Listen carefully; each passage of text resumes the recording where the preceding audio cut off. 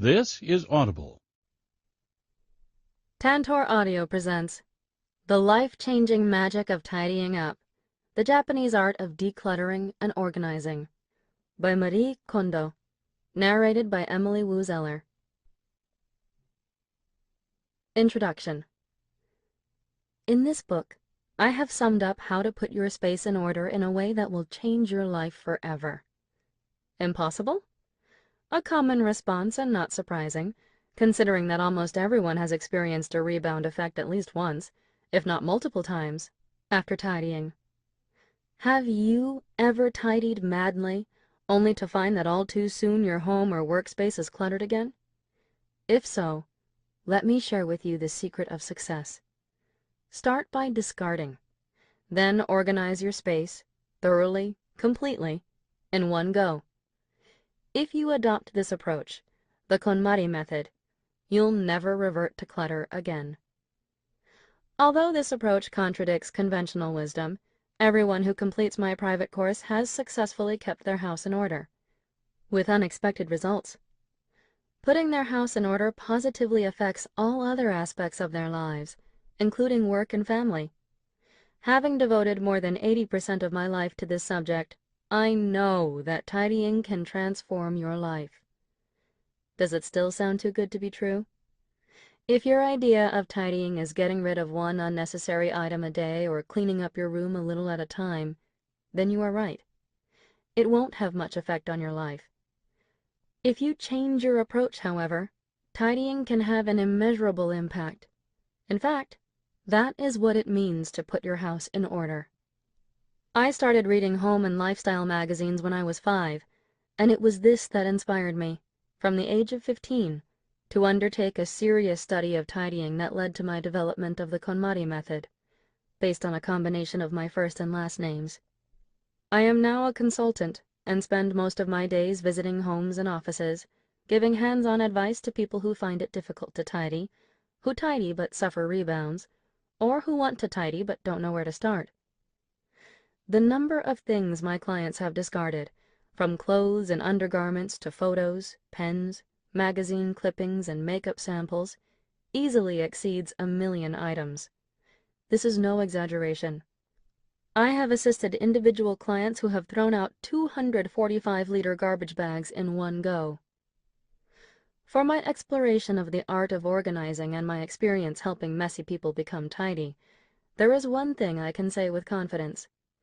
A dramatic reorganization of the home causes correspondingly dramatic changes in lifestyle and perspective. It is life-transforming. I mean it. Here are just a few of the testimonies I receive on a daily basis from former clients.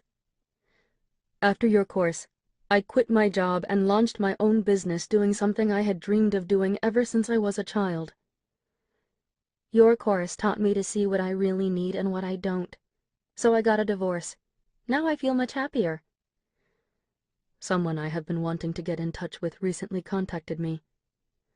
I'm delighted to report that since cleaning up my apartment, I've been able to really increase my sales. My husband and I are getting along much better. I'm amazed to find that just throwing things away has changed me so much. I finally succeeded in losing 10 pounds. My clients always sound so happy, and the results show that tidying has changed their way of thinking and their approach to life. In fact, it has changed their future. Why? This question is addressed in more detail throughout the book, but basically, when you put your house in order, you put your affairs and your past in order too.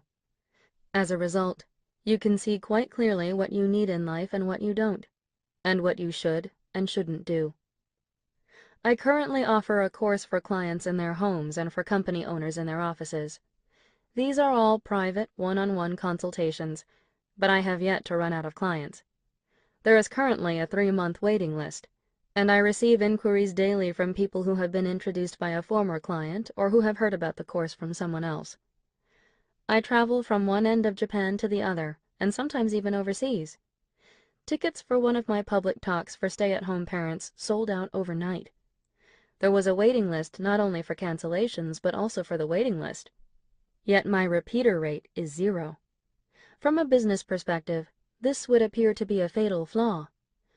But what if my lack of repeaters was actually the secret to the popularity of my approach? As I said at the beginning, people who use the KonMari method never revert to clutter again. Because they can keep their space in order, they don't need to come back for more lessons. I occasionally check in with graduates of my courses to see how they are doing.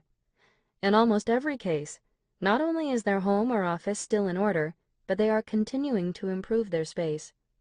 It is evident from the photographs they send that they have even fewer belongings than when they finished the course, and have acquired new curtains and furnishings. They are surrounded only by the things they love. Why does my course transform people? Because my approach is not simply a technique. The act of tidying is a series of simple actions in which objects are moved from one place to another. It involves putting things away where they belong. This seems so simple that even a 6-year-old should be able to do it. Yet most people can't. A short time after tidying, their space is a disorganized mess.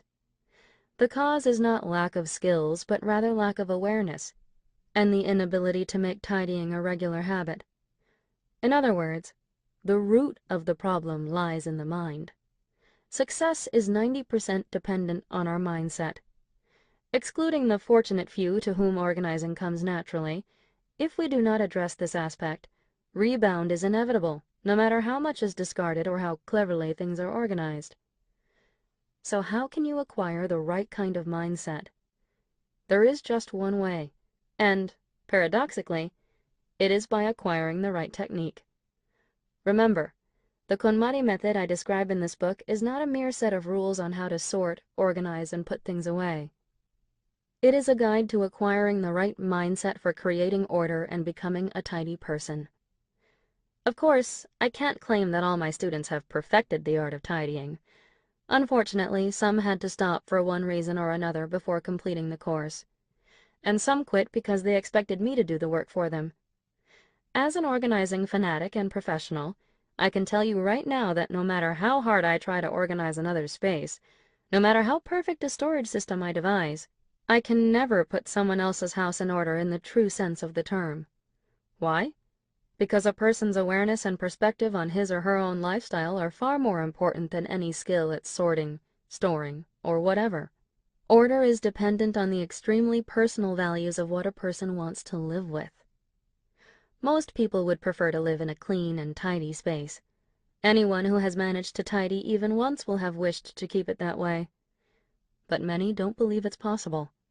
They try out various approaches to tidying, only to find that things soon return to normal. I am absolutely convinced, however, that everyone can keep his or her space in order. To do that, it is essential to thoroughly reassess your habits and assumptions about tidying. That may sound like far too much work, but don't worry. By the time you finish listening to this book, you will be ready and willing. People often tell me, "I'm disorganized by nature. I can't do it," or "I don't have time." But being messy is not hereditary, nor is it related to lack of time. It has far more to do with the accumulation of mistaken notions about tidying, such as, "It's best to tackle one room at a time," or "It's better to do a little each day," or "Storage should follow the flow plan of the house." In Japan, people believe that things like cleaning your room and keeping your bathroom spick and span bring good luck. But if your house is cluttered, the effect of polishing the toilet bowl is going to be limited. The same is true for the practice of feng shui. It is only when you put your house in order that your furniture and decorations come to life. When you've finished putting your house in order, your life will change dramatically. Once you have experienced what it's like to have a truly ordered house, you'll feel your whole world brighten. Never again will you revert to clutter. This is what I call the magic of tidying. And the effects are stupendous. Not only will you never be messy again, but you'll also get a new start on life. This is the magic I want to share with as many people as possible. 1. Why can't I keep my house in order? You can't tidy if you've never learned how. When I tell people that my profession is teaching others how to tidy, I am usually met with looks of astonishment. "Can you actually make money doing that?" is their first question. This is almost always followed by, "Do people need lessons in tidying?" It's true that while instructors in schools offer courses in everything from cooking and how to wear a kimono to yoga and Zen meditation, you'll be hard-pressed to find classes on how to tidy. The general assumption, in Japan at least, is that tidying doesn't need to be taught, but rather is picked up naturally. Cooking skills and recipes are passed down as family traditions from grandmother to mother to daughter. Yet one never hears of anyone passing on the family secrets of tidying, even within the same household. Think back to your own childhood. I'm sure most of us have been scolded for not tidying up our rooms, but how many of our parents consciously taught us how to tidy as part of our upbringing?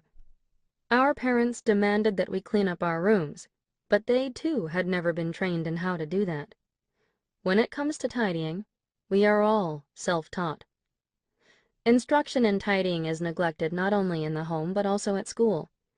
When we think back to our home economics classes, most of us remember making hamburgers or learning how to use a sewing machine to make an apron. But compared to cooking and sewing, surprisingly little time is devoted to the subject of tidying.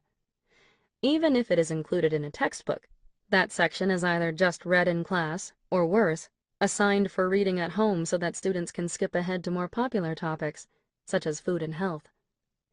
Consequently, even the extremely rare home economics graduates who have formally studied tidying can't do it. Food, clothing, and shelter are the most basic human needs, so you would think that where we live would be considered just as important as what we eat and what we wear. Yet in most societies, tidying, the job that keeps a home livable, is completely disregarded because of the misconception that the ability to tidy is acquired through experience and therefore doesn't require training. Do people who have been tidying for more years than others tidy better? The answer is no. 25% of my students are women in their 50s, and the majority of them have been homemakers for close to 30 years, which makes them veterans at this job. But do they tidy better than women in their 20s? The opposite is true. Many of them have spent so many years applying erroneous conventional approaches that their homes overflow with unnecessary items, and they struggle to keep clutter under control with ineffective storage methods. How can they be expected to know how to tidy when they have never studied it properly? If you too don't know how to tidy, don't be discouraged. Now is the time to learn. By studying and applying the KonMari method presented in this book, you can escape the vicious cycle of clutter. A tidying marathon doesn't cause rebound. I clean up when I realize how untidy my place is, but once I'm done, it's not long before it's a mess again. This is a common complaint, and the standard response touted by magazine advice columns is, "Don't try tidying your entire house all at once. You'll just rebound. Make a habit of doing a little at a time." I first stumbled across this refrain when I was 5. As the middle child of 3 children, I was raised with a great deal of freedom. My mother was busy taking care of my newborn younger sister, and my brother, who was 2 years older than me, was always glued to the TV playing video games. Consequently, I spent most of my time at home on my own. My favorite pastime was reading home and lifestyle magazines. My mother subscribed to Esse, a magazine with features on interior decorating, cleaning tips, and product reviews. As soon as it was delivered, I would snatch it from the mailbox before my mother even knew it had arrived, rip open the envelope, and immerse myself in the contents. On my way home from school, I liked to stop at the bookstore and browse through Orange Page, a popular Japanese food magazine. I wasn't actually able to read all the words, but these magazines, with their photos of scrumptious dishes, amazing tips for removing stains and grease, and penny-saving ideas, were as fascinating for me as game guides were for my brother. I would fold the corner of a page that caught my interest and dream of trying out the tip described. I also made up a variety of my own solitary games. For example, after reading a feature on saving money, I immediately launched into a power-saving game that involved roaming about the house and unplugging things that weren't in use, even though I knew nothing about electric meters. In response to another feature, I filled plastic bottles with water and put them in the toilet tank in a solo water-saving contest. Articles on storage inspired me to convert milk cartons into dividers for my drawers and make a letter rack by stacking empty video cases between two pieces of furniture. At school, while other kids were playing dodgeball or skipping, I'd slip away to rearrange the bookshelves in our classroom or check the contents of the mop cupboard, all the while muttering about the poor storage methods. If only there were an S-hook, it would be so much easier to use. But there was one problem that seemed unsolvable. No matter how much I tidied, it wasn't long before every space was a mess again. The milk carton dividers in my desk drawer soon overflowed with pens. The rack made from video cases was soon so crammed with letters and papers that it crumpled to the floor. With cooking or sewing, practice makes perfect. But even though tidying is also housework, I never seemed to improve no matter how often I did it. Nowhere stayed tidy for long. It can't be helped, I consoled myself. Rebound comes with the territory. If I tackle the job all at once, I'll just get discouraged. I had read this in many articles about tidying and assumed it was true. If I had a time machine now, I'd go back and tell myself, that's wrong. If you use the right approach, you'll never rebound. Most people associate the word rebound with dieting, but when they hear it used in the context of tidying, it still makes sense. It seems logical that a sudden, drastic reduction in clutter could have the same effect as a drastic cut in calories. But don't be deceived. The moment you begin moving furniture around and getting rid of garbage, your room changes. It's very simple. If you put your house in order in one fell swoop, you will have tidied up in one fell swoop. In Japanese, the term is ikini, or in one go. Rebound occurs because people mistakenly believe they have tidied thoroughly, when in fact, they have only sorted and stored things halfway. If you put your house in order properly, you'll be able to keep your room tidy, even if you are lazy or sloppy by nature. Tidy a little a day and you'll be tidying forever. If you tidy your house all at once, you'll rebound. It's better to make it a habit to do a little at a time.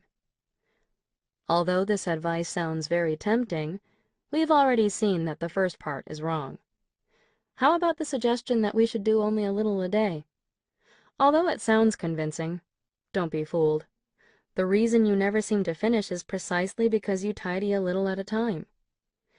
Changing lifestyle habits acquired over a span of many years is generally extremely difficult.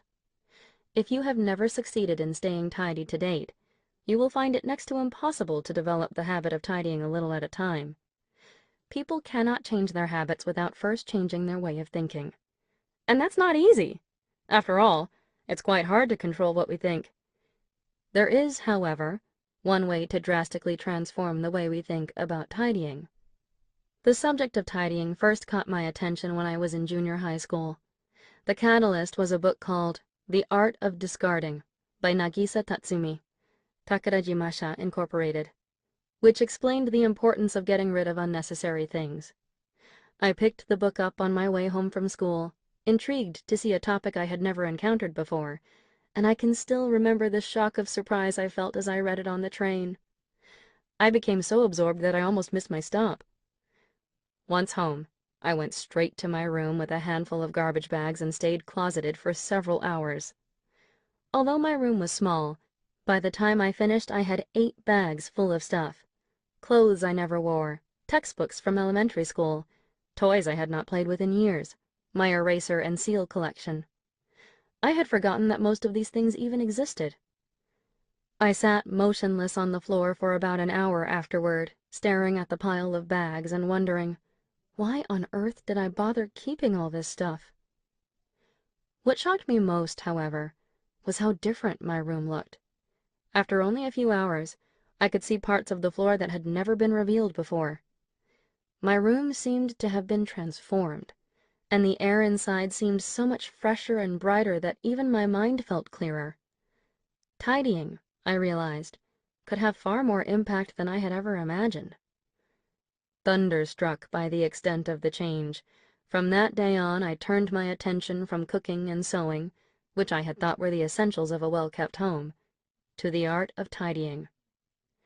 Tidying brings visible results. Tidying never lies. The ultimate secret of success is this: if you tidy up in one shot, rather than little by little, you can dramatically change your mindset. A change so profound that it touches your emotions will irresistibly affect your way of thinking and your lifestyle habits. My clients do not develop the habit of tidying gradually. Every one of them has been clutter-free since they undertook their tidying marathon. This approach is the key to preventing rebound.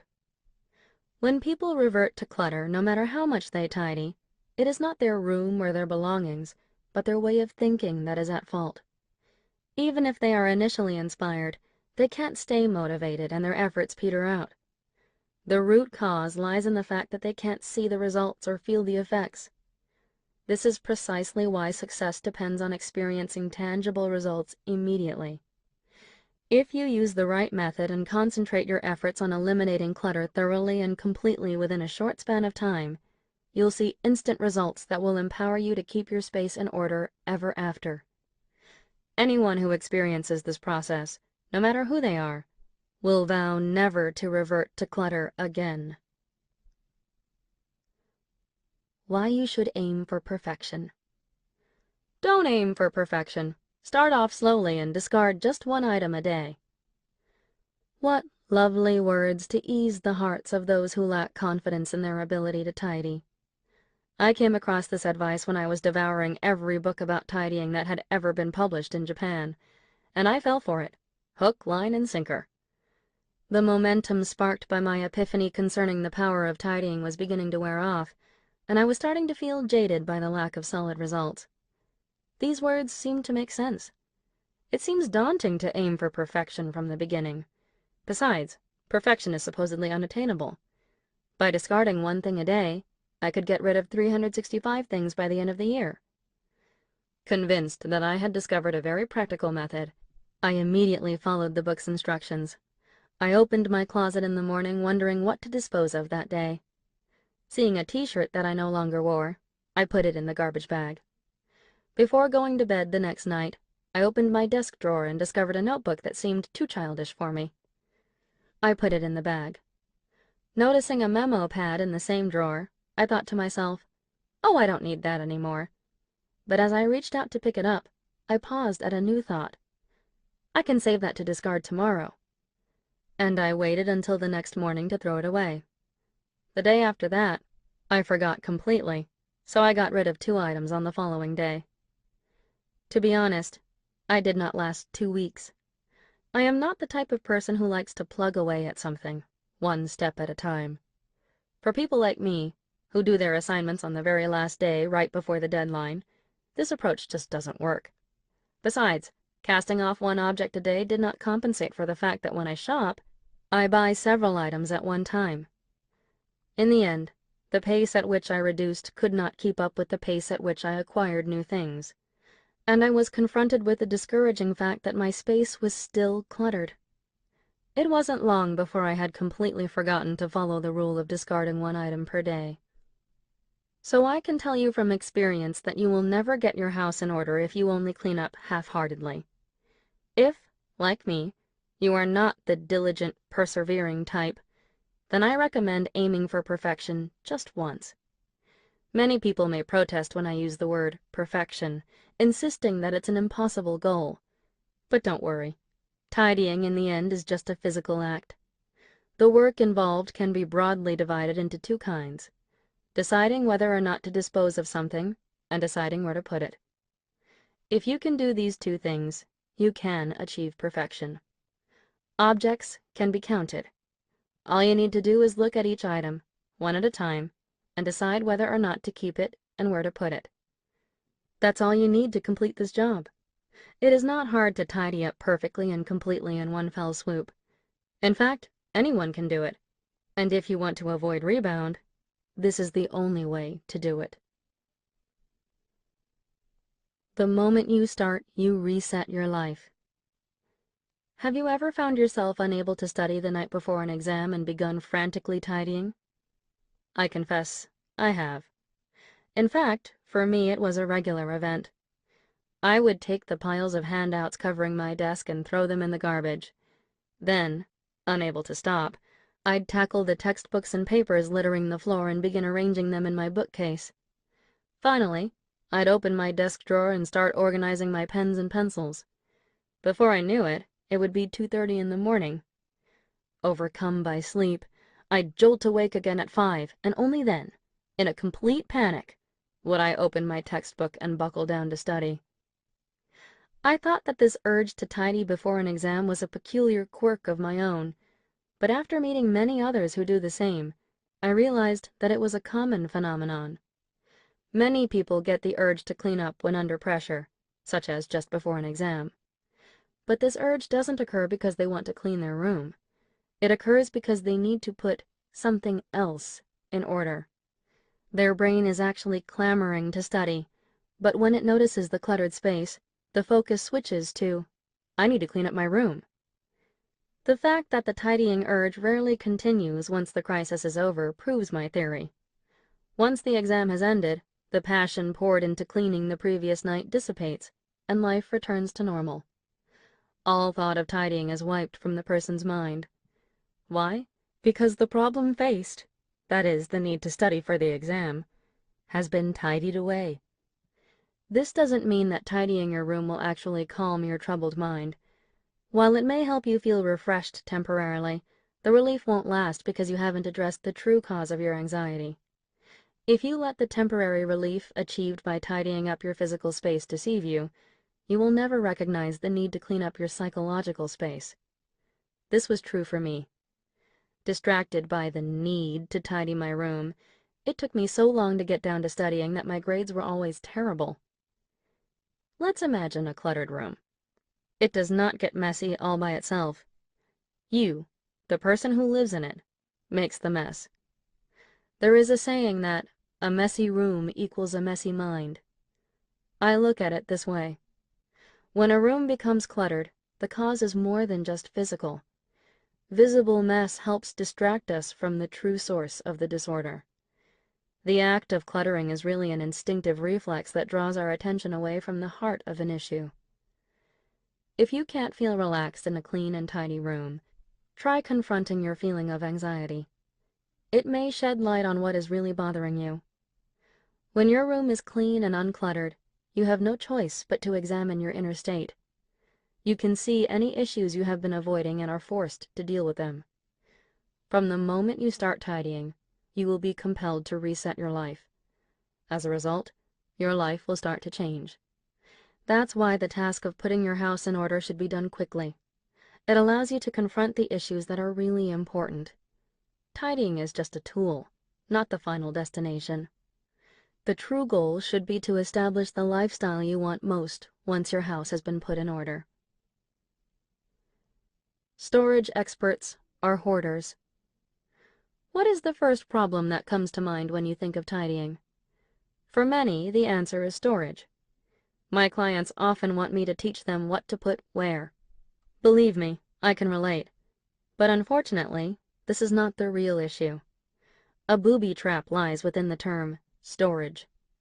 Features on how to organize and store your belongings and convenient storage products are always accompanied by stock phrases that make it sound simple, such as, organize your space in no time, or make tidying fast and easy. It's human nature to take the easy route, and most people leap at storage methods that promise quick and convenient ways to remove visible clutter.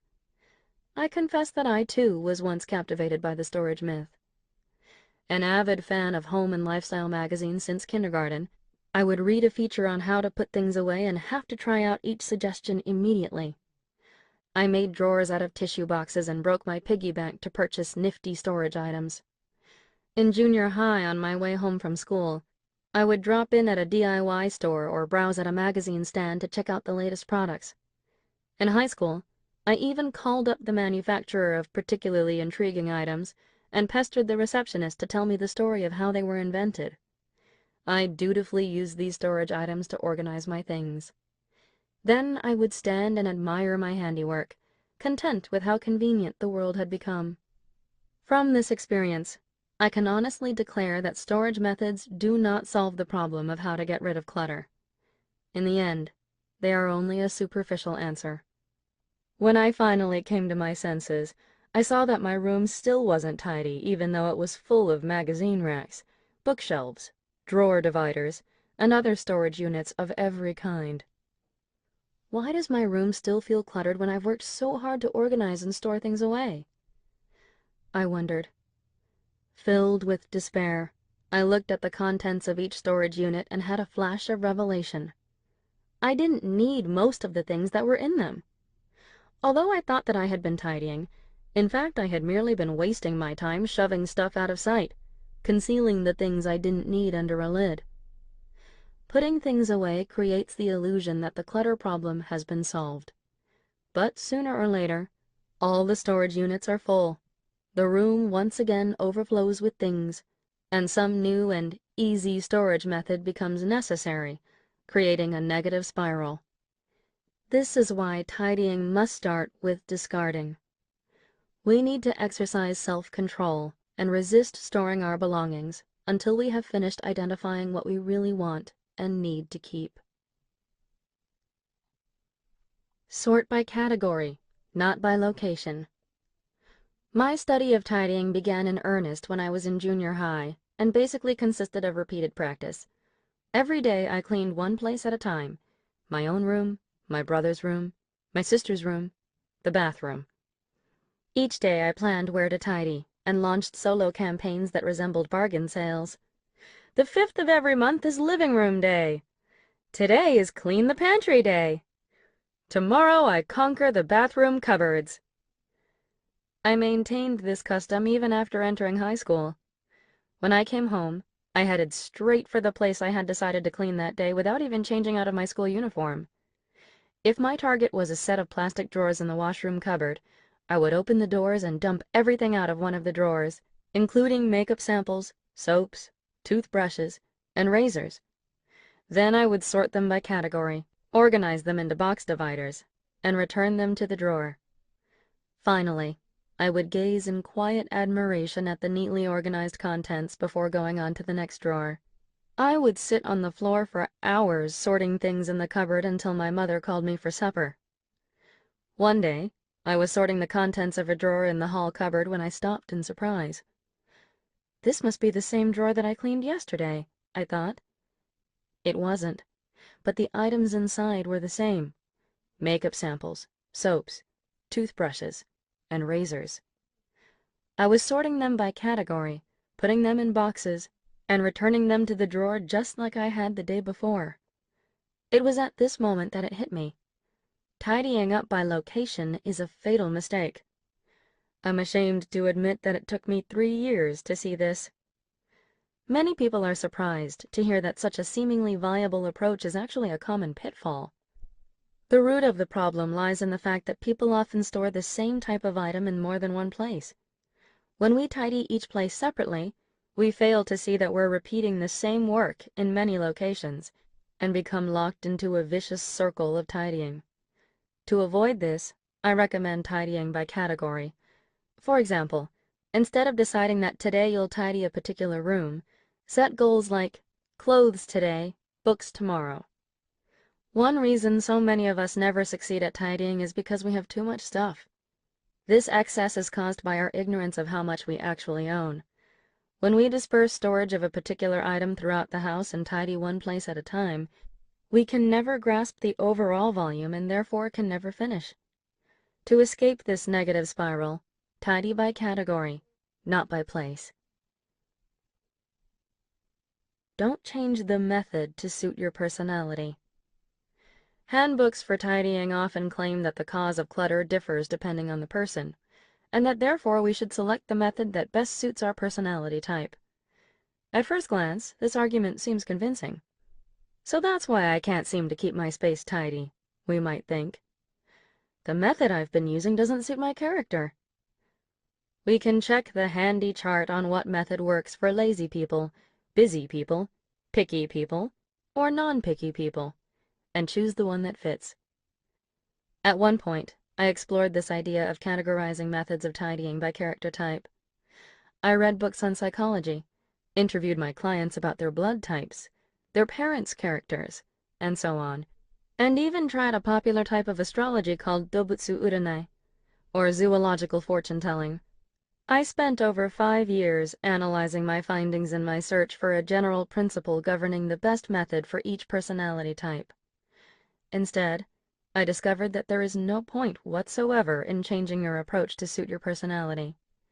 When it comes to tidying, the majority of people are lazy. They are also busy. As for being picky, everyone is particular about certain things, but not about others. When I examined the personality categories suggested, I realized that I fit all of them. So by what standard was I to categorize people's reasons for being untidy? I have a habit of trying to categorize everything, probably because I have spent so much time pondering how to organize. When I first started out as a consultant, I worked very hard to categorize my clients and tailor the content of my services to suit each type. In retrospect, however, I can see that I had an ulterior motive. Somehow I imagined that a complex approach consisting of different methods for different character types would make me look more professional. After careful consideration, however, I came to the conclusion that it makes far more sense to categorize people by their actions, rather than by some generalized personality trait. Using this approach, people who can't stay tidy can be categorized into just 3 types: the can't throw it away type, the can't put it back type, and the first 2 combined type.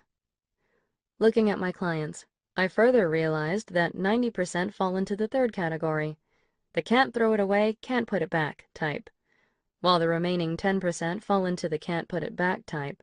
I have yet to find someone who is purely the can't throw it away type, probably because anyone who can't throw things away will soon end up with so much stuff that their storage space overflows. As for the 10% who can discard but can't put things away, when we start tidying seriously, it is soon obvious that they could discard much more because they produce at least 30 bags of garbage. My point is that tidying must begin with discarding, regardless of personality type. As long as my clients grasp this principle, there is no need for me to change the content of what I teach to suit the person. I teach the same approach to everyone. How I convey it and the way each client puts it into practice will naturally differ because each individual is just as unique as the way he or she furnishes the house. But I don't need to worry about identifying these differences or creating complex categories. Effective tidying involves only 2 essential actions: discarding and deciding where to store things. Of the 2, discarding must come first. This principle does not change. The rest depends on the level of tidiness you personally want to achieve. Make tidying a special event, not a daily chore. I begin my course with these words: tidying is a special event. Don't do it every day. This usually elicits a moment of stunned silence. Of course, there are countless perspectives on tidying, and even though I have undertaken an exhaustive study of the subject, I don't claim to know every method that exists. Therefore, what I say here applies only to my own method. Still, let me repeat, tidying should be done just once. Or, to put it more accurately, the work of tidying should be completed once and for all within a single period of time. If you think tidying is an endless chore that must be done every day, you are gravely mistaken. There are 2 types of tidying: daily tidying and special event tidying. Daily tidying, which consists of using something and putting it back in its place, will always be a part of our lives as long as we need to use clothes, books, writing materials, and so on. But the purpose of this book is to inspire you to tackle the special event of putting your house in order as soon as possible. By successfully concluding this once-in-a-lifetime task, you will gain the lifestyle you aspire to and enjoy a clean and orderly space of your choosing. Can you place your hand on your heart and swear that you are happy when surrounded by so much stuff that you don't even remember what's there? Most people desperately need to put their house in order. Unfortunately, The majority of them fail to embrace this as a special event, and instead make do with rooms that are more like storage sheds. Decades drag by as they struggle unsuccessfully to maintain order by tidying every day. Believe me, until you have completed the once-in-a-lifetime event of putting your house in order, any attempt to tidy on a daily basis is doomed to failure. Conversely, once you have put your house in order, tidying will be reduced to the very simple task of putting things back where they belong. In fact, this becomes an unconscious habit. I use the term special event because it is crucial to tackle this job within a short space of time while your spirits are uplifted. After all, it isn't desirable to stay in a state of excitement forever. You may worry that even when this event is over, your space will sink back into disorder. Perhaps you shop a lot and imagine that your possessions will just pile up again. I realize that it's hard to believe if you have never tried it, but once you have completed this dramatic cleanup, you will have no difficulty whatsoever in putting things back where they belong, or in deciding where to keep new things. Unbelievable as it may sound, you only have to experience a state of perfect order once to be able to maintain it. All you need to do is take the time to sit down and examine each item you own, decide whether you want to keep or discard it, and then choose where to put what you keep. Have you ever told yourself, "I'm just no good at tidying," or "It's not worth trying, I was born untidy"? Many people carry this type of negative self-image for years, but it is swept away the instant they experience their own perfectly clean space. This drastic change in self-perception, the belief that you can do anything if you set your mind to it, transforms behavior and lifestyles. This is precisely why my students never experience rebound. Once you have experienced the powerful impact of a perfectly ordered space, you, too, will never return to clutter. Yes, I mean you. It may sound too difficult, but I can honestly say that it's quite simple. When you tidy, you are dealing with objects. Objects are easy to discard and move around. Anyone can do it. Your goal is clearly in sight. The moment you have put everything in its place, you have crossed the finish line. Unlike work, studies, or sports, there is no need to compare your performance to that of anyone else. You are the standard. Better yet, the one thing that everyone finds hardest to do, continuing, is totally unnecessary. You only have to decide where to put things once. I never tidy my room. Why? Because it is already tidy. The only tidying I do is once or sometimes twice a year, and for a total of about 1 hour each time. The many days I spent tidying without seeing permanent results now seem hard to believe. In contrast, I feel happy and content. I have time to experience bliss in my quiet space, where even the air feels fresh and clean. Time to sit and sip herbal tea while I reflect on my day. As I look around, my glance falls on a painting that I particularly love, purchased overseas, and a vase of fresh flowers in one corner. Although not large, the space I live in is graced only with those things that speak to my heart. My lifestyle brings me joy. Wouldn't you like to live this way too? It's easy, once you know how to truly put your home in order. 2. Finish discarding first. Start by discarding, all at once, intensely and completely. You think you have tidied everything perfectly, but within a few days you notice that your room is becoming cluttered again. As time goes by, you collect more things, and before you know it, your space has reverted to its previous state. This rebound effect is caused by ineffective methods that tackle tidying only halfway. As I've already mentioned, there is just one way to escape this negative spiral: by tidying efficiently all at once, as quickly as possible, to make the perfect clutter-free environment. But how does this create the right mindset? When you tidy your space completely, you transform the scenery. The change is so profound that you feel as if you are living in a totally different world. This deeply affects your mind and inspires a strong aversion to reverting to your previously cluttered state. The key is to make the change so sudden that you experience a complete change of heart. The same impact can never be achieved if the process is gradual.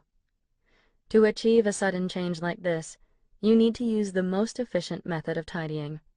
Otherwise, before you know it, the day will be gone and you will have made no headway.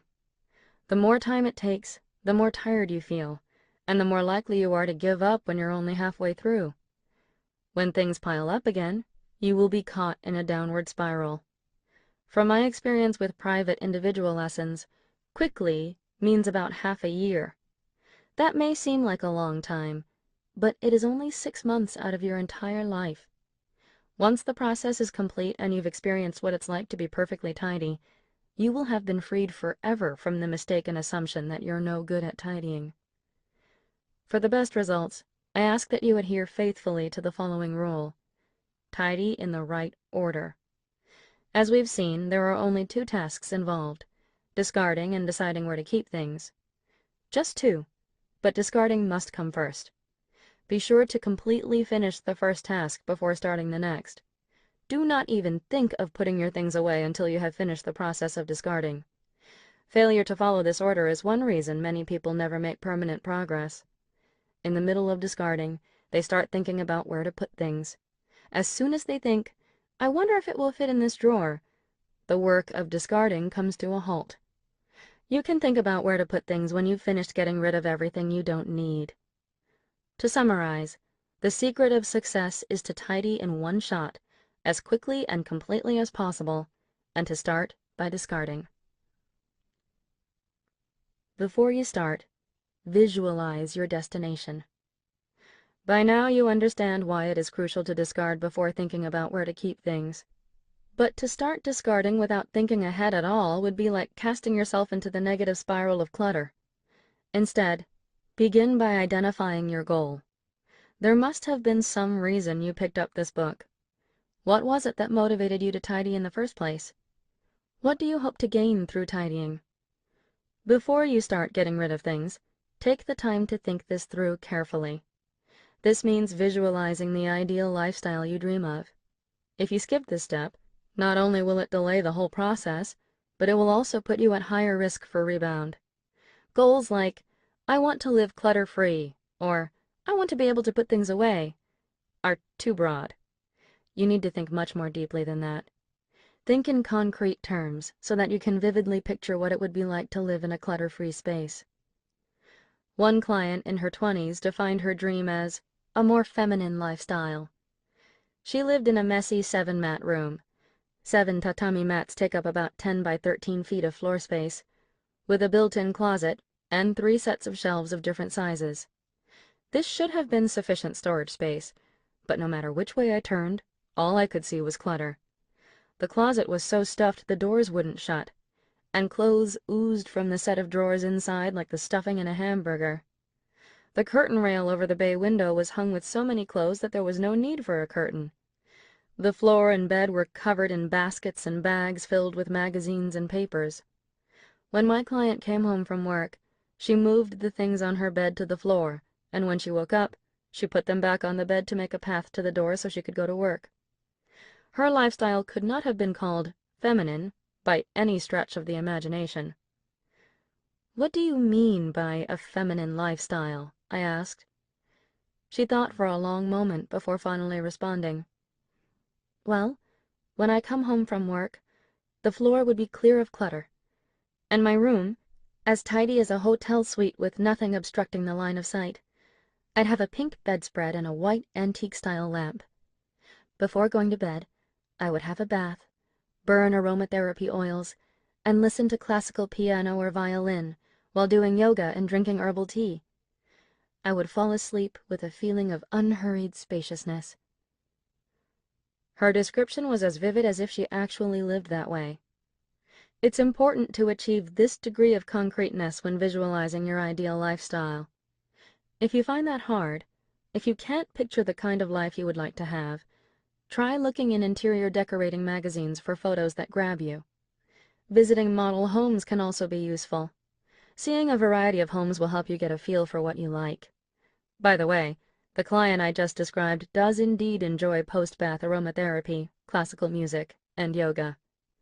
Redeemed from the depths of disorder, she emerged to grasp the feminine lifestyle to which she aspired. Now that you can picture the lifestyle you dream of, is it time to move on to discarding? No, not yet. I can understand your impatience, but to prevent rebound, you need to move ahead properly, step by step, as you launch into this once-in-a-lifetime event. Your next step is to identify why you want to live like that. Look back over your notes about the kind of lifestyle you want, and think again. Why do you want to do aromatherapy before bed? Why do you want to listen to classical music while doing yoga? If the answers are, because I want to relax before bed, and I want to do yoga to lose weight, ask yourself why you want to relax and why you want to lose weight. Maybe your answers will be, I don't want to be tired when I go to work the next day, and I want to lose weight so that I can be more svelte. Ask yourself why again, for each answer. Repeat this process 3 to 5 times for every item. As you continue to explore the reasons behind your ideal lifestyle, you will come to a simple realization. The whole point in both discarding and keeping things is to be happy. It may seem obvious, but it is important to experience this realization for yourself and let it sink into your heart. Before you start tidying, look at the lifestyle you aspire to and ask yourself, why do I want to tidy? When you find the answer, you are ready to move on to the next step, examining what you own. Selection criterion. Does it spark joy? What standard do you use to decide what to get rid of? There are several common patterns when it comes to discarding. One is to discard things when they cease being functional. For example, when something breaks down beyond repair or when part of a set is broken. Another is to discard things that are out of date, such as clothes that are no longer in fashion, or things related to an event that has passed. It's easy to get rid of things when there is an obvious reason for doing so. It's much more difficult when there is no compelling reason. Various experts have proposed yardsticks for discarding things people find hard to part with. These include such rules as, discard anything you haven't used for a year, and, if you can't decide, pack those items away in a box and look at them again 6 months later. However, the moment you start focusing on how to choose what to throw away, you have actually veered significantly off course. In this state, it is extremely risky to continue tidying. At one point in my life, I was virtually a disposal unit. After discovering the art of discarding when I was 15, I focused on how to get rid of things, and my research efforts escalated. I was always looking for new places to practice, be it my siblings' rooms or the communal storage lockers at school. My head was full of tidying tips, and I had complete, albeit misguided, confidence that I could tidy any place. My particular goal at that time was to get rid of as much as possible. I applied every criteria suggested by the various books I read on reducing. I tried getting rid of clothes that I hadn't worn for 2 years, discarding another item every time I bought something new, and throwing away anything I wasn't sure of. I threw out 30 bags of garbage in 1 month. But no matter how much I discarded, not a single room in my house felt any tidier. In fact, I found myself going shopping just to relieve the stress, and so failed miserably to reduce the total volume of my possessions. At home, I was always uptight, constantly on the lookout for superfluous things that could be discarded. When I found something not in use, I would pounce on it vengefully and throw it in the garbage. Not surprisingly, I became increasingly irritable and tense and found it impossible to relax even in my own home. One day after school, I opened the door to my room to begin cleaning as usual. At the sight of that untidy space, I finally lost it. "I don't want to tidy anymore!" I cried. Plopping myself down in the middle of my room, I began to think. I had spent 3 years tidying and discarding things, yet my room still felt cluttered. Would someone please tell me why my room isn't tidy when I work so hard at it? Although I did not say this out loud, in my heart I was practically shouting. At that moment, I heard a voice. Look more closely at what is there. What do you mean? I look at what's here so closely every day I could drill a hole through it all. With that thought still in my head, I fell fast asleep right there on the floor.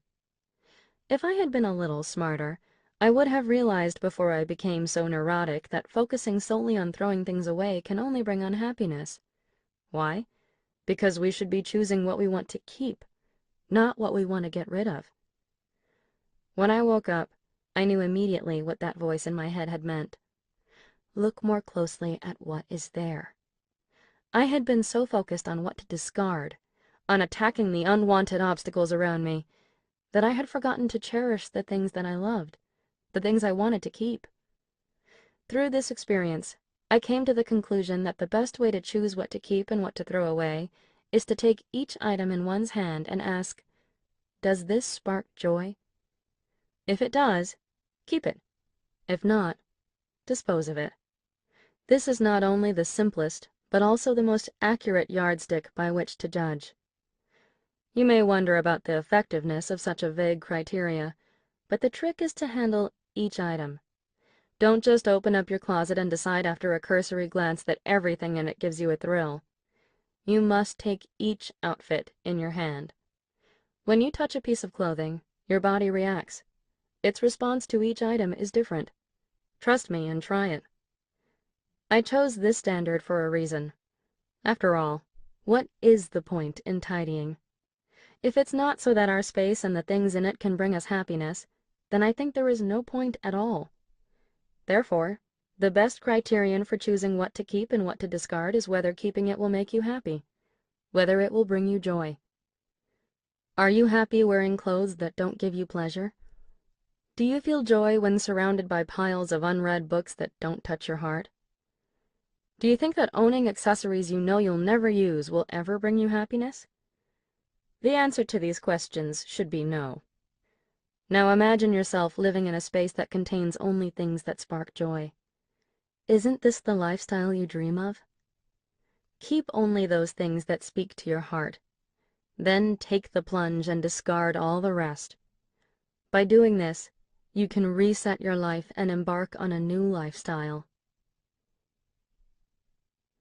One category at a time. Deciding what to keep on the basis of what sparks joy in your heart is the most important step in tidying. But what concrete steps are needed to efficiently eliminate excess? Let me begin by telling you what not to do. Don't start selecting and discarding by location. Don't think, I'll tidy the bedroom first and then move on to the living room, or I'll go through my drawers one by one starting from the top down. This approach is fatal. Why? Because most people don't bother to store similar items in the same place. In the majority of households, items that fall into the same category are stored in 2 or more places scattered around the house. Say, for example, you start with the bedroom closet. After you have finished sorting and discarding everything in it, you are bound to come across clothes you kept in a different closet or a coat draped over a living room chair. You will then have to repeat the whole process of choosing and storing, wasting time and effort, and you cannot make an accurate assessment of what you want to keep and discard under such conditions. Repetition and wasted effort can kill motivation, and therefore it must be avoided. For this reason, I recommend that you always think in terms of category, not place. Before choosing what to keep, collect everything that falls within the same category at one time. Take every last item out and lay everything in one spot. To demonstrate the steps involved, let's go back to the previous example of clothing. You start by deciding that you are going to organize and put away your clothes. The next step is to search every room of the house. Bring every piece of clothing you find to the same place and spread them out on the floor. Then pick up each outfit and see if it sparks joy. Those, and only those, are the ones to keep. Follow this procedure for every category. If you have too many clothes, then you can make subcategories such as tops, bottoms, socks, and so on, and examine your clothes, one subcategory at a time. Gathering every item in one place is essential to this process because it gives you an accurate grasp of how much you have. Most people are shocked at the sheer volume, which is often at least twice what they imagined.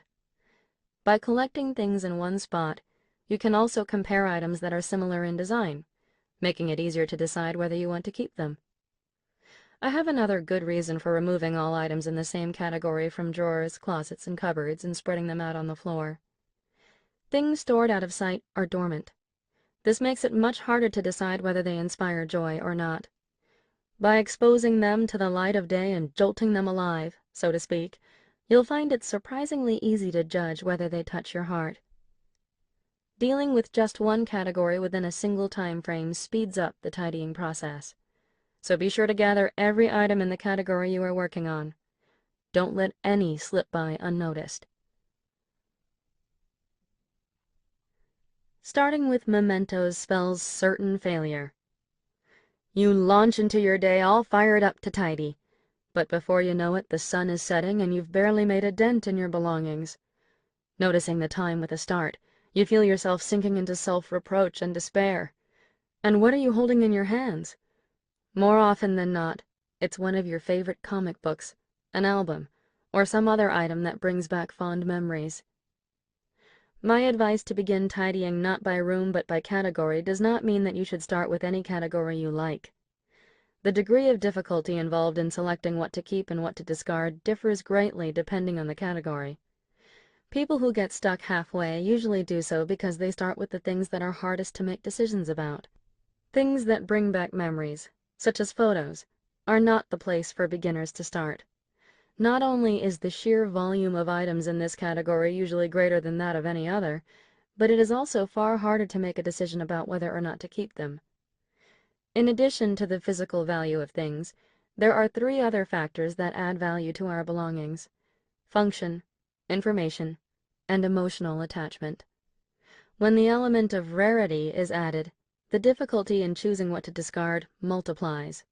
People have trouble discarding things that they could still use, functional value, that contain helpful information, informational value, and that have sentimental ties, emotional value. When these things are hard to obtain or replace, rarity, they become even harder to part with. The process of deciding what to keep and what to discard will go much more smoothly if you begin with items that are easier to make decisions about. As you gradually work toward the harder categories, you will be honing your decision-making skills. Clothes are the easiest because their rarity value is extremely low. Photographs and letters, on the other hand, not only have a high sentimental value but are also one of a kind. Therefore, they should be left until last.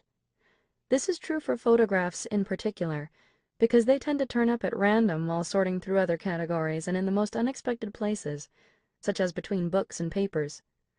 The best sequence is this: clothes first, then books, papers, komono, miscellany, and lastly, mementos. This order has also proven to be the most efficient in terms of the level of difficulty for the subsequent task of storing.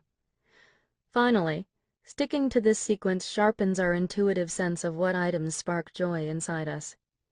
If you can dramatically accelerate the speed of the decision-making process just by changing the order in which you discard, don't you think it's worth a try?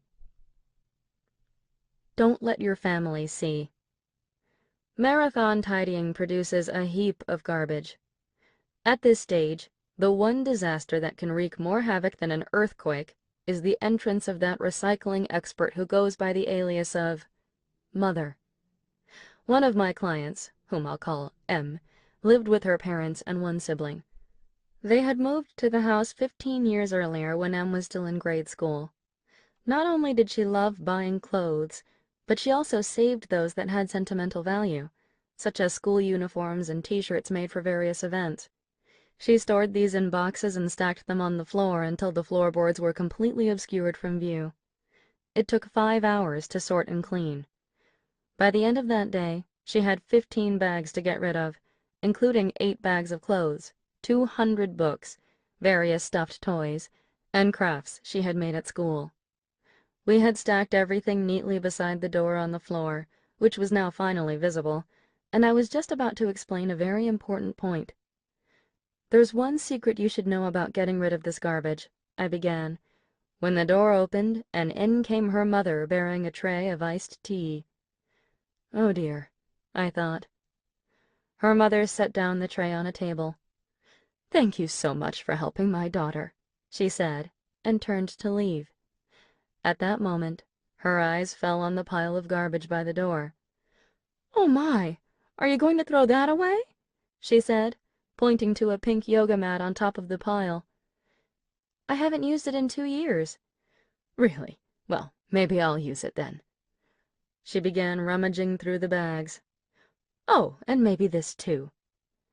When she left, she took not only the yoga mat but also 3 skirts, 2 blouses, 2 jackets, and some stationery. When the room was quiet again, I sipped my iced tea and asked Em, "So how often does your mother do yoga?" "I've never seen her do any." What I had been about to say before her mother came in was this: "Don't let your family see what's here. If at all possible, take the bags out yourself. There's no need to let your family know the details of what you throw out or donate." I especially recommend that my clients avoid showing their parents. It's not that there is anything to be ashamed of. There's nothing wrong with tidying. However, it's extremely stressful for parents to see what their children discard. The sheer volume of the pile can make parents anxious about whether their children can survive on what's left. In addition, despite knowing that they should rejoice at their child's independence and maturity, parents can find it very painful to see clothes, toys, and mementos from the past on the rubbish heap, especially if they are things they gave to their child. Keeping your garbage out of sight is considerate. It also protects your family from acquiring more than they need or can enjoy. Up to this point, your family was perfectly content with what they had. When they see what you have chosen to discard, they may feel guilty at such blatant waste, but the items they retrieve from your pile just increase the burden of unnecessary items in their home. And we should be ashamed of forcing them to carry this burden. In an overwhelming percentage of cases, it is the mother who retrieves things from her daughter, yet mothers rarely wear the clothes they take. The women I work with, who are in their 50s and 60s, invariably end up discarding or donating their daughters' hand-me-downs without ever wearing them. I think we should avoid creating situations like this where a mother's affection for her daughter becomes a burden. Of course, there's nothing wrong with other family members actually using the things you don't need. If you live with your family, you could ask them, "Is there something you need that you were planning to buy?" before you start tidying. And then if you happen to come across exactly what they need, give it to them as a gift. If you're mad at your family, your room may be the cause. Even if I tidy, the rest of my family just messes things up again. My husband's a pack rat. How can I get him to throw things away? It can be very annoying when your family doesn't cooperate with your attempts to achieve the ideal home. This is something I experienced many times in the past. At one time, I was so absorbed in tidying that cleaning my own room was not enough. I just had to tackle my siblings' rooms and every other space in the house, and I was constantly frustrated by my untidy family. A major cause of distress was the communal storage closet in the middle of the house. To me, more than half of it seemed to be devoted to unused and unnecessary junk. The clothing rods were jammed with outfits I had never seen my mother wear, and suits belonging to my father that were clearly obsolete. Boxes of manga belonging to my brother covered the floor. I would wait until the timing was right and confront the owner with this question: "You don't use this anymore, right?" But the response was either, "Yes, I do," or "I'll get rid of it myself," which they never did. Every time I looked in that closet, I would sigh and complain. Why does everyone keep accumulating things? Can't they see how hard I'm working to keep the house tidy? Fully aware that I was an anomaly when it came to tidying, I was not going to let them defeat me. When my frustration reached the limit, I decided to adopt stealth tactics. I identified items that had not been used for many years, judging by their design, the amount of dust they had gathered, and the way they smelled. I would move those items to the very back of the closet and observe what happened.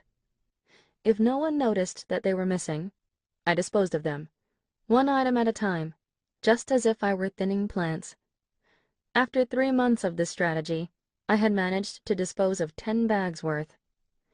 In most cases, no one noticed, and life went on as usual. But when the volume reached a certain point, people began to miss a thing or two. When they pointed the finger at me, I responded quite shamelessly. My basic strategy was to play ignorant. "Hey, do you know where my jacket went?" "Nope." If they pressed me further, my next step was denial. "Muddy, are you sure you didn't throw it out?" "Yes, I'm sure." "Oh, well, I wonder where it could be then." If they gave up at this point, my conclusion was that whatever the item had been, it hadn't been worth saving. But if they were no longer fooled, I still wasn't fazed. "I know it was here, Muddy. I saw it with my own eyes just 2 months ago." Far from apologizing for discarding their things without permission, I would retort, "I threw it out for you because you weren't capable of doing it yourself." In retrospect, I must admit that I was pretty arrogant. Once exposed, I was met with a flood of reproach and protest, and, in the end, I was forbidden to tidy anywhere but my own room. If I could, I'd go back and give myself a good smack, and make sure that I didn't even consider such a ridiculous campaign. Getting rid of other people's things without permission demonstrates a sad lack of common sense. Although such stealth tactics generally succeed and the items discarded are never missed, the risk of losing your family's trust when you are caught is far too great. Besides, it just isn't right. If you really want your family to tidy up, there is a much easier way to go about it. After I was banned from tidying other people's spaces and had nowhere to turn but my own room, I took a good look around it and was struck by a surprising fact. There were far more items that needed discarding than I had noticed before. A shirt in my closet that I had never worn, along with an outdated skirt that I wouldn't wear again. Books on my shelves that I knew I didn't need. I realized with a shock that I was guilty of exactly the same thing I had been so bitterly accusing my family of doing. Not being in a position to criticize others, I sat down with my garbage bags and focused on tidying my own space. After about 2 weeks, a change began to occur in my family. My brother, who had refused, no matter how much I had complained, to get rid of anything, began a thorough sorting of his belongings. In a single day, he disposed of more than 200 books. Then my parents and my sister gradually began to sort and discard their clothes and accessories. In the end, my whole family was able to keep the house much tidier than before. To quietly work away at disposing of your own excess is actually the best way of dealing with a family that doesn't tidy. As if drawn into your wake, they will begin weeding out unnecessary belongings and tidying without your having to utter a single complaint. It may sound incredible, but when someone starts tidying, it sets off a chain reaction. Cleaning quietly on one's own generates another interesting change: the ability to tolerate a certain level of untidiness among your family members. Once I was satisfied with my own room, I no longer felt the urge to dispose of things belonging to my siblings or parents. When I noticed that communal spaces such as the living room or bathroom were messy, I cleaned them up without a second thought and never bothered to mention it. I have noticed this same change occur in many of my clients as well. If you feel annoyed with your family for being untidy, I urge you to check your own space, especially your storage. You are bound to find things that need to be thrown away. The urge to point out someone else's failure to tidy is usually a sign that you are neglecting to take care of your own space. This is why you should begin by discarding only your own things. You can leave the communal spaces to the end. The first step is to confront your own stuff. What you don't need, your family doesn't either. My sister is 3 years younger than me. Quiet and a bit on the shy side, she prefers to stay inside and draw or read quietly rather than to go out and socialize. Without a doubt, she suffered the most from my research on tidying, serving as my unsuspecting victim. By the time I was a university student, my focus was on discarding, but there were always things that I found hard to dispose of, such as a t-shirt that I really liked but that somehow didn't look right. Unable to bring myself to part with it, I would try the item on repeatedly, standing in front of the mirror, but in the end would be forced to conclude that it just didn't suit me. If it was brand new, or a gift from my parents, the thought of getting rid of it made me feel very guilty. At times like this, my sister came in very handy. The Gift for my sister method seemed the perfect way to cast off such items. When I say gift, I don't mean that I wrapped it up like a present. Far from it. With the unwanted outfit in my hand, I would barge into my sister's room where she lay on her bed reading contentedly. Extracting the book from her hand, I would say, "You want this t-shirt? I'll give it to you if you like." Seeing the puzzled look on her face, I would deal the final blow. "It's brand new and really cute, but if you don't need it, I'll have to throw it away. Are you okay with that?" My poor, mild-mannered sister would have no choice but to say, "I guess I'll take it then." This happened so frequently that my sister, who hardly ever shopped, had a closet jammed to overflowing. Although she did wear some of the clothes I gave her, there were many more that she wore only once, if ever.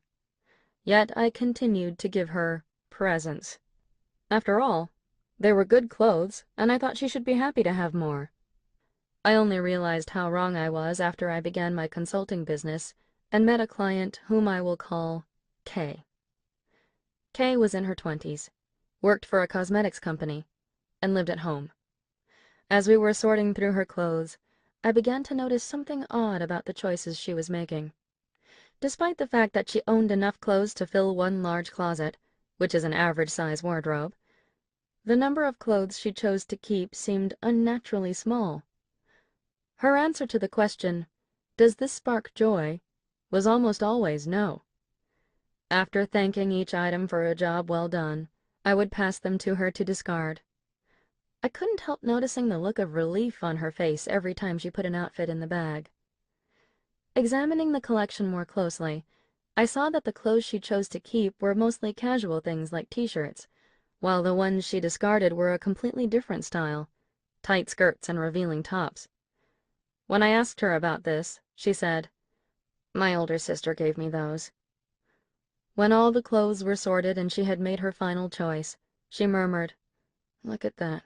I was surrounded by all this stuff that I didn't even like." Her sister's hand-me-downs had comprised over a third of her wardrobe, but hardly any of these had given her that important thrill of pleasure. Although she had worn them because her sister had given them to her, she had never liked them. To me, this seems tragic, and this is not an isolated case. In my work, the volume discarded by younger sisters is always greater than the volume discarded by older sisters, a phenomenon surely related to the fact that younger children are often accustomed to wearing hand-me-downs. There are two reasons why younger sisters tend to collect clothes they don't really like. One is that it's hard to get rid of something received from family. The other is that they don't really know what they like, which makes it hard to decide whether they should part with it. Because they receive so much clothing from others, they don't really need to shop, and therefore they have less opportunity to develop the instinct for what really inspires joy. Don't misunderstand me. Giving things you can't use to others who can is an excellent idea. Not only is it economical, but it can also be a source of great joy to see these things being enjoyed and treasured by someone close to you. But that is not the same as forcing things onto your family members because you can't bring yourself to discard or donate them. Whether the victim is a sibling, a parent, or a child, this particular custom should be banned. Although my sister never complained, I am sure that she must have had mixed feelings when she accepted my hand-me-downs. Basically, I was simply transferring my guilt at not being able to discard them onto her. In retrospect, that was pretty despicable. If you want to give something away, don't push people to take it unconditionally or pressure them by making them feel guilty. Find out in advance what they like, and if you find something that fits those criteria, then and only then should you show it to them. You can also offer to give it to them on the condition that it is something they would have been willing to pay for. We need to show consideration for others by helping them avoid the burden of owning more than they need or can enjoy. Tidying is a dialogue with oneself. "Konmari, would you like to come stand under a waterfall?" I got this invitation from a client, a charming woman who was still an active business manager and an avid skier and hiker at the age of 74. She had been practicing meditation under running water for more than a decade and seemed to really enjoy it. She would casually remark, "I'm off to a waterfall. as if she were going to the spa. Consequently, the place she took me was not a spot for beginners on an introductory tour. Leaving our lodgings at 6 in the morning, we hiked along a mountain path, climbed over fences, and forded a river where the rushing water came up to our knees, until we finally reached a deserted waterfall. But I didn't bring up this subject because I wanted to introduce this peculiar form of recreation. Rather, I found through this experience that there is significant similarity between meditating under a waterfall and tidying. When you stand under a waterfall, the only audible sound is the roar of water. As the cascade pummels your body, the sensation of pain soon disappears and numbness spreads. Then a sensation of heat warms you from the inside out, and you enter a meditative trance. Although I had never tried this form of meditation before, the sensation it generated seemed extremely familiar. It closely resembled what I experience when I am tidying. While not exactly a meditative state, there are times when I am cleaning that I can quietly commune with myself. The work of carefully considering each object I own to see whether it sparks joy inside me is like conversing with myself through the medium of my possessions. For this reason, it is essential to create a quiet space in which to evaluate the things in your life. Ideally, you should not even be listening to music. Sometimes I hear of methods that recommend tidying in time to a catchy song, but personally, I don't encourage this. I feel that noise makes it harder to hear the internal dialogue between the owner and his or her belongings. Listening to the TV is, of course, out of the question. If you need some background noise to relax, choose environmental or ambient music with no lyrics or well-defined melodies. If you want to add momentum to your tidying work, tap the power of the atmosphere in your room rather than relying on music. The best time to start is early morning. The fresh morning air keeps your mind clear and your power of discernment sharp. For this reason, most of my lessons commence in the morning. The earliest lesson I ever conducted began at 6:30, and we were able to clean at twice the usual speed. The clear, refreshed feeling gained after standing under a waterfall can be addictive. Similarly, when you finish putting your space in order, you will be overcome with the urge to do it again. And, unlike waterfall meditation, you don't have to travel long distances over hard terrain to get there. You can enjoy the same effect in your own home. That's pretty special, don't you think? What to do when you can't throw something away. My criterion for deciding to keep an item is that we should feel a thrill of joy when we touch it. But it is human nature to resist throwing something away even when we know that we should. Items that we can't bring ourselves to discard even when they don't inspire joy are a real problem. Human judgment can be divided into two broad types, intuitive and rational. When it comes to selecting what to discard, it is actually our rational judgment that causes trouble.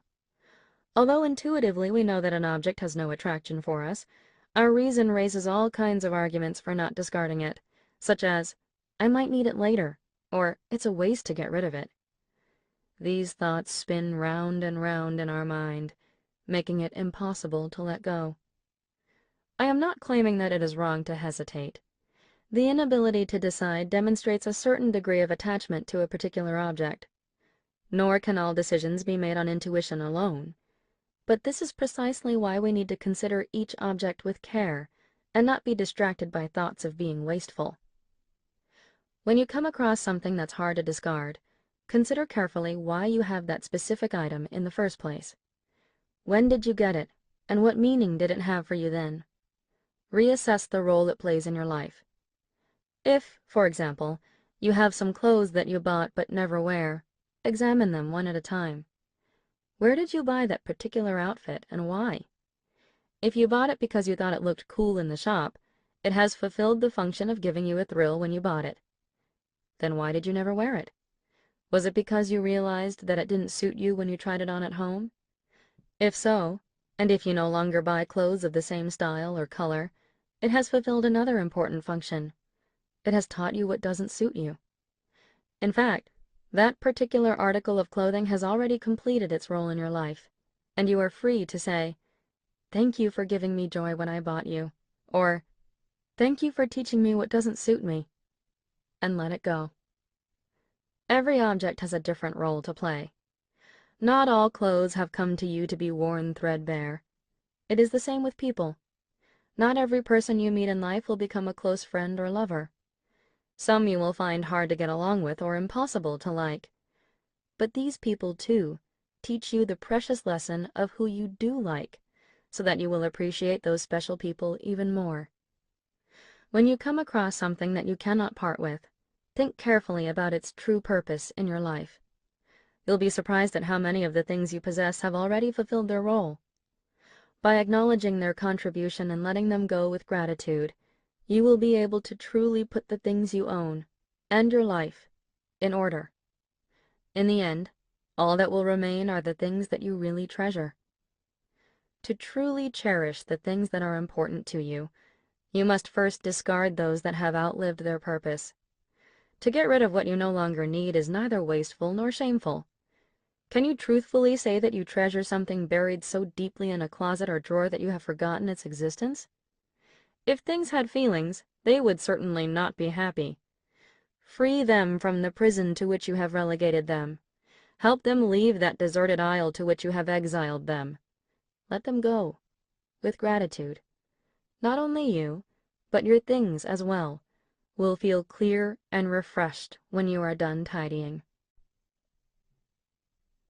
3. Tidying by category works like magic. Tidying order. Follow the correct order of categories. The door opens with a click, and a woman looks at me somewhat anxiously. "Hello." My clients almost always seem a bit tense the first time I visit their home. As they have already met me several times, this tenseness stems not from shyness, but more from the need to brace themselves for a major challenge. "Do you think it's really possible to clean up my house? There's no place to even put your feet in here."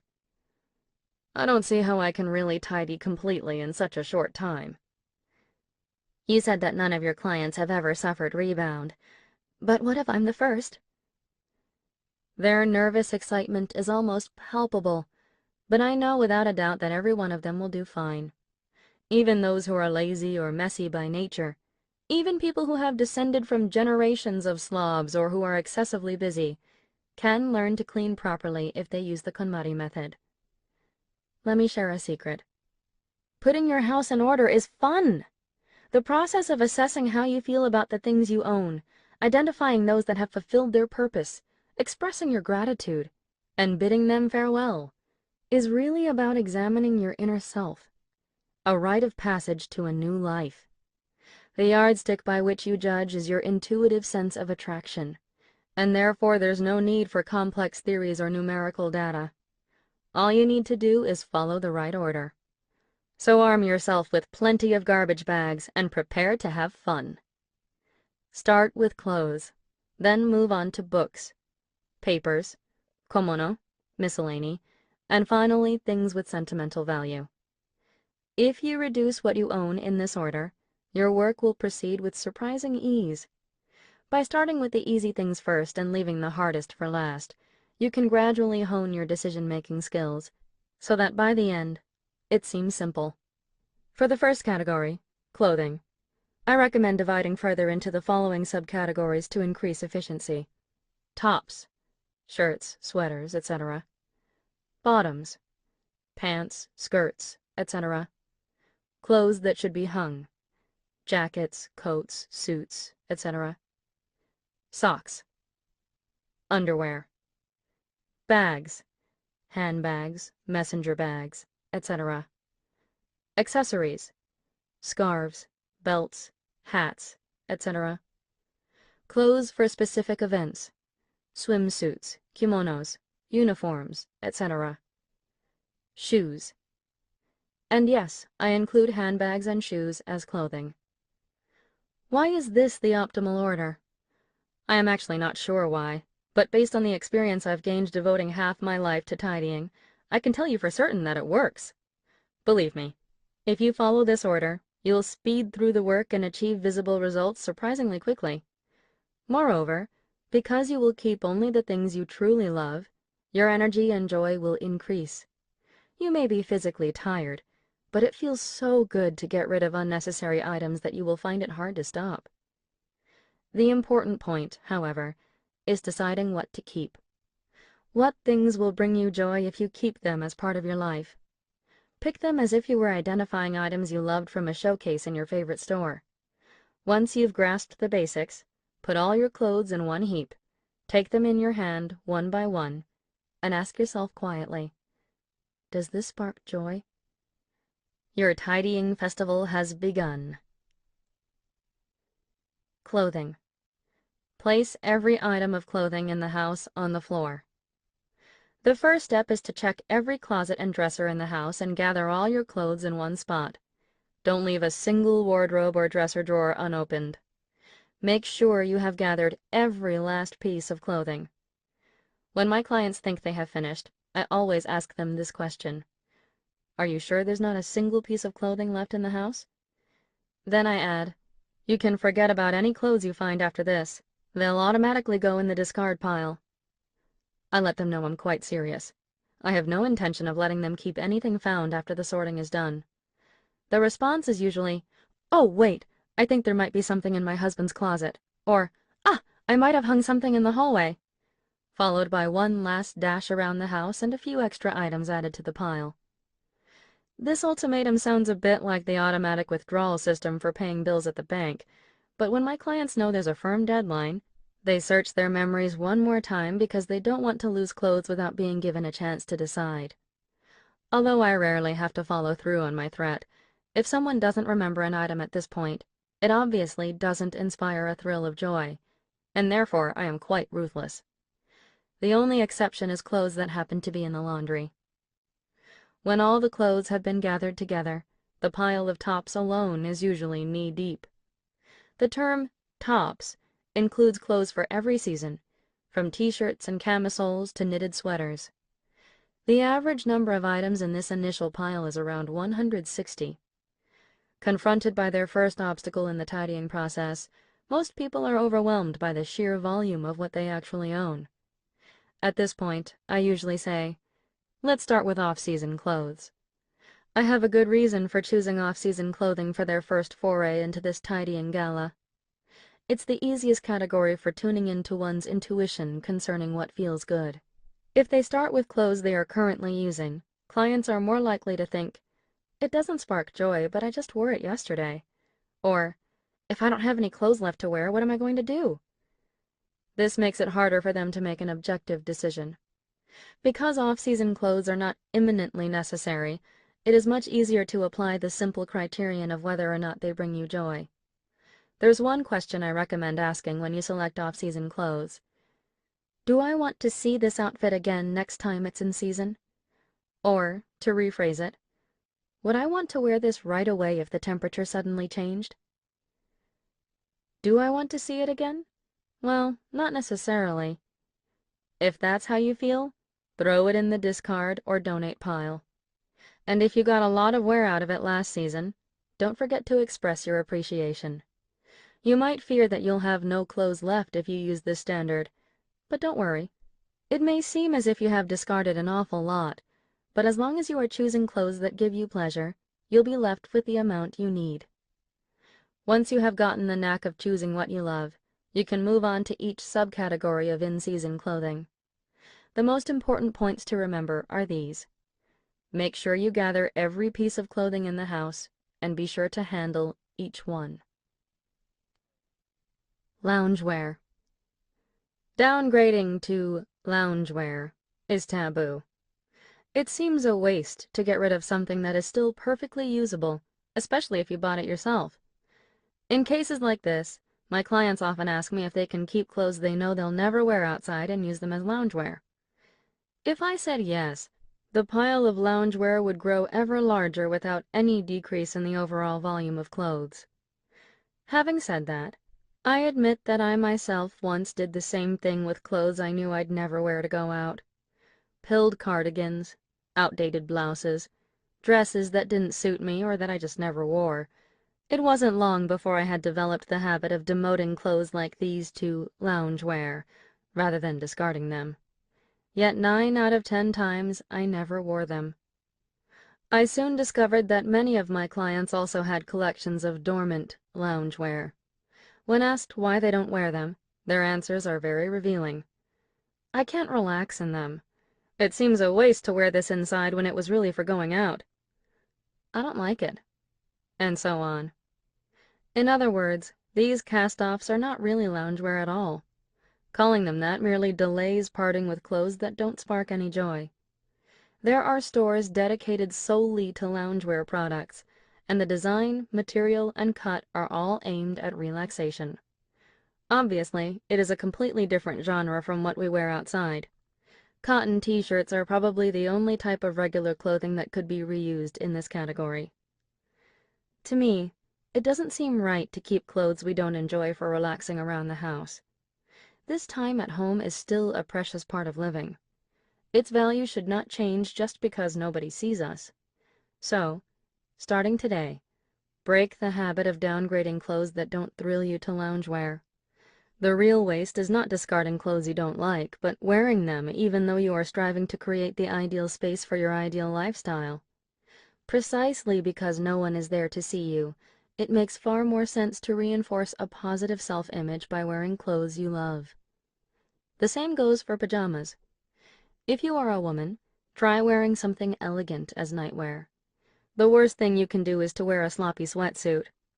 I occasionally meet people who dress like this all the time, whether waking or sleeping. If sweatpants are your everyday attire, you'll end up looking like you belong in them, which is not very attractive. What you wear in the house does impact your self-image. Clothing storage. Fold it right and solve your storage problems. After the selection process, my clients are usually left with only a third to a quarter of the clothes they started out with.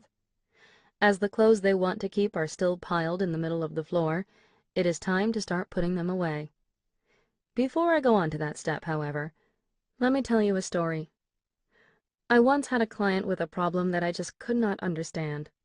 A woman in her 50s, she told me during our initial interview that she didn't have enough closet space in her house for all her clothes. From the floor plan, however, it was clear not only that she had 2 full closets to herself, but that those closets were 1.5 times larger than average. Although this should have been plenty of space, she also had a clothing stand with 3 rods full of clothes. Amazed, I roughly estimated that she must have more than 2,000 outfits in her wardrobe. It was only when I visited her home that I finally understood. Upon opening her wall-length closet, my jaw dropped. It was like looking at the crowded racks at the dry cleaners. Hanging neatly on hangers were not just coats and skirts, but also t-shirts, sweaters, purses, and even underwear. My client immediately launched into a detailed explanation of her hanger collection. This type is made especially for knit so that they don't slip off, and these are handmade. I bought them in Germany. After a 5-minute lecture, she beamed at me and said, "Clothes don't get wrinkled if you hang them up, and they last longer too, right?" Upon further questioning, I discovered that she did not fold any of her clothes at all. There are 2 storage methods for clothes.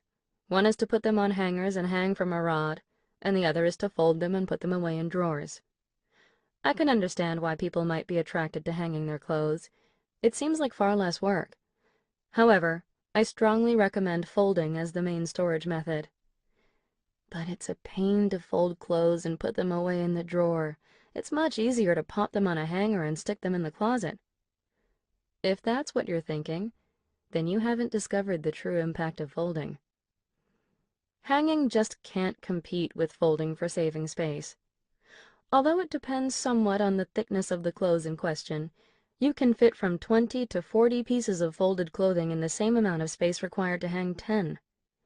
The client had only slightly more clothes than average. If she had folded them, she would have had no problem fitting them into her storage space. By neatly folding your clothes, you can solve almost every problem related to storage. But that is not the only effect of folding. The real benefit is that you must handle each piece of clothing. As you run your hands over the cloth, you pour your energy into it. The Japanese word for healing is teate. which literally means to apply hands. The term originated prior to the development of modern medicine, when people believed that placing one's hand on an injury promoted healing. We know that gentle physical contact from a parent, such as holding hands, patting a child on the head, and hugging, has a calming effect on children.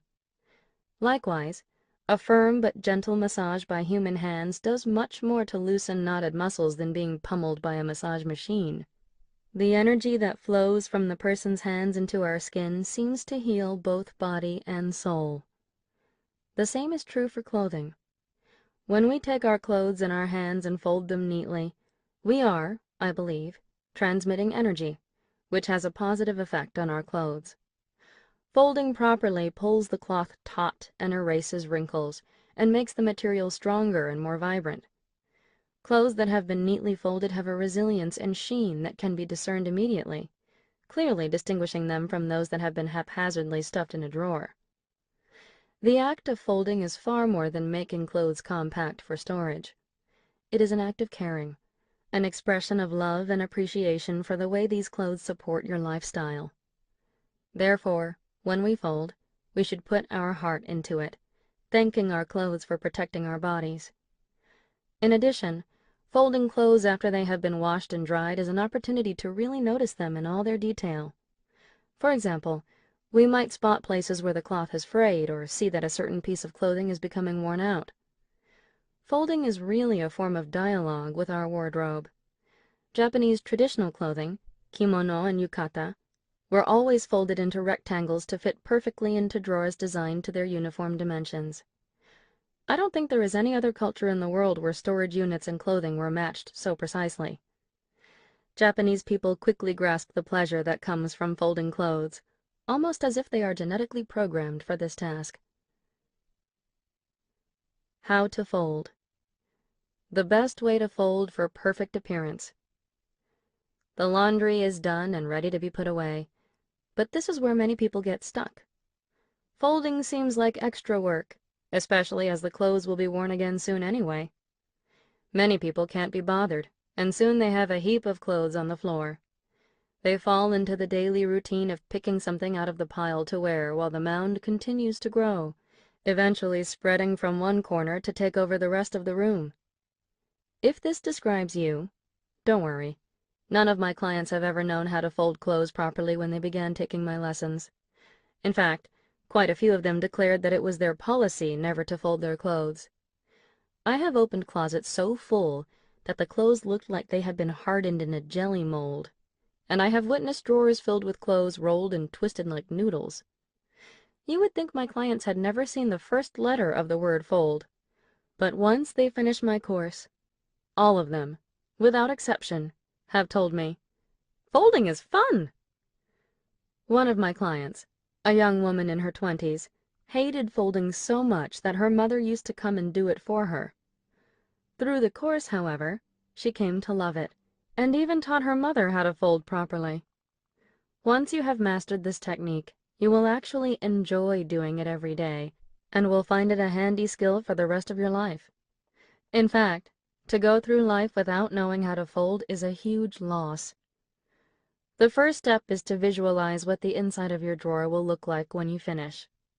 The goal should be to organize the content so that you can see where every item is at a glance, just as you can see the spines of the books on your bookshelves.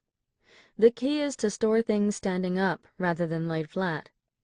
Some people mimic store displays, folding each piece of clothing into a large square and then arranging them one on top of the other in layers. This is great for temporary sales displays in stores, but not what we should be aiming for at home, where our relationship with these clothes is long-term. To store clothes standing, they must be made compact, which means more folds. Some people believe that more folds means more wrinkles, but that is not the case. It is not the number of folds, but rather the amount of pressure applied that causes wrinkling. Even lightly folded clothes will wrinkle if they are stored in a pile, because the weight of the clothes acts like a press.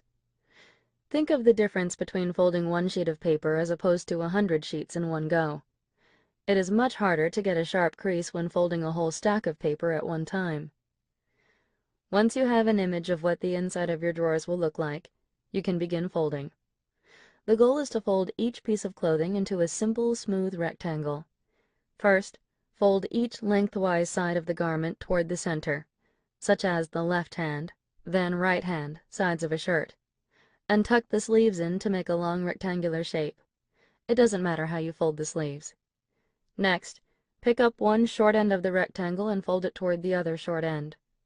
Then fold again, in the same manner, in halves or in thirds. The number of folds should be adjusted so that the folded clothing when standing on edge fits the height of the drawer. This is the basic principle that will ultimately allow your clothes to be stacked on edge, side by side, so that when you pull open your drawer you can see the edge of every item inside. If you find that the end result is the right shape but too loose and floppy to stand up, it's a sign that your way of folding doesn't match the type of clothing. Every piece of clothing has its own sweet spot, where it feels just right, a folded state that best suits that item. This will differ depending on the type of material and size of the clothing, and therefore you will need to adjust your method until you find what works. This isn't difficult. By adjusting the height when folded so that it stands properly, you'll reach the sweet spot surprisingly easily.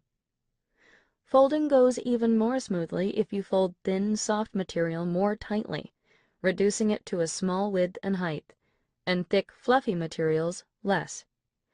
In cases where one end of the piece of clothing is thicker than the other, it also helps to keep the thinner end in your hand while folding.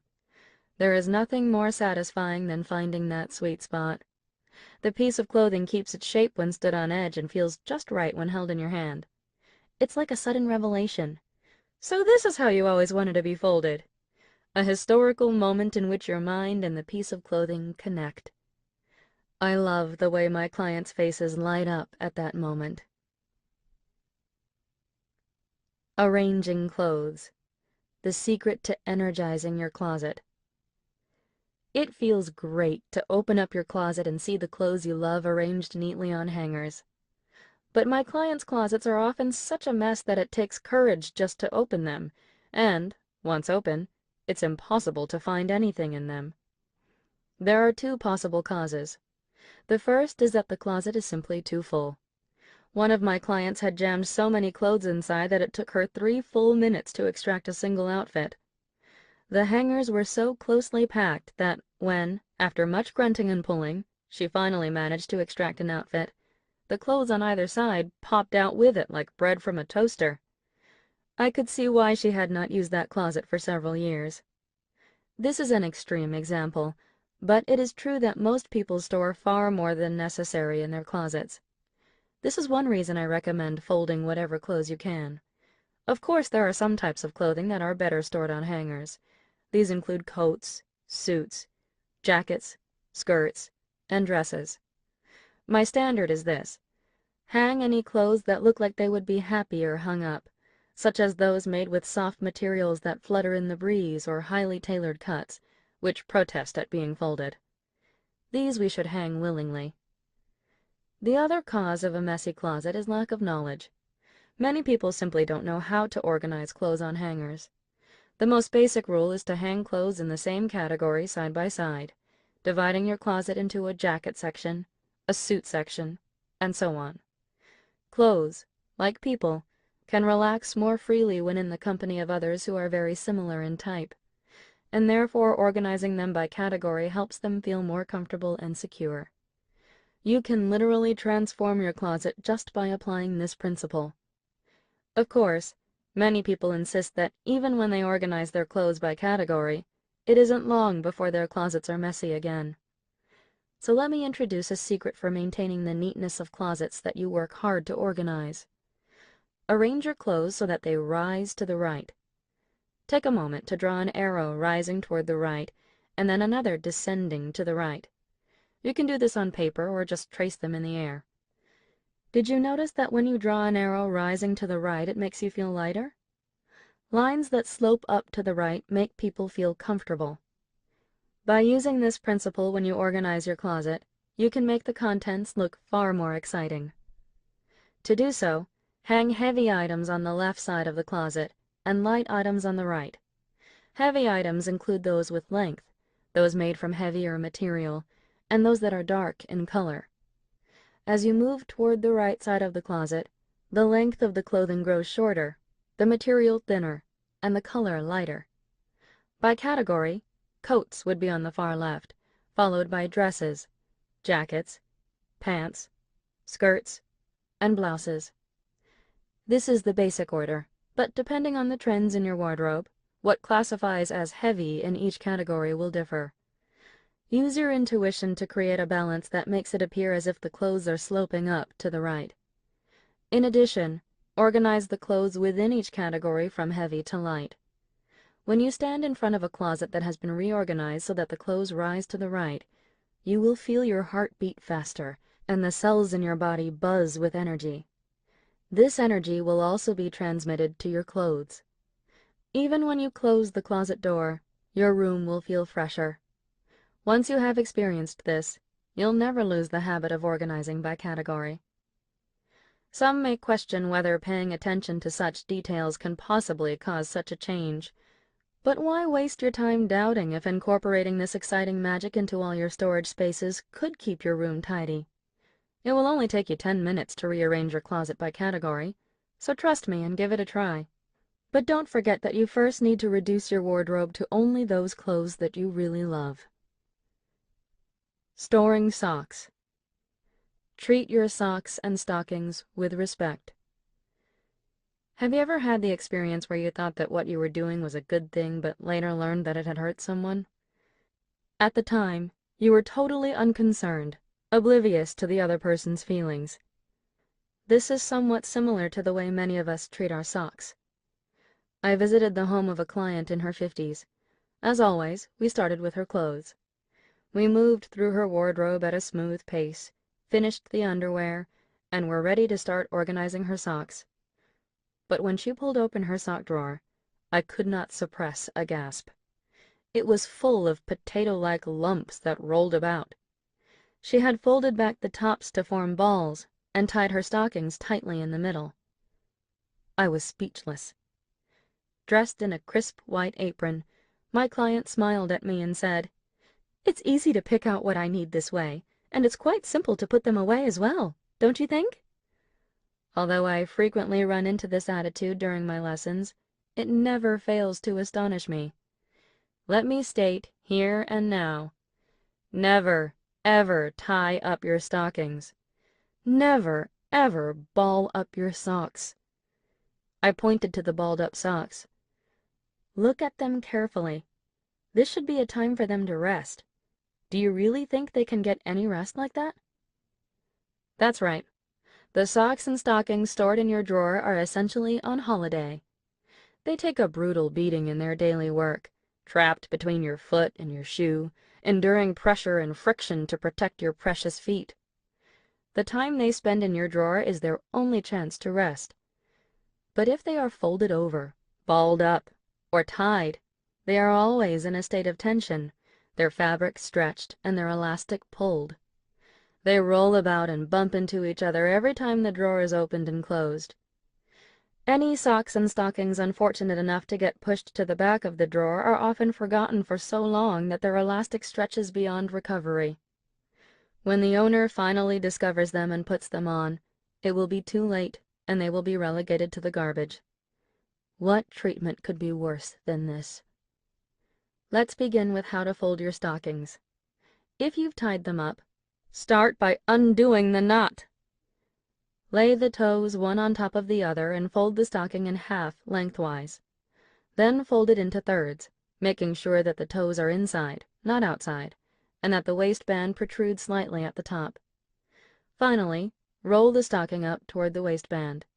If the waistband is on the outside when you finish, you've done it right. Fold knee-high stockings the same way. With thicker material, such as tights, it is easier to roll if you fold them in half rather than in thirds.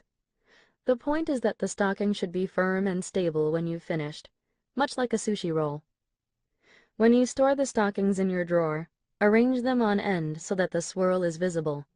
If you are storing them in plastic drawers, I recommend putting them into a cardboard box first, so that they don't slip and unroll, and putting the box into the drawer. A shoebox is the perfect size for a stocking divider. This method is a win-win solution. It allows you to see how many stockings you have at a single glance, protects your stockings from damage, and keeps them smooth and unwrinkled so that they are easier to put on. And it makes your stockings much happier too. Folding socks is even easier. If you've folded back the tops, start by unfolding them. Place one sock on top of the other and follow the same principles as those for folding clothing. For low-cut socks that cover just the feet, folding twice is enough. For ankle socks, 3 times. For knee socks and over-knee socks, 4 to 6 times. You can adjust the number of folds to achieve the height that best suits the drawer. It's easy. Just aim to make a simple rectangle, the key to folding. Store the socks on edge, just as you did for clothing. You'll be amazed at how little space you need compared to your potato ball days, and you'll notice your socks breathing a sigh of relief at being untied. When I see high school students wearing high socks that are loose at the top, I long to tell them how to fold their socks properly. Seasonal clothes. Eliminate the need to store off-season clothes. June in Japan is the rainy season. It is also traditionally the month for koromagae, when people change to summer clothes. This is preceded by several weeks of cleaning and packing away winter clothes and bringing out summer clothes. Whenever this time of year approaches, it reminds me that I used to do this too. For years, however, I have not bothered to put away off-season clothes. The custom of koromagae originated in China and was introduced to Japan as a court custom during the Heian period, 794 to 1185 AD. It was only in the late 19th century, when workers and students began to wear uniforms, that the custom was introduced in businesses and schools. Companies and schools officially switched to the summer uniform at the beginning of June, and to the winter uniform at the beginning of October. In other words, this rule was only applied within organizations, and its extension to the ordinary home was not really necessary. But like every other Japanese, I too was convinced that I had to store and unpack seasonal clothing twice a year, in June and October. I spent these 2 months busily emptying and refilling the contents of closets and drawers. To be honest, I found this custom a nuisance. If a dress I wanted to wear was stored away in a box on the top shelf of the closet, it seemed like far too much trouble to get it down and dig it out. Instead, I would compromise and wear something else. There were some years when I didn't manage to unpack my summer clothes until July, and I would realize that in the meantime I had bought clothes similar to those I already owned. Often, as soon as I got out my summer clothes, the weather would suddenly turn cold again. The custom of storing seasonal clothes is behind the times. With the introduction of air conditioning and heating, our homes are less subject to the weather outside. It's not uncommon now to see people wearing t-shirts indoors, even in winter. So it's time to abandon this custom and keep all our clothes ready to be used year-round, regardless of the season. My clients love this approach, especially because they can grasp at all times exactly what clothes they have. No difficult techniques are required. All you need to do is organize your clothes on the premise that you aren't going to put off-season clothes in storage. The trick is not to over-categorize. Divide your clothes roughly into cotton-like and wool-like materials when you put them in the drawer. Categorizing by season, summer, winter, fall, and spring, or by activity, such as work and leisure, should be avoided because it is too vague. If my client's space is limited, I have them store only small, specific off-season items, such as bathing suits and sun hats for the summer season, and mufflers, mittens, and earmuffs for the winter season. Although not a small item, winter coats can also be put away in the back of the closet during the off-season. For those of you who still don't have enough space, let me share a few tips for storing your off-season clothes. Many people store their off-season clothes in plastic cases with lids. These, however, are the hardest type of storage units to use effectively. Once in the closet, something is bound to be placed on top of it, and pulling the case out and opening it up seems like too much extra work. In the end, it is all too easy to forget the case is even there until the season is almost over. If you are planning to buy storage units in the near future, I recommend that you get a set of drawers instead.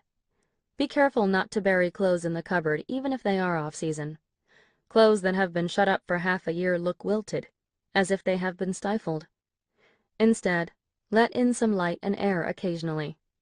Open the drawer and run your hands over the contents. Let them know you care and look forward to wearing them when they are next in season. This kind of communication helps your clothes stay vibrant and keeps your relationship with them alive longer. Storing books. Put all your books on the floor. Once you have finished organizing and storing your clothes, it's time to move on to books. Books are one of 3 things that people find hardest to let go. Many people say that books are one thing they just can't part with, regardless of whether they are avid readers or not. But the real problem is actually the way in which they part with them. One of my clients, a woman in her 30s who worked for a foreign consulting firm, loved books. She had read not only every business book, but also a broad range of novels and manga. Naturally, her room was filled with books. She had 3 large ceiling-height bookshelves full of books, plus about 20 waist-high towers of books piled precariously on the floor. When walking through the room, I had to sidestep and twist to avoid bumping into them. I said to her what I say to all my clients. Please start by removing every book from your shelves and putting them all on the floor.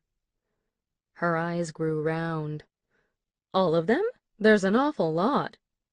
Yes, I know. All of them, please. But... She hesitated for a moment as though searching for words before continuing. Wouldn't it be easier to choose them while they're still on the shelf and I can see the titles? Books are usually arranged in rows in bookcases so that their titles are clearly visible. So it does seem to make more sense to weed out those you don't want when you can see them. Not only that, but books are heavy. Taking them all off the shelf only to put them back on again seems like a waste of effort. Even so, do not skip this step. Remove all the books from your bookcases. You cannot judge whether or not a book really grabs you when it's still on the shelf. Like clothes or any other belongings, books that have been left untouched on the shelf for a long time are dormant. Or perhaps I should say they're invisible. Although in plain sight, they remain unseen, just like a praying mantis still in the grass, merging with its surroundings. Have you ever experienced that jolt of surprise when you suddenly notice it there? If you ask yourself, does this spark joy, when you are just looking at the things on your shelves or in your drawers, the question won't mean much to you. To truly decide whether you want to keep something or to dispose of it, you must take your things out of hibernation. Even the piles of books already on the floor will be easier to assess if you move them to a different part of the floor or restack them. Just like the gentle shake we use to wake someone up, we can stimulate our belongings by physically moving them, exposing them to fresh air and making them conscious. While helping my clients tidy their homes or offices, I stand in front of the mound of books they have piled on the floor and clap my hands, or I gently stroke the book covers. Although my clients look at me strangely at first, they are inevitably surprised at how quickly and precisely they are able to choose after this. They can see exactly what they need and don't need. It is much harder to choose books when they are still on the shelf, which means you will have to repeat the process later. If there are too many books to arrange on the floor all at one time, I ask my clients to divide them into 4 broad categories. General, books you read for pleasure. Practical, references, cookbooks, etc. Visual, photograph collections, etc. Magazines. Once you have piled your books, take them in your hand one by one and decide whether you want to keep or discard each one. The criterion is, of course, whether or not it gives you a thrill of pleasure when you touch it. Remember, I said when you touch it. Make sure you don't start reading it. Reading clouds your judgment. Instead of asking yourself what you feel, you'll start asking whether you need that book or not. Imagine what it would be like to have a bookshelf filled only with books that you really love. Isn't that image spellbinding? For someone who loves books, what greater happiness could there be? Unread books. Sometime means never. The most common reason for not discarding a book is, I might read it again. Take a moment to count the number of favorite books that you have actually read more than once. How many are there? For some, it may be as few as 5, while for some exceptional readers, it may be as many as 100. People who reread that many, however, are usually people in specific professions, such as scholars and authors. Very rarely will you find ordinary people like me who read so many books. Let's face it, in the end, you are going to read very few of your books again. As with clothing, we need to stop and think about what purpose these books serve. Books are essentially paper, sheets of paper printed with letters and bound together. Their true purpose is to be read, to convey the information to their readers. It's the information they contain that has meaning. There is no meaning in their just being on your shelves. You read books for the experience of reading. Books you have read have already been experienced, and their content is inside you, even if you don't remember. So when deciding which books to keep, forget about whether you think you'll read it again or whether you've mastered what's inside. Instead, take each book in your hand and decide whether it moves you or not. Keep only those books that will make you happy just to see them on your shelves, the ones that you really love. That includes this book, too. If you don't feel any joy when you hold it in your hand, I would rather you discard it. What about books that you have started but not yet finished reading, or books you bought but have not yet started? What should be done with books like these that you intend to read sometime? The internet has made it easy to purchase books, but as a consequence, it seems to me that people have far more unread books than they once did, ranging from 3 to more than 40. It is not uncommon for people to purchase a book and then buy another one not long after, before they have read the first one. Unread books accumulate. The problem with books that we intend to read sometime is that they are far harder to part with than ones we have already read. I remember one incident where I was giving a lesson to a CEO on how to clean his office. His bookshelves were filled with difficult-sounding titles that you might expect a company president to read, such as classics by authors like Drucker and Carnegie, as well as the latest bestsellers. It was like walking into a bookstore. When I saw his collection, I had a sinking feeling. Sure enough, when he began sorting them, he put one book after another on his to-keep pile, announcing that they were still unread. By the time he finished, he still had 50 volumes and had barely made a dent in the original collection. When I asked why he kept them, he gave the classic answer from my list of most probable answers: because I might want to read it sometime. I'm afraid that from personal experience I can tell you right now, sometime never comes. If you missed your chance to read a particular book, even if it was recommended to you or is one you have been intending to read for ages, this is your chance to let it go. You may have wanted to read it when you bought it, but if you haven't read it by now, the book's purpose was to teach you that you didn't need it. There's no need to finish reading books that you only got halfway through. Their purpose was to be read halfway. So get rid of all those unread books. It will be far better for you to read the book that really grabs you right now than one that you left to gather dust for years.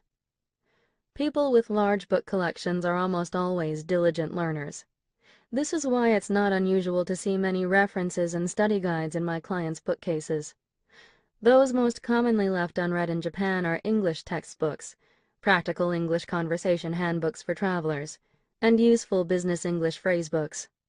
Handbooks and guides for acquiring qualifications are often incredibly diverse, ranging from bookkeeping, real estate, and computer qualifications to aromatherapy and color coordinating. Sometimes I am amazed at the type of qualifications my clients are interested in. Many of my clients also keep their old textbooks all the way back to junior high and notebooks for practicing writing skills.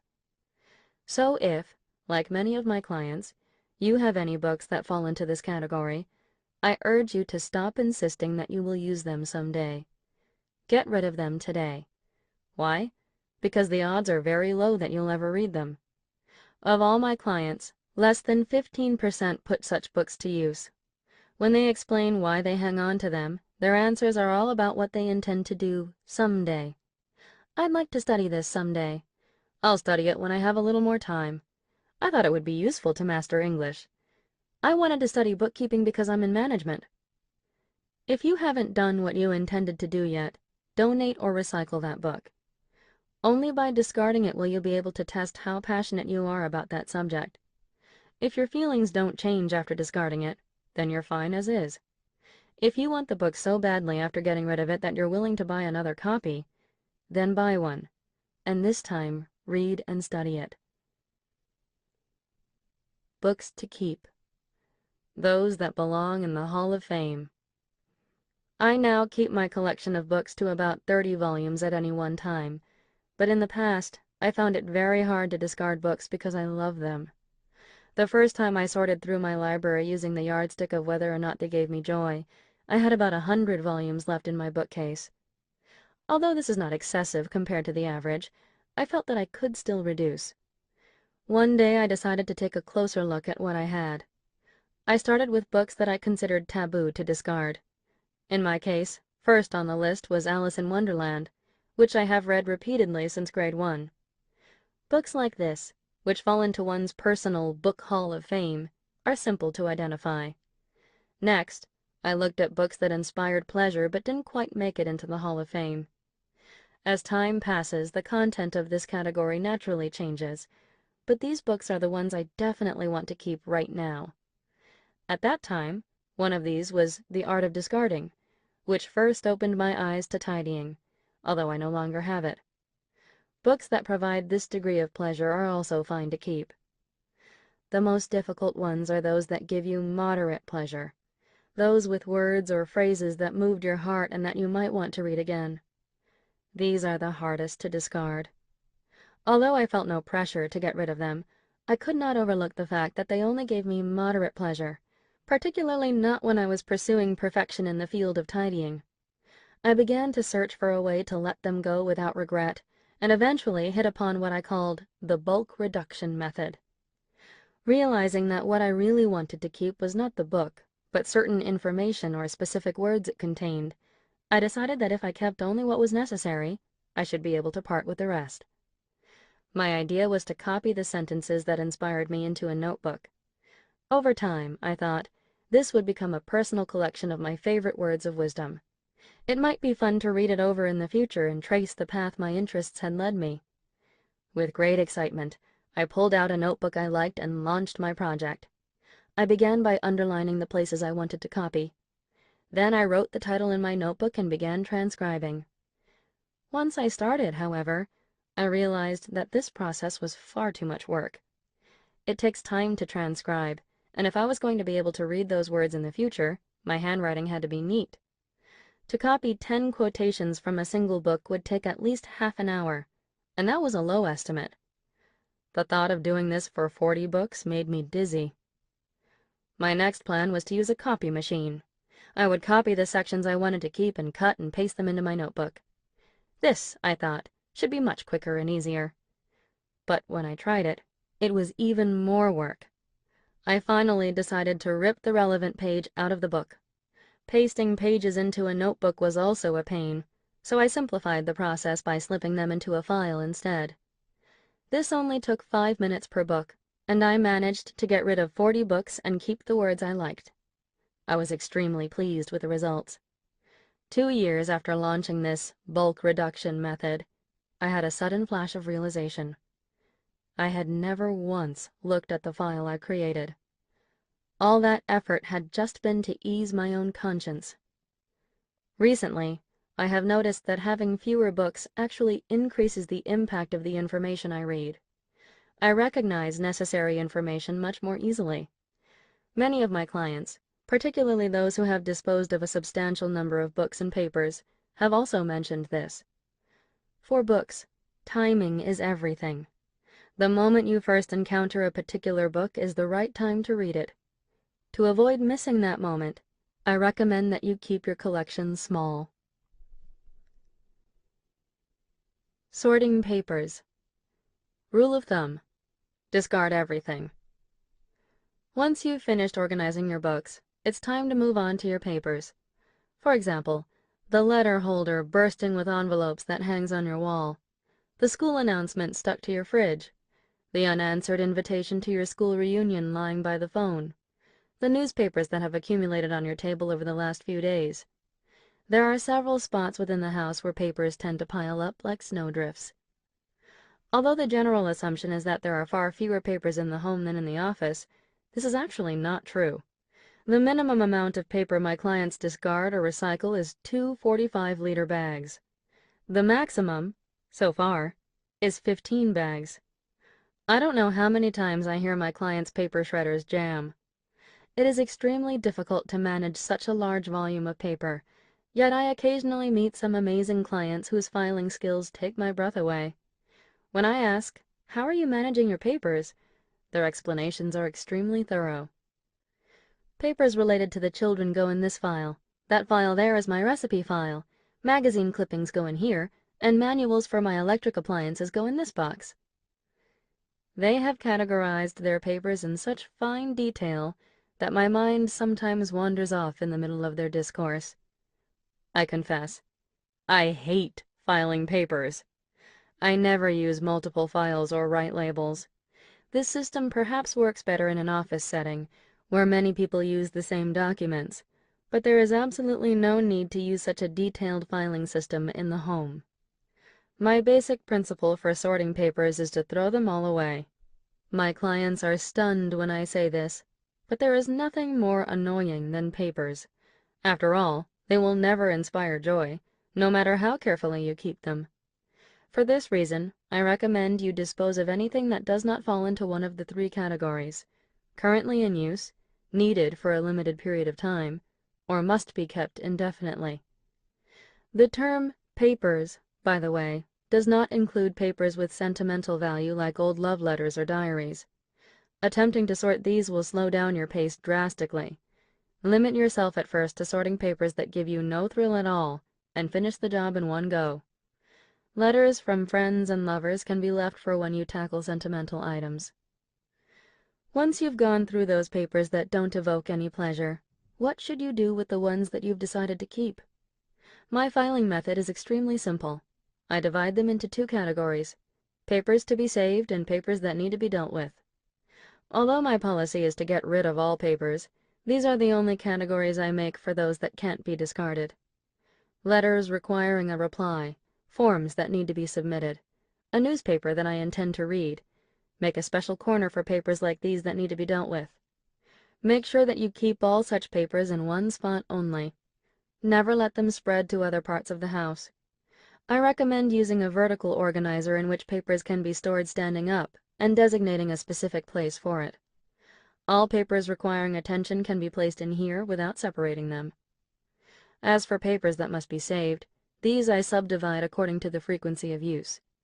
Again, the way I divide them is not complicated.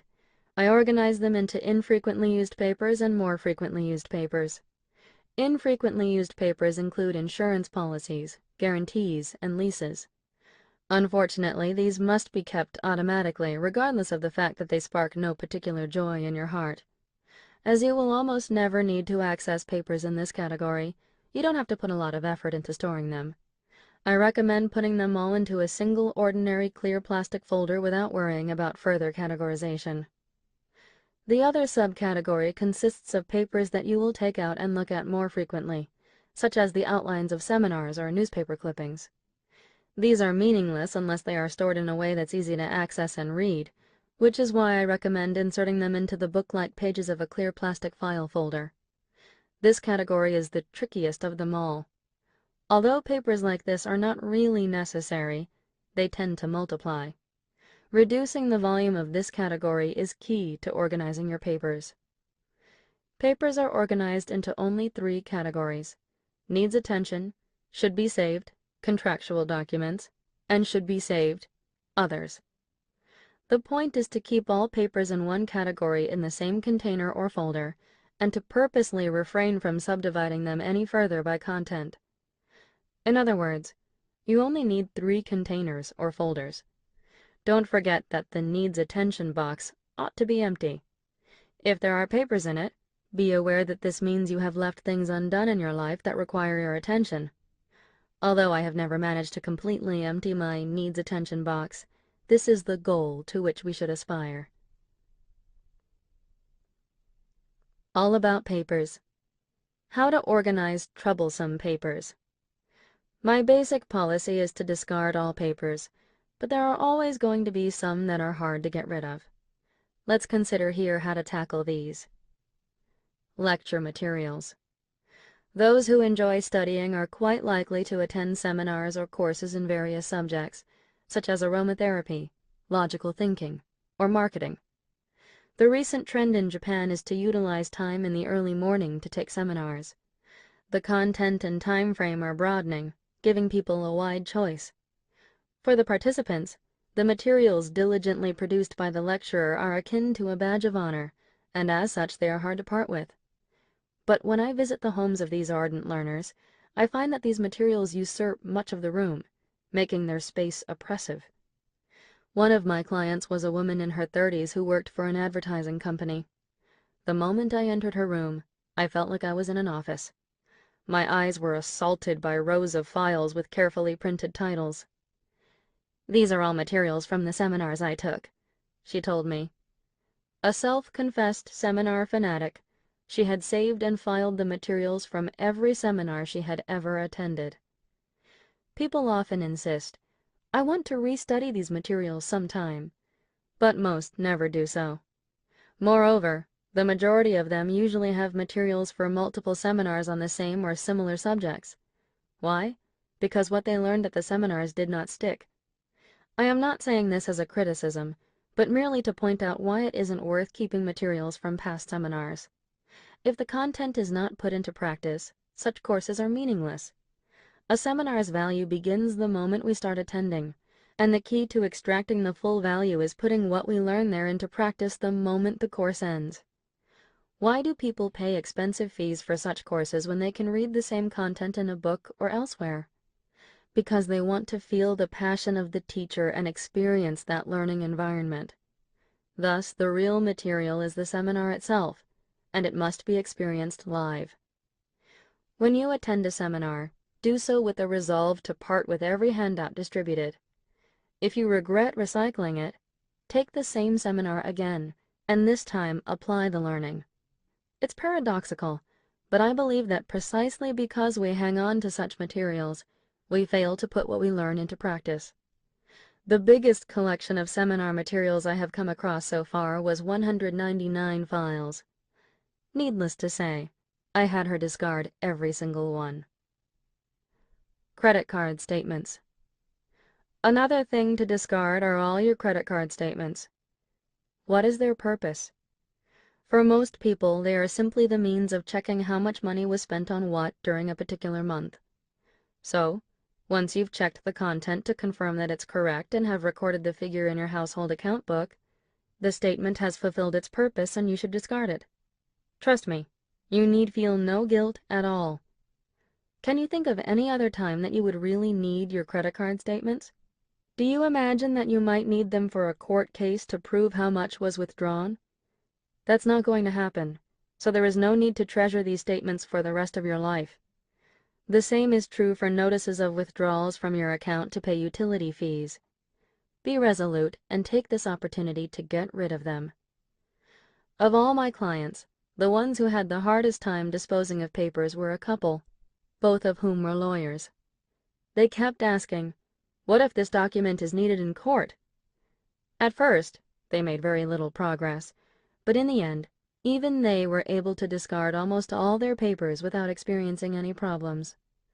If they can do it, so can you. Warranties for electrical appliances. Whether a TV or a digital camera, all electrical appliances come with a warranty.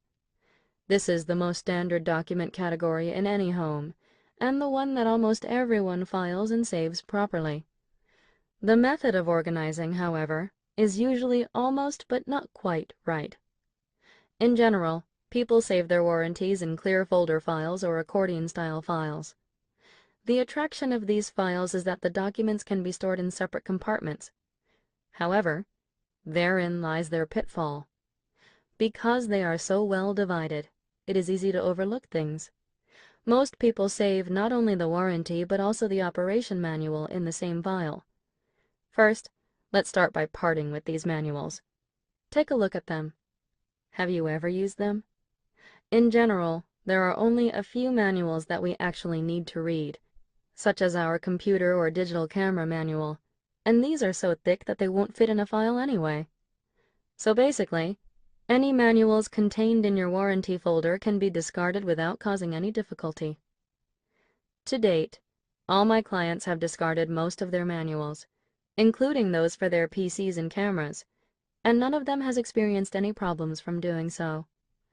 If they have a problem, they can usually fix it themselves by fiddling with the machine, and they can find solutions for anything they can't figure out on their own from the internet or the place of purchase.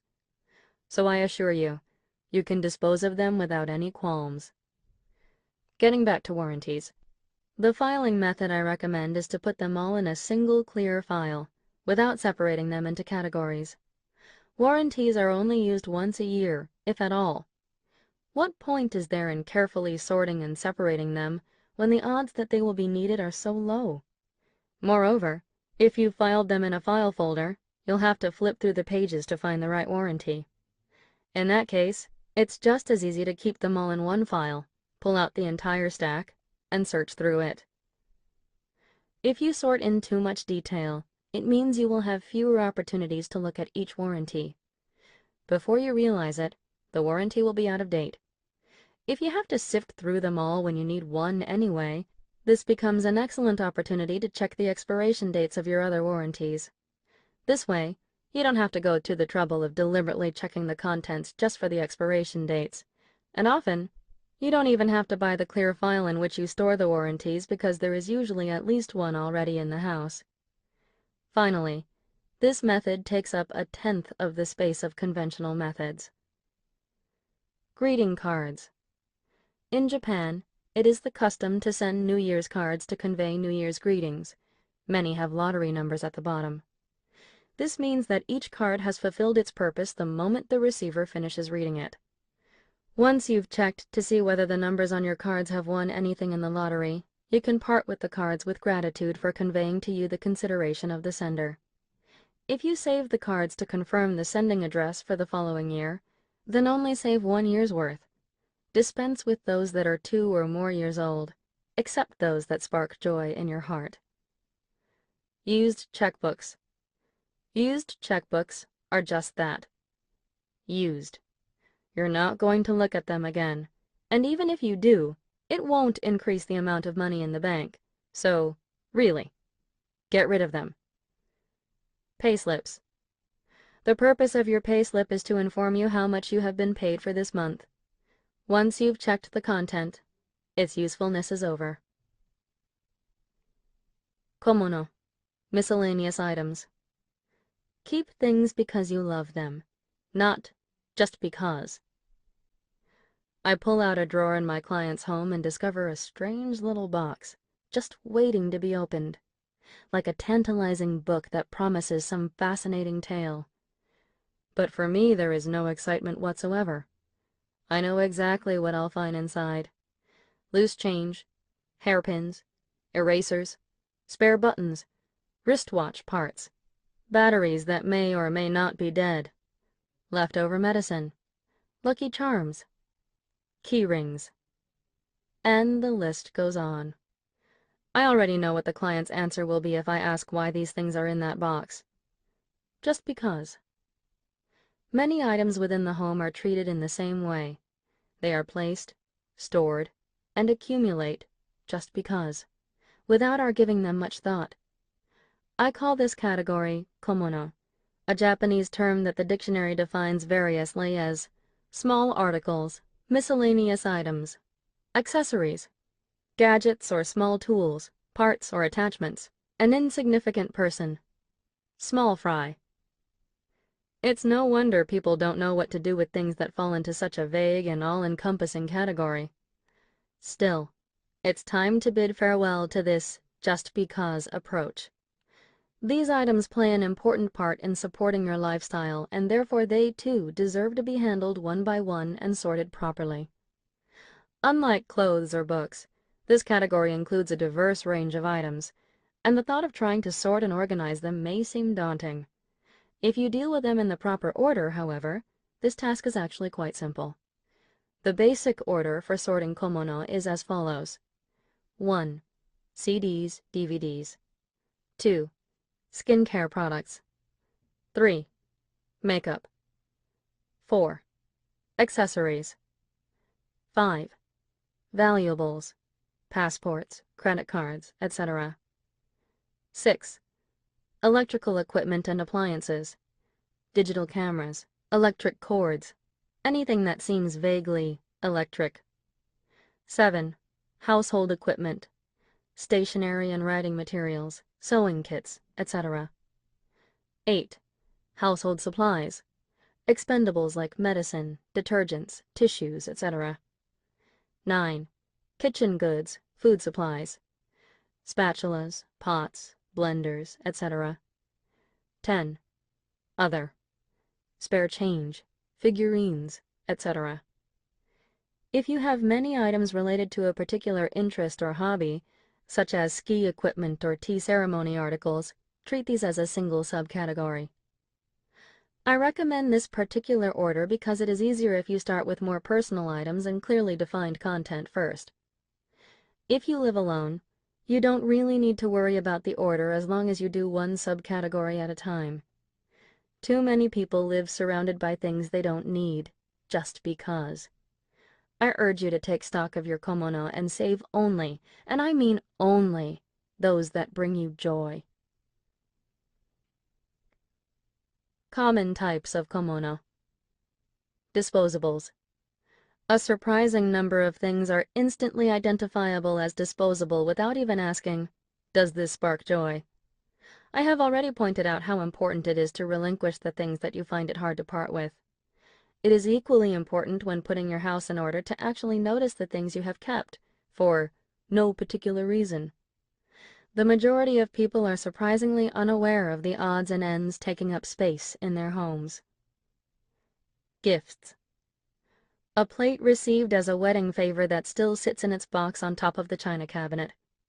A key holder you received as a souvenir from a friend that now lies in your drawer. A set of peculiar-smelling incense presented to you by your colleagues on your birthday. What do these items all have in common? They were gifts. Someone important to you used precious time to pick them out and buy them for you. They are an expression of love and consideration. You can't just throw them away, right? But let's consider this more carefully. Most of these gifts remain unopened or have been used only once. Admit it. They simply don't suit your taste. The true purpose of a present is to be received. Presents are not things, but a means for conveying someone's feelings. When viewed from this perspective, you don't need to feel guilty for parting with a gift. Just thank it for the joy it gave you when you first received it. Of course, it would be ideal if you could use it with joy. But surely the person who gave it to you doesn't want you to use it out of a sense of obligation, or to put it away without using it, only to feel guilty every time you see it. When you discard or donate it, you do so for the sake of the giver, too. Cosmetic samples saved for trips. Do you have a collection of cosmetic samples that have been hanging around for a year or more unused? Many people keep these to use on trips, but then never seem to take them when they travel. I contacted various manufacturers to inquire about the shelf life of these products. The answers were varied. Some only last a few weeks, while others are good for a year. When the quantity is very small, such as for samples, the quality deteriorates faster. To use possibly outdated cosmetics, especially when you are supposed to be enjoying your travels, seems rather foolhardy. Electronics packages. Boxes are surprisingly bulky. Discard or recycle the box your cell phone comes in as soon as you unpack it. You don't need the manual or the CD that comes with it either. You'll figure out the applications you need through using it. All of my clients have discarded these things, yet none of them has ever been inconvenienced by their absence. If you do have a problem, you can always get help from the internet or the clerk at the shop where you bought it. It is far quicker to ask a pro for the answer than to struggle to find one in the manual by yourself. Some people save the boxes for electrical appliances because they think they can get more money for the appliances if they ever sell them. This, however, is a waste. If you consider the rent or mortgage you pay, turning your space into a storage shed for empty boxes costs you more than what you could earn selling an appliance in a box. You don't need to keep them for moving either. You can worry about finding suitable boxes when the time comes. It's a shame to let a boring box take up room in your house just because you might need it someday. Unidentified cords. If you see a cord and wonder what on earth it's for, chances are you'll never use it again. Mysterious cords will always remain just that, a mystery. Are you worried you might need it if something breaks? Don't be. I have seen countless homes with duplicates of the same type of cord, but a tangle of cords just makes it harder to find the right one. In the end, it is quicker to buy a new one. Keep only those cords that you can clearly identify and get rid of the rest. Your collection most likely contains quite a few that belong to defunct machines you have long since discarded. Broken appliances.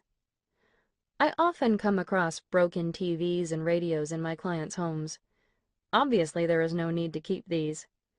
If you too have broken appliances, see this as an opportunity to contact your local recycler and get rid of them. Bedding for the guest who never comes. Quilts, pillows, blankets, sheets. Spare sets of bedding take up a lot of room. This is another common item that gets discarded during my lessons, and again, my clients rarely miss it. Although it's worth having spare bedding if you have regular guests, it's unnecessary to keep extra sets if you only have overnight visitors at most once or twice a year. Bedding stored indefinitely in the closet often smells so mildewed you wouldn't want to let your guests use it anyway. Take a whiff and see for yourself. Spare buttons. You will never use spare buttons. In most cases, when a button falls off, it's a sign that the particular shirt or blouse has been well worn and loved, and has now reached the end of its life. For coats and jackets that you want to keep for a long time, I recommend sewing spare buttons to the lining when you first buy them. For other clothes, if you lose a button and really want to replace it, you can always get what you need at a large handicraft shop. From my work in the field, I have come to the conclusion that when a button falls off, people often don't bother to sew another one on even when they have kept the spares. Instead, they either keep wearing the outfit without a button or leave it lying around somewhere in their wardrobe. If you're not going to use spare buttons anyway, it shouldn't matter that you get rid of them. Products from the latest health craze. Slimming belts, glass bottles for making kefir, a special blender for making tofu, a weight loss machine that mimics the movement of horseback riding.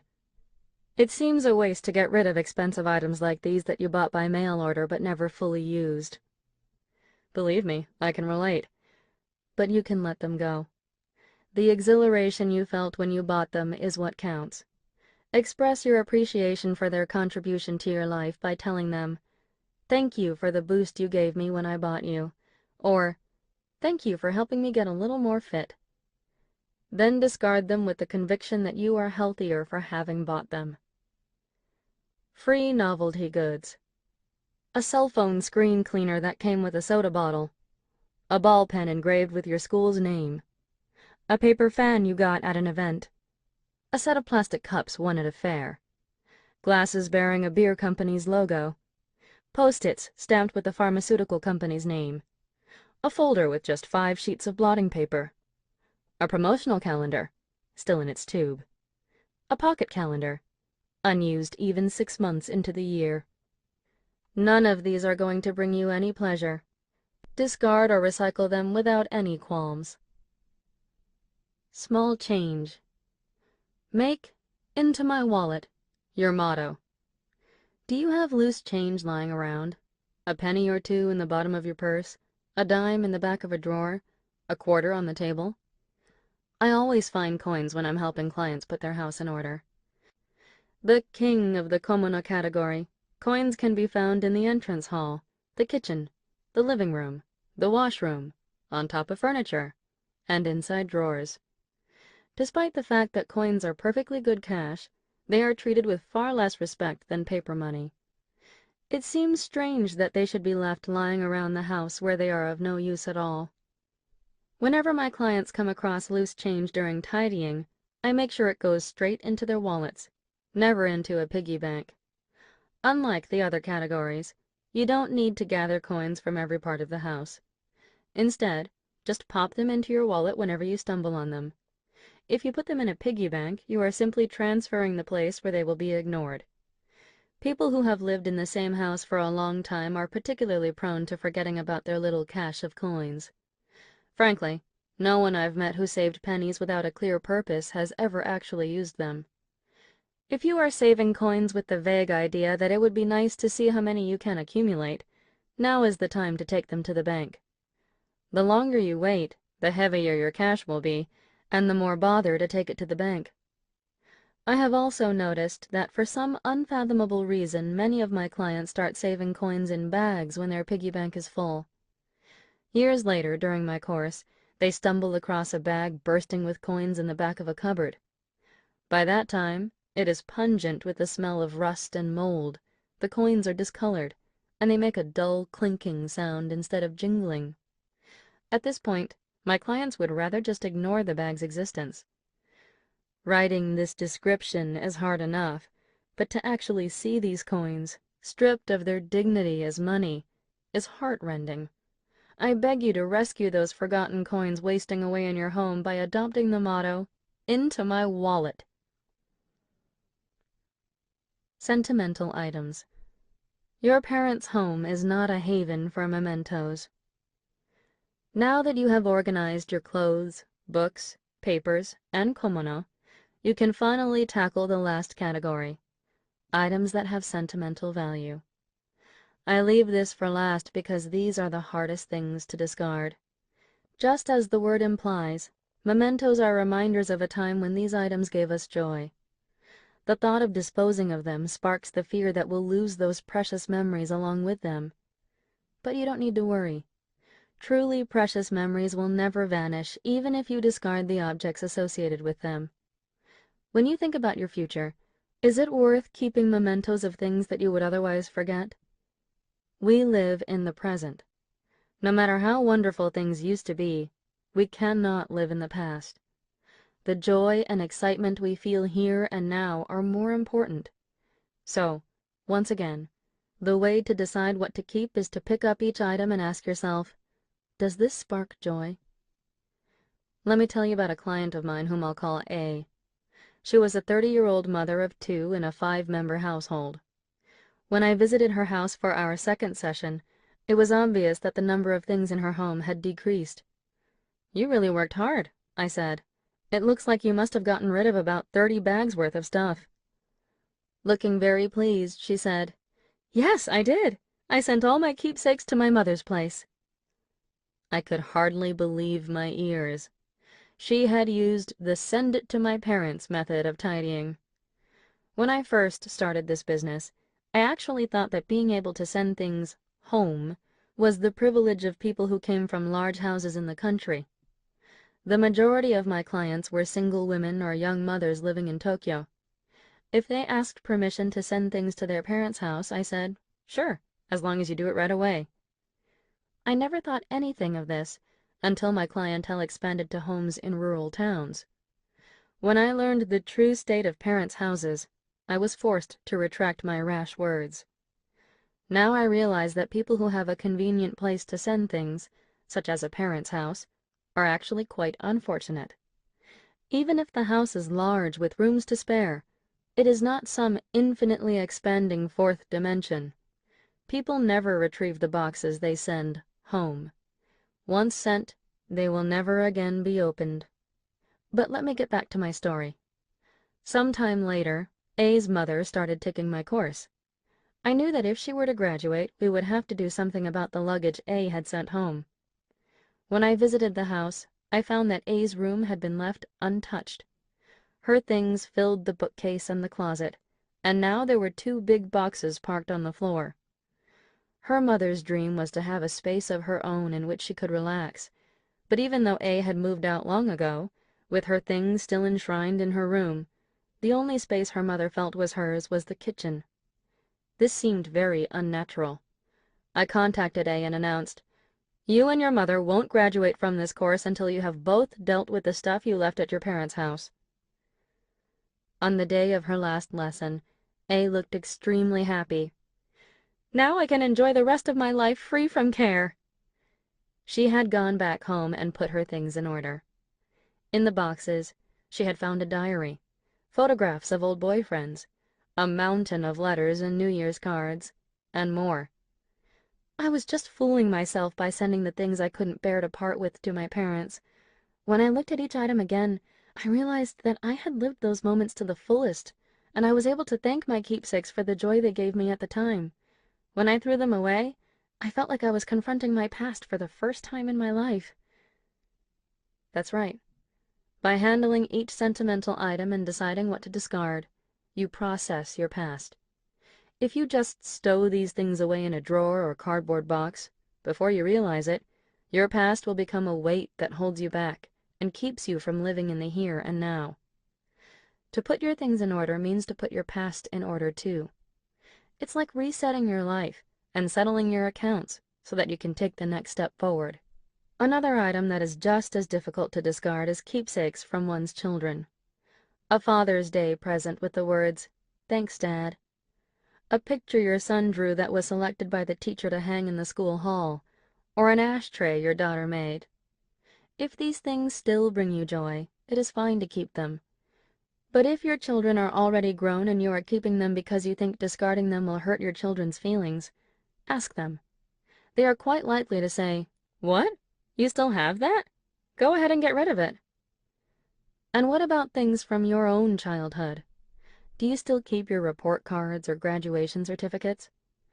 When my client pulled out a school uniform from 40 years ago, even I felt my heart constrict with emotion. But it still should be disposed of. Let all those letters you received years ago from a girlfriend or boyfriend go. The purpose of a letter is fulfilled the moment it is received. By now, the person who wrote it has long forgotten what he or she wrote and even the letter's very existence. As for accessories you received as gifts, keep them only if they bring you pure joy. If you are keeping them because you can't forget a former boyfriend, it's better to discard or donate them. Hanging on to them makes it more likely that you will miss opportunities for new relationships. It is not our memories, but the person we have become because of those past experiences that we should treasure. This is the lesson these keepsakes teach us when we sort them. The space in which we live should be for the person we are becoming now, not for the person we were in the past. Photos. Cherish who you are now. If you have been sorting and discarding things in the order I recommend, you have likely stumbled across photographs in many different places, perhaps stuck between books on a shelf, lying in a desk drawer, or hidden in a box of odds and ends. While many may already have been in albums, I'm sure you found the odd photo or two enclosed with a letter, or still encased in the envelope from the photo shop. I don't know why so many people leave photos in these envelopes. Because photos tend to emerge from the most unexpected places when we are sorting other categories, it is much more efficient to put them in a designated spot every time you find one, and deal with them all at the very end. There is a good reason to leave photos for last. If you start sorting photos before you have honed your intuitive sense of what brings you joy, the whole process will spin out of control and come to a halt. In contrast, once you have followed the correct order for tidying, as in clothes, books, papers, komono, sentimental items, sorting will proceed smoothly, and you will be amazed by your capacity to choose on the basis of what gives you pleasure. There is only one way to sort photos, and you should keep in mind that it takes a little time. The correct method is to remove all your photos from their albums and look at them one by one. Those who protest that this is far too much work are people who have never truly sorted photos. Photographs exist only to show a specific event or time. For this reason, they must be looked at one by one. When you do this, you will be surprised at how clearly you can tell the difference between those that touch your heart and those that don't. As always, only keep the ones that inspire joy. With this method, you will keep only about 5 per day of a special trip, but this will be so representative of that time that they bring back the rest vividly. Really important things are not that great in number. Unexciting photos of scenery that you can't even place belong in the garbage. The meaning of a photo lies in the excitement and joy you feel when taking it. In many cases, the prints developed afterward have already outlived their purpose. Sometimes people keep a mass of photos in a big box with the intention of enjoying them someday in their old age. I can tell you now that someday never comes. I can't count how many boxes of unsorted photographs I have seen that were left by someone who has passed away. A typical conversation with my clients goes something like this. What's in that box? Photos. Then you can leave them to sort at the end. Oh, but they aren't mine. They belonged to my grandfather. Every time I have this conversation, it makes me sad. I can't help thinking that the lives of the deceased would have been that much richer if the space occupied by that box had been free when the person was alive. Besides, we shouldn't still be sorting photos when we reach old age. If you, too, are leaving this task for when you grow old, don't wait. Do it now. You will enjoy the photos far more when you are old if they are already in an album than if you have to move and sort through a heavy box full of them. Astounding stockpiles I have seen. There are two surprises I frequently encounter when helping clients put their houses in order. Highly unusual items and sheer numbers. I come across the first every time. It might be a music machine used by a singer, or the latest cooking utensils owned by someone who loves to cook. Every day provides exciting encounters with the unknown. This is only natural, as my clients' interests and professions are extremely diverse. The real shock is when I discover a massive stockpile of a simple item that you would find in any home. As we work, I always jot down the rough volume of different items my clients own, and particularly keep an eye on my stockpile ranking for different items because new records are constantly being made. Once, for example, I discovered a huge stock of toothbrushes in a client's home. The record up to that point had been 35. Even that collection seemed large. "Perhaps you have a few more than you need," I remarked, and we enjoyed a little laugh together. But the new record far surpassed the old. This client had 60 toothbrushes. Arranged in boxes in the cupboard under the sink, they looked like a work of art. It's interesting how the human mind tries to make sense even out of the nonsensical. I found myself pondering whether she would go through one a day if she brushed her teeth too hard, or if perhaps she used a different brush for each tooth. Another surprise was a stock of 30 boxes of plastic kitchen wrap. I opened the cupboard above the kitchen sink to find it completely filled with an array of what looked like large yellow Lego blocks. "I use plastic wrap every day so it goes down fast," my client explained. But even if she used one box a week, that supply would last her over half a year. Regular size wrap comes in 20-meter rolls. To use up one roll a week, you would have to cover an 8-inch diameter plate 66 times, even allowing for rather generous use. Just the thought of repeating the action of pulling and tearing plastic wrap that many times would give me carpal tunnel syndrome. As for toilet paper, the record stock so far is 80 rolls. "I have loose bowels, you see. I run out very quickly," was the client's excuse. But even if she used one roll a day, she had at least a 3-month supply. I'm not sure she could have used up one roll a day even if she spent all day wiping her bottom, and by that time her bottom would have been rubbed raw. It made me wonder whether I should be giving her skin cream rather than lessons in cleaning. The ultimate record, however, was a stockpile of 20,000 cotton swabs, a cache of 100 boxes with 200 swabs each. If my client used one swab a day, it would take her 55 years to use up her supply. By the time she had finished, she might have developed amazing techniques for cleaning her ears. The last swab used on the last day would appear almost sacred. You may find these accounts hard to believe, but I'm not kidding. The strange thing is that these clients never realized how many items they actually had until they began putting their house in order. And even though they owned a huge stockpile, they always felt as if they didn't have enough and were anxious about running out. For people who stockpile, I don't think there is any amount that would make them feel secure. The more they have, the more they worry about running out, and the more anxious they become.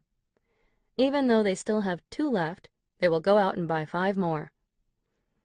Unlike a shop, if you run out of something at home, it's not a big deal. It may cause you temporary stress, but it does no irreparable damage. But how should we handle these stockpiles?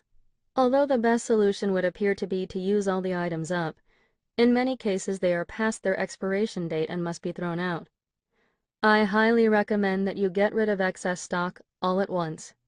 Give it away to friends who need it, recycle it, or take it to a donation shop. You may think this is a waste of money, but reducing your stock and relieving yourself of the burden of excess is the quickest and most effective way to put your things in order.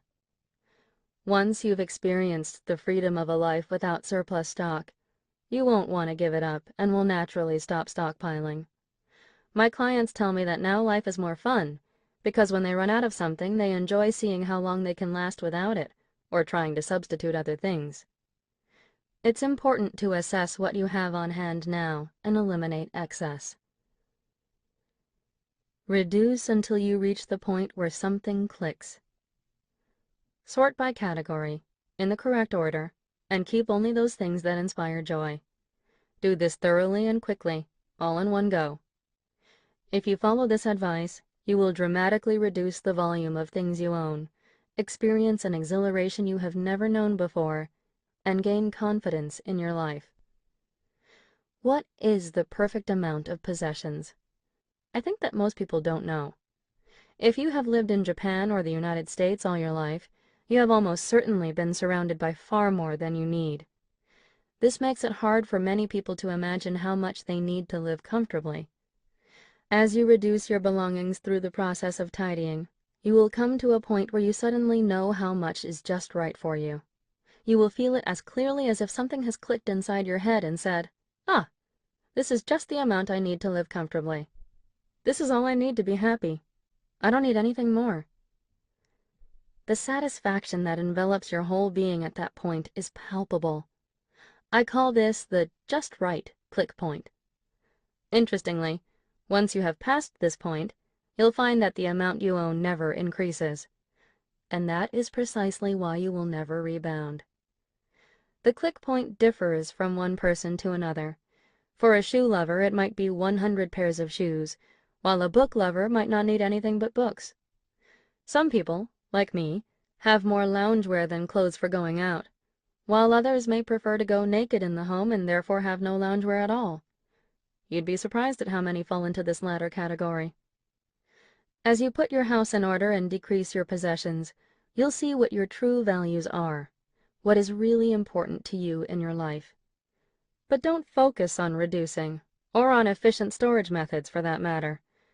Focus instead on choosing the things that inspire joy, and on enjoying life according to your own standards. This is the true pleasure of tidying.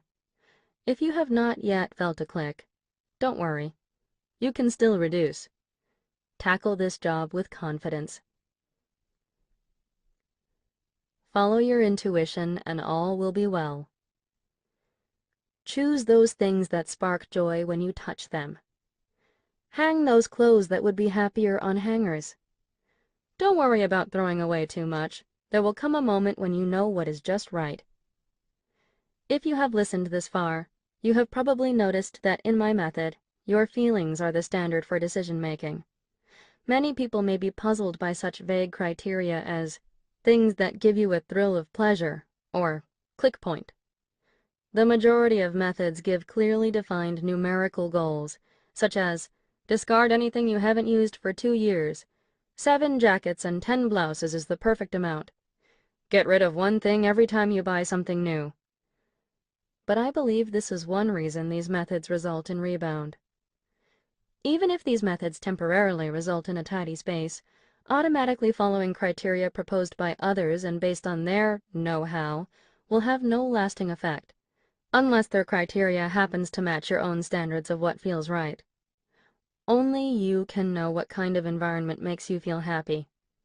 The act of picking up and choosing objects is extremely personal. To avoid rebound, you need to create your own tidying method with your own standards. This is precisely why it is so important to identify how you feel about each item you own. The fact that you possess a surplus of things that you can't bring yourself to discard doesn't mean that you are taking good care of them. In fact, it is quite the opposite. By paring down to the volume that you can properly handle, you revitalize your relationship with your belongings. Just because you dispose of something does not mean you give up past experiences or your identity.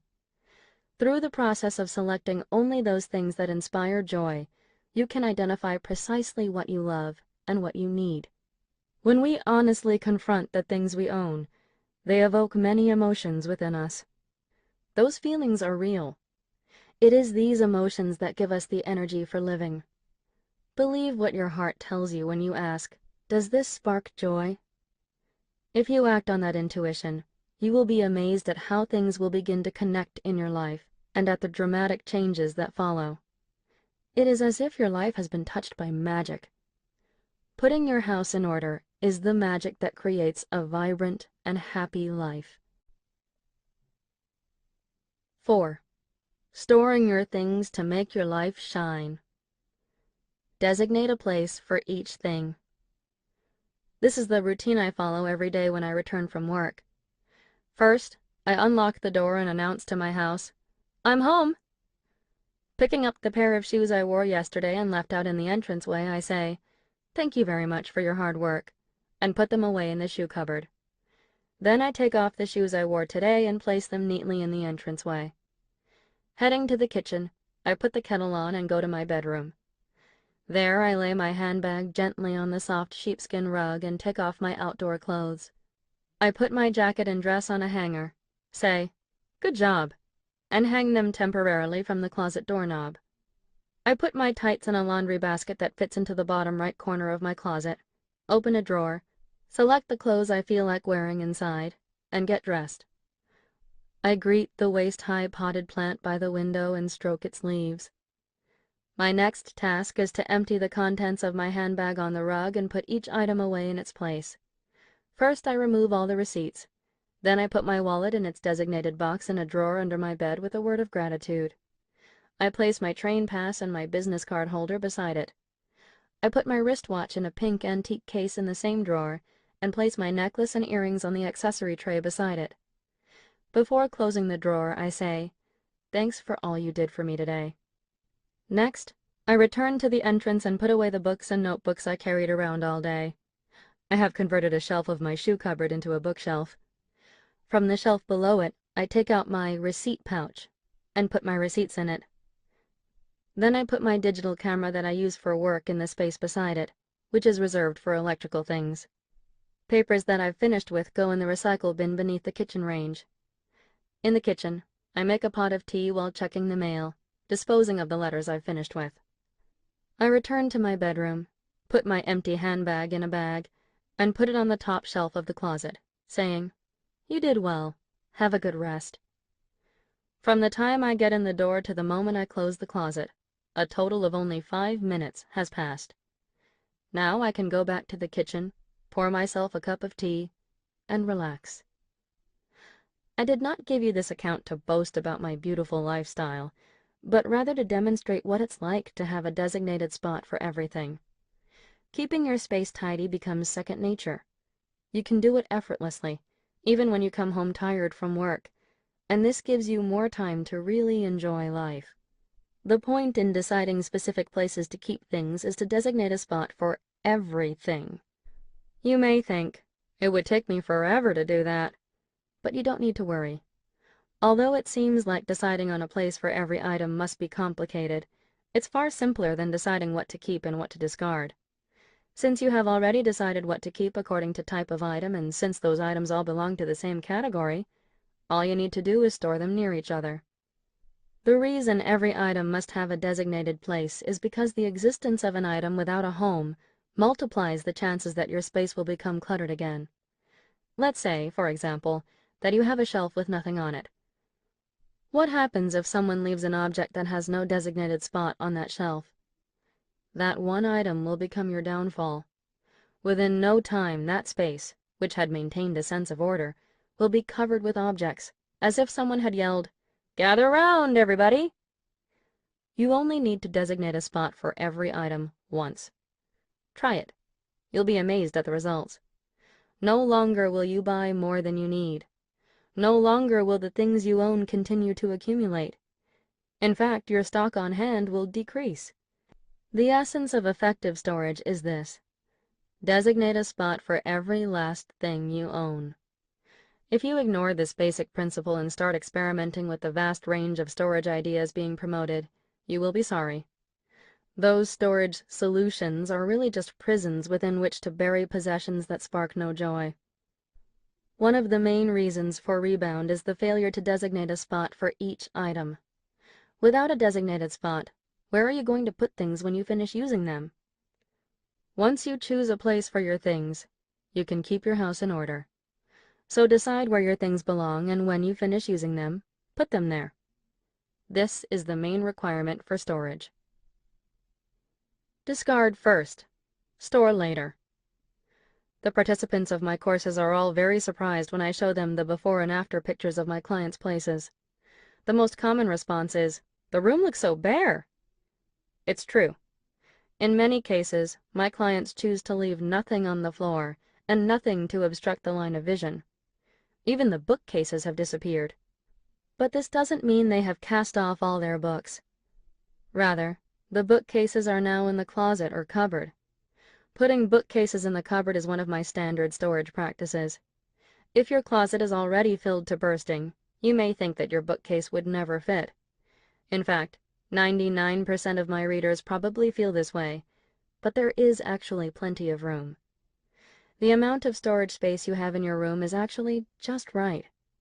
I can't count how many times people have complained to me that they don't have enough room, but I have yet to see a house that lacked sufficient storage. The real problem is that we have far more than we need or want. Once you learn to choose your belongings properly, you will be left only with the amount that fits perfectly in the space you currently own. This is the true magic of tidying. It may seem incredible, but my method of keeping only what sparks joy in the heart is really that precise. This is why you must begin by discarding. Once you have done that, it's easy to decide where things should go because your possessions will have been reduced to a third, or even a quarter of what you started out with. Conversely, no matter how hard you tidy and no matter how effective the storage method, if you start storing before you have eliminated excess, you will rebound. I know because I've been there myself. Yes, me.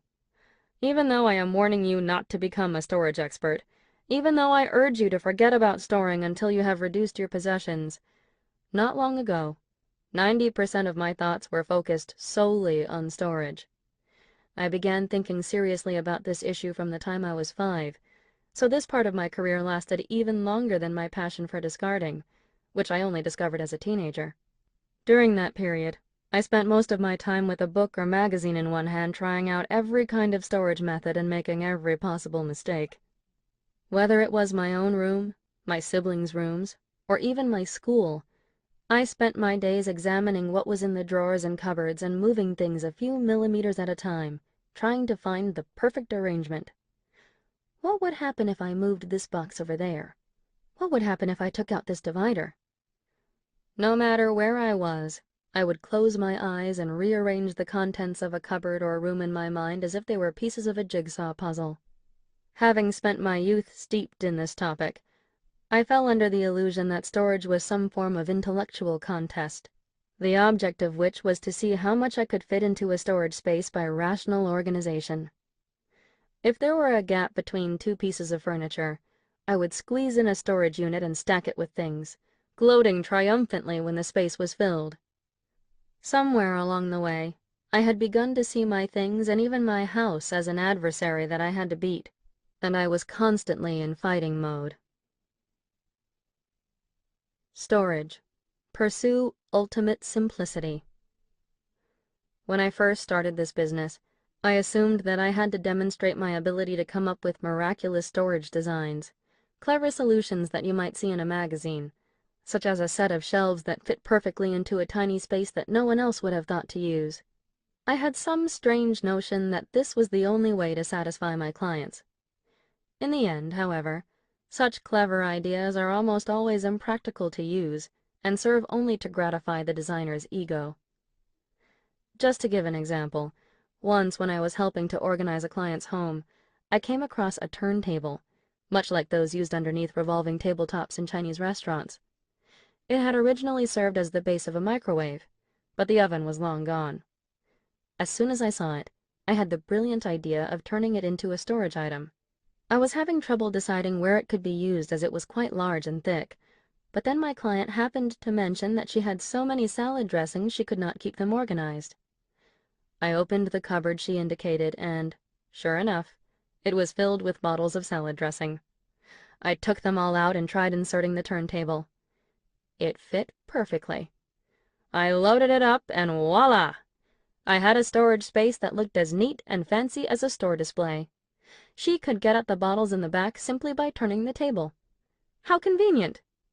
My client was thrilled, and everything seemed perfect. It was not long before I realized my mistake. At our next lesson, I checked her kitchen. While most of it was still neat and tidy, when I opened the door of the cupboard under the sink, I saw that the inside was a mess. When I asked why, she explained that every time she spun the turntable, the bottles slid and fell over. In addition, she had too many bottles, so she rested the extra on the edge of the turntable, making it harder to spin. As you can see, I had been so focused on using the turntable to create an amazing storage space that I had failed to really see what I was storing: bottles that slide and topple easily. When I thought about it more carefully, I also realized that no one needs frequent access to stock at the back of a cupboard, so there was no need for a turntable. Besides, round shapes take up too much room and create wasted space, which makes them unsuitable for storage. In the end, I removed the turntable, placed the bottles in a square box, and returned them to the cupboard. Although plain and conventional, according to my client, this method was far easier to use. From this experience, I came to the conclusion that storage methods should be as simple as possible. There is no point in thinking up complicated strategies. When in doubt, ask your house and the item being stored what is the best solution. Most people realize that clutter is caused by too much stuff. But why do we have too much stuff? Usually it is because we do not accurately grasp how much we actually own. And we fail to grasp how much we own because our storage methods are too complex. The ability to avoid excess stock depends on the ability to simplify storage. The secret to maintaining an uncluttered room is to pursue ultimate simplicity in storage so that you can tell at a glance how much you have. I say ultimate simplicity for a reason. It is impossible to remember the existence of every item we own, even when we simplify our storage methods. There are still times in my own house, where I have worked hard to keep storage simple, that I notice an item I had completely forgotten about in a closet or drawer. If my storage were more complex, for example, if I divided my things into 3 levels according to frequency of use or according to season, I am sure that many more items would be left to rot in the darkness. Therefore, it makes more sense to keep storage as simple as possible. Don't scatter storage spaces.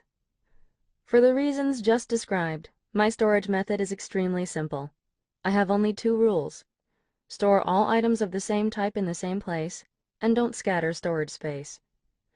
There are only 2 ways of categorizing belongings: by type of item and by person. This is easy to grasp if you consider someone who lives alone as opposed to someone who lives with family. If you live alone or have a room of your own, storage is very simple. Just designate one place for storing each type of item. You can keep categories to a minimum by following those used for sorting. Start with clothes, then books, then documents, komono, and finally mementos.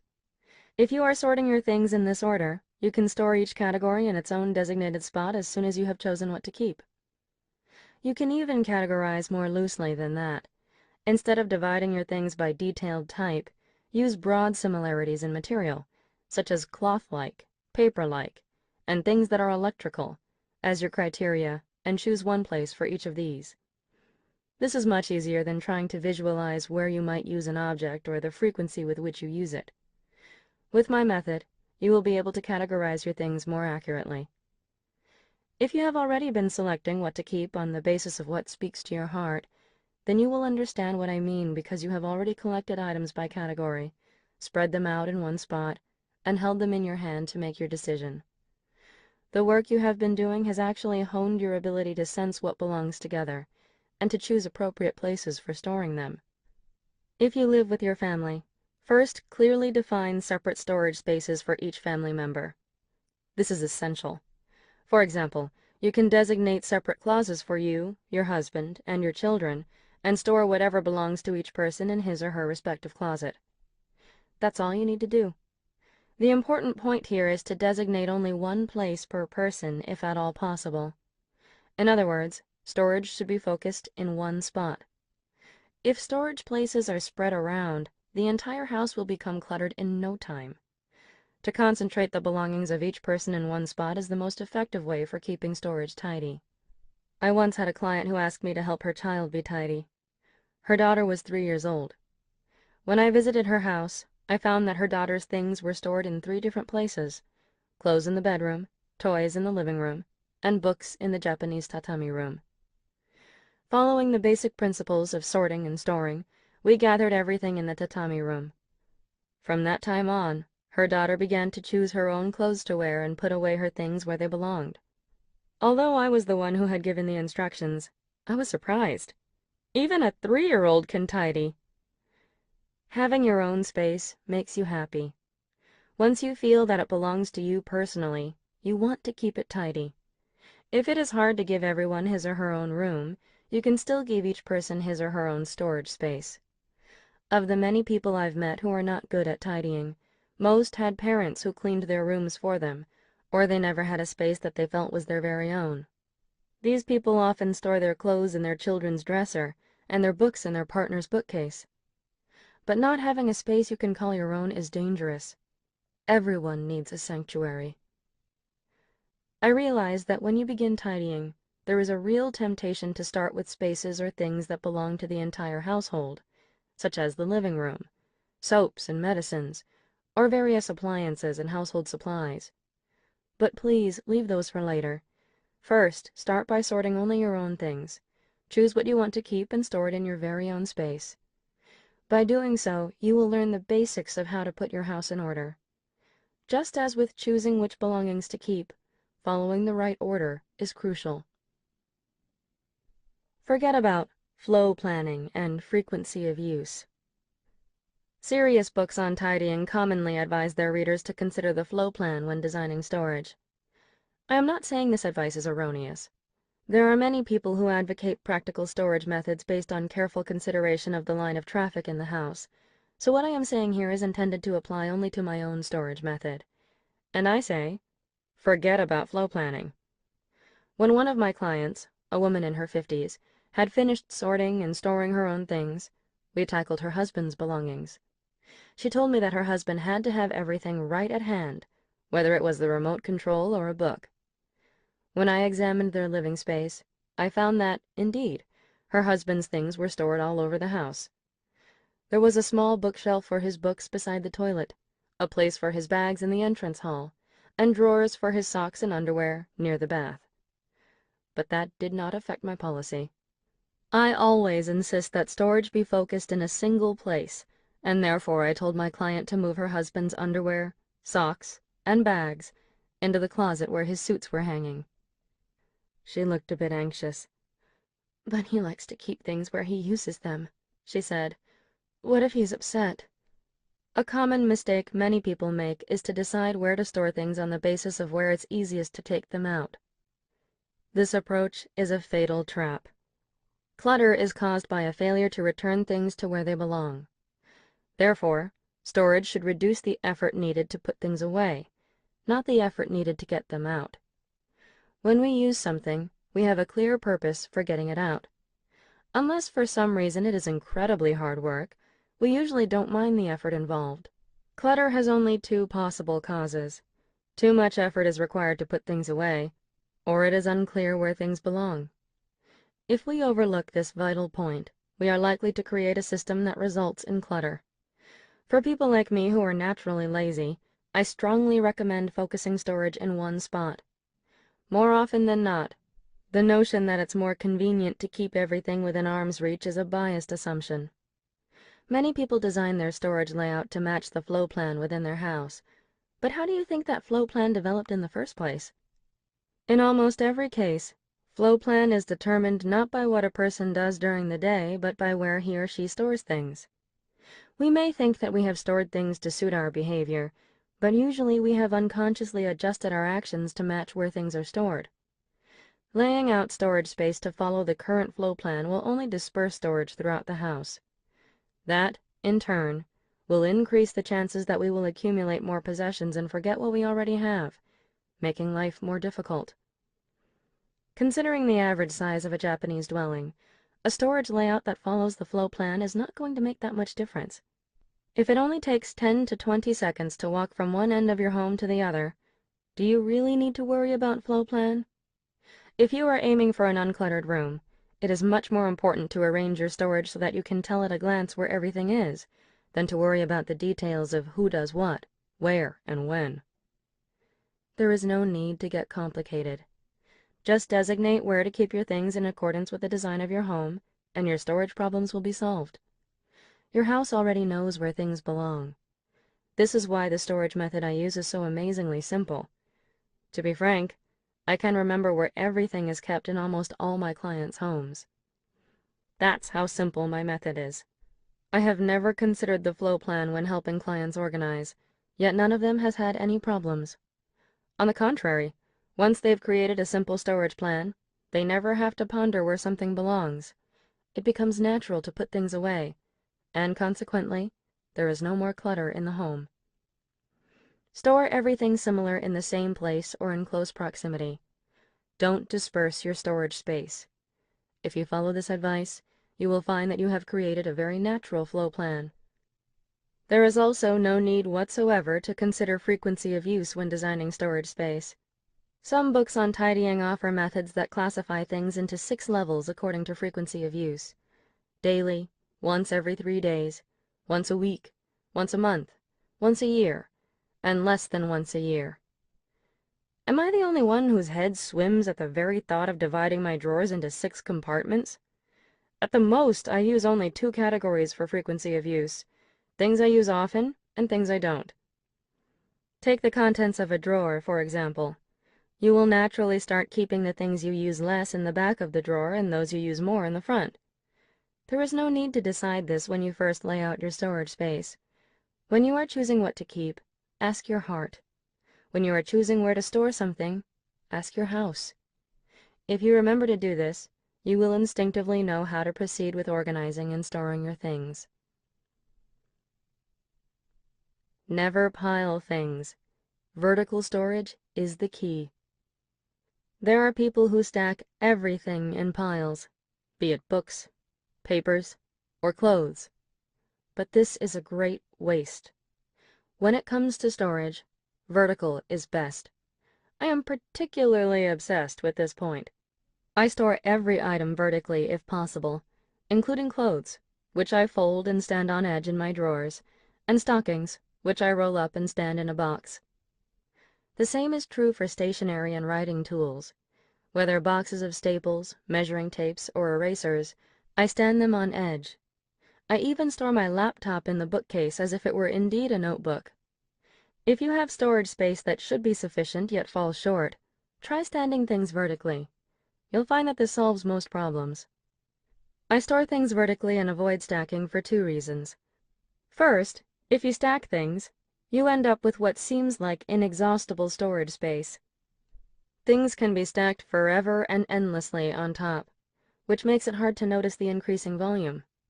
In contrast, when things are stored vertically, any increase takes up space and you will eventually run out of storage area. When you do, you'll notice, I'm starting to accumulate stuff again. The other reason is this: stacking is very hard on the things at the bottom. When things are piled on top of one another, the things underneath get squished. Stacking weakens and exhausts the things that bear the weight of the pile. Just imagine how you would feel if you were forced to carry a heavy load for hours.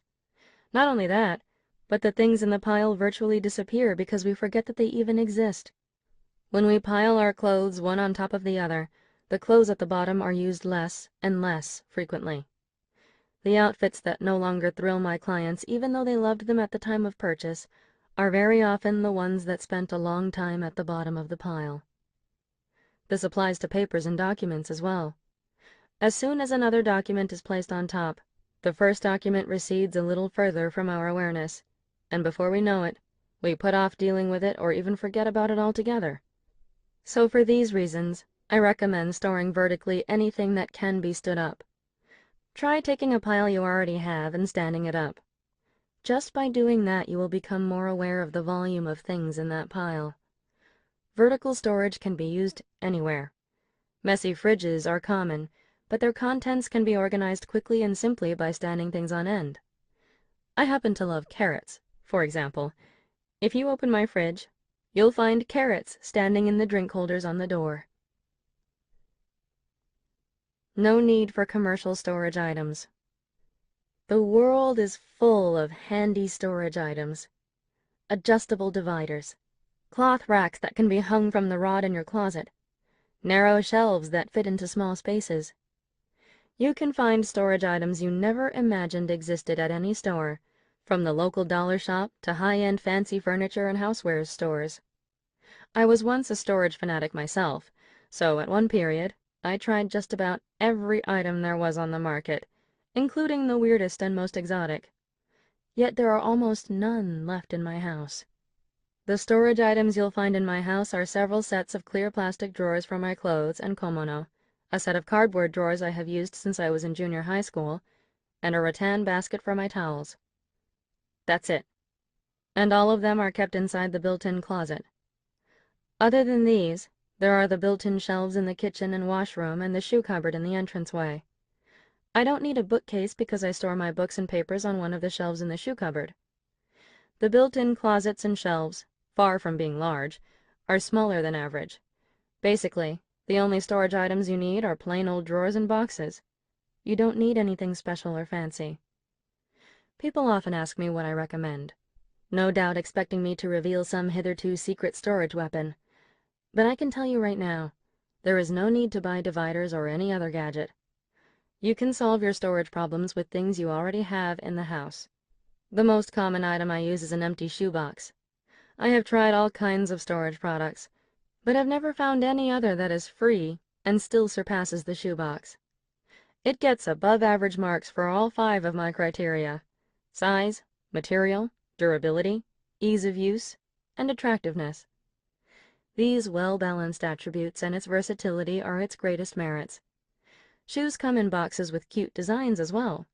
I frequently ask my clients, "Do you have any shoe boxes?" when I visit their homes. Shoe boxes have infinite uses. I commonly use them to store socks and stockings in drawers. Shoebox height is perfect for standing up rolled stockings. In the washroom, they can be used to store bottles of shampoo, conditioner, etc., and they're also perfect for holding detergents and other household cleaning items. In the kitchen, they can be used to stock foodstuffs as well as garbage bags, cloths, and so on. I also use them to hold cake pans, pie plates, and other cooking items that get less frequent use. The box can then be stored on an upper shelf. For some reason, many people seem to store their baking pans in plastic bags, but they are much easier to use when stored in a shoebox. This extremely easy solution is very popular with my clients. I am always pleased when they tell me that they bake more often since reorganizing. The lid of a shoebox is shallow and can be used like a tray. It can be placed in the cupboard to hold your cooking oils and spices, keeping the base of the cupboard clean. Unlike many shelf liners, these lids don't slip and are much easier to replace. If you keep cooking utensils such as your ladle and spatula in the kitchen drawers, you can use the shoebox lid to hold them. This keeps the utensils from rolling about noisily in the drawer every time you open and close it, and because it acts as a divider, you can use the remaining space more effectively. Of course, there are many other types of boxes that make handy storage items. Those that I use most frequently include the plastic cases that hold business cards, and those that come with portable music players made by Apple. In fact, the boxes that contain many Apple products are the right size and design for storage, so if you have any, I recommend using them as dividers in your drawers. They are perfect for storing writing tools. Another standard item is extra plastic food containers, which can be used to store small items in the kitchen. Basically, any square box or container of the right size will do. Large cardboard boxes or electrical appliances, however, are too big for storage dividers, inconvenient for other types of storage, and just plain ugly. Please get rid of them. Whenever you come across likely storage boxes while you are cleaning and sorting your belongings, set them aside in one spot until you are ready to start storing. Be sure to discard or recycle any that are left once your house is in order. Never hang on to them in the belief that you might use them someday. I don't recommend using round, heart-shaped, or irregularly shaped containers as dividers because they usually waste space. However, if a particular box gives you a thrill when you hold it, that's different. To discard it or to keep it without using it would be a waste, so here you should follow your intuition and use it for storage. You can, for example, use such boxes in a drawer for hair accessories, or to store cotton swabs, or your sewing kit. Create your own original combinations by matching an empty box to fit an item that needs storing. The best method is to experiment and enjoy the process. When my clients use what they already have in the house like this, they always find that they have exactly what they need to store their things. They don't need to go out and buy storage items. Of course, there are plenty of great designer items out there. But right now, the important thing is to finish putting your house in order as soon as possible. Rather than buying something to make do for now, wait until you have completed the entire process, and then take your time looking for storage items that you really like. The best way to store bags is in another bag. Handbags, purses, and other bags that are not in use are empty. At one point in this business, it struck me that this was a great waste of space, especially as they are often kept in prime storage locations. Not only do they take up more room because they can't be folded, but also they are often stuffed with tissue paper to keep their shape. In Japanese homes where storage is extremely limited, this seemed like an unpardonably extravagant use of space. The fact that the tissue paper often starts to shred just adds insult to injury. Determined to find a solution, I began to experiment. First, I decided to do away with the tissue paper. After all, getting rid of things that don't spark joy is key to the KonMari method.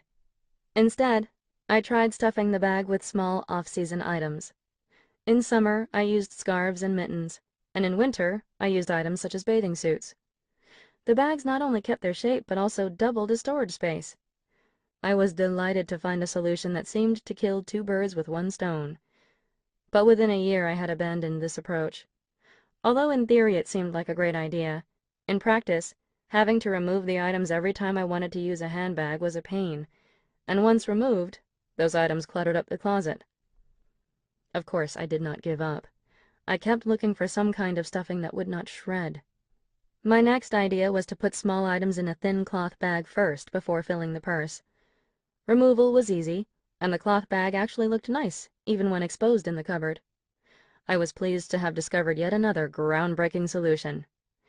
But this method, too, had a hidden drawback. I could not see the off-season items inside, and when their season came around, I completely forgot to empty two of the inner bags. It wasn't until a year later that I finally noticed them, and by then, their contents were looking very forlorn. This made me pause for thought. Despite the fact that my policy for clothes and other items is to keep off-season things in sight, I had foolishly believed that I would remember to take out what I could not see. I emptied out the cloth bags and freed the items inside, but the handbags they had been supporting now looked wilted.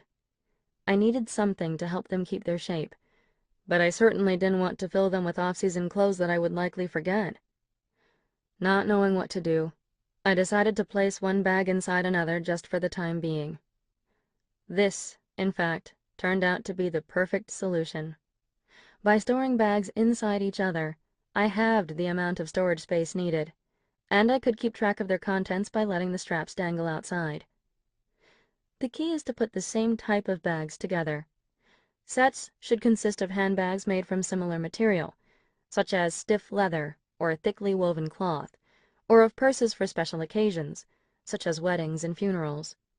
Dividing by material and/or by type of use means that you only need to take out one set whenever you need a handbag. This is much easier. Keep in mind, however, that you should not store too many handbags in one. My rule of thumb is to keep no more than 2 in any one bag, and to make sure that I store them so that I won't forget what's inside. In the case of knapsacks, which fold up surprisingly small, I recommend storing them all inside a single knapsack. To summarize, the best way to store purses, handbags, and other bags is to make sets according to the material, size, and frequency of use, and to store them one inside the other, like nested boxes. All straps and handles should be left in plain view. If the handbag used for storage came in a bag, you can store the set in that. Line up these sets in your closet or wardrobe where you can see them. I stand them on the top shelf. The process of storing bags inside another bag, of finding the right combinations, is a lot of fun, much like making a jigsaw puzzle. When you find just the right pair, where the outer and inner bags fit so well together that they support one another, it is like witnessing a meeting that was destined to be. Empty your bag every day. There are some things you need on a daily basis, such as your wallet, your bus or train pass, and your date book. Many people see no point in taking these things out when they come home because they will use them again the next day. But this is a mistake. The purpose of a purse or messenger bag is to carry your things for you when you're away from home. You fill your bag with the things you need, such as documents, your cell phone, and your wallet, and it carries them all without complaint, even if it is filled to bursting. When you put it down and it scrapes its bottom on the floor, it utters no word of criticism, only doing its best to support you. What a hard worker! It would be cruel not to give it a break, at least at home. Being packed all the time, even when not in use, must feel something like going to bed on a full stomach. If you treat your handbags like this, they will soon look tired and worn. If you do not make a habit of unpacking your bag, you are also quite likely to leave something inside when you decide to use another bag, and before you know it, you will have forgotten what you have in each one. Unable to find a pen or lip balm, you will wind up buying a new one. The most common items found in my clients' handbags when we tidy up their rooms are tissues, coins, crumpled receipts, and used chewing gum wadded in its wrapper. There is a real danger that important items like accessories, memo pads, or documents may become mixed up with these. So, empty your bag every day. This is not as bothersome as it sounds. You just need to make a place for the things inside it. Find a box and place your train pass, company ID, and other important items vertically inside it. Then put the box just like that into a drawer or cupboard. Any box will do, but if you can't find the right size, a shoebox will work fine. Or you can make a space in one corner of a drawer, without using a box at all. Appearance is important, so if you're using a box, don't hesitate to look for one that you really like.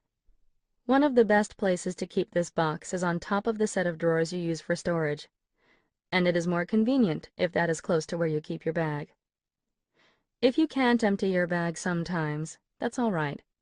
There are times when I come home very late at night that I don't bother to empty my bag because I plan to use it again for work early the next morning.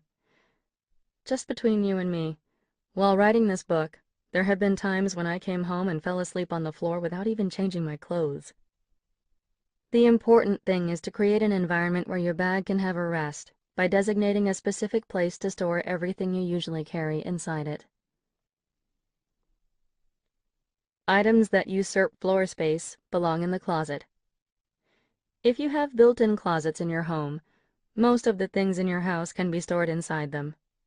Japanese closets are ideal storage spaces. They are deep and wide, are divided into top and bottom by a broad and extremely sturdy shelf, and have a cupboard built into the wall above. But many Japanese people do not know how to take advantage of this space. For those of you who have closets like this, the best policy is to use these faithfully. No matter how hard you might try to design some ingenious device to solve all your storage problems, the end result is almost always more difficult to use than what is already there. The basic method for effective use of a closet is as follows. First, as a general rule, Off-season items should be stored in the cupboard above the closet. This includes seasonal ornaments, ski wear, and hiking or other seasonal sportswear and goods. This is also the best spot for large mementos that will not fit in a bookcase, such as a wedding album or photo albums. But don't put them in cardboard boxes. Instead, stand them up toward the front of the cupboard as you would books in a bookcase. Otherwise, you are unlikely to ever see them again. Regular clothes should be stored in the closet. If you use clear plastic cases to store them, I strongly recommend the drawer rather than the box type. The instant clothes are put away in a box, they become a pain to remove, and in most cases, people never bother to take them out even when they are back in season. And, of course, fold and stand the clothes on edge in the drawer. Bedding is best stored on the upper shelf of the closet where it is less exposed to humidity and dust. The bottom space can be used to store electrical appliances such as fans and space heaters during the off-season. The best way to use a Japanese-style closet is to think of it as a small room and to store the things inside it in drawers or other storage units. I had one client who kept all her clothes loose in the closet. When we opened the door, it looked like a garbage dump, and the clothes resembled a tangled mess of noodles. It is far more efficient to move all your storage units into your closet.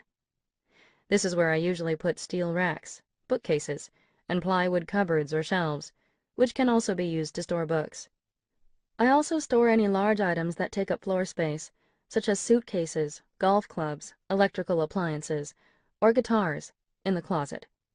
I'm sure many of my clients did not believe they could ever fit all their things into their closet, but once they followed my method for thoroughly sorting and discarding, it was quite simple. Keep things out of the bath and the kitchen sink.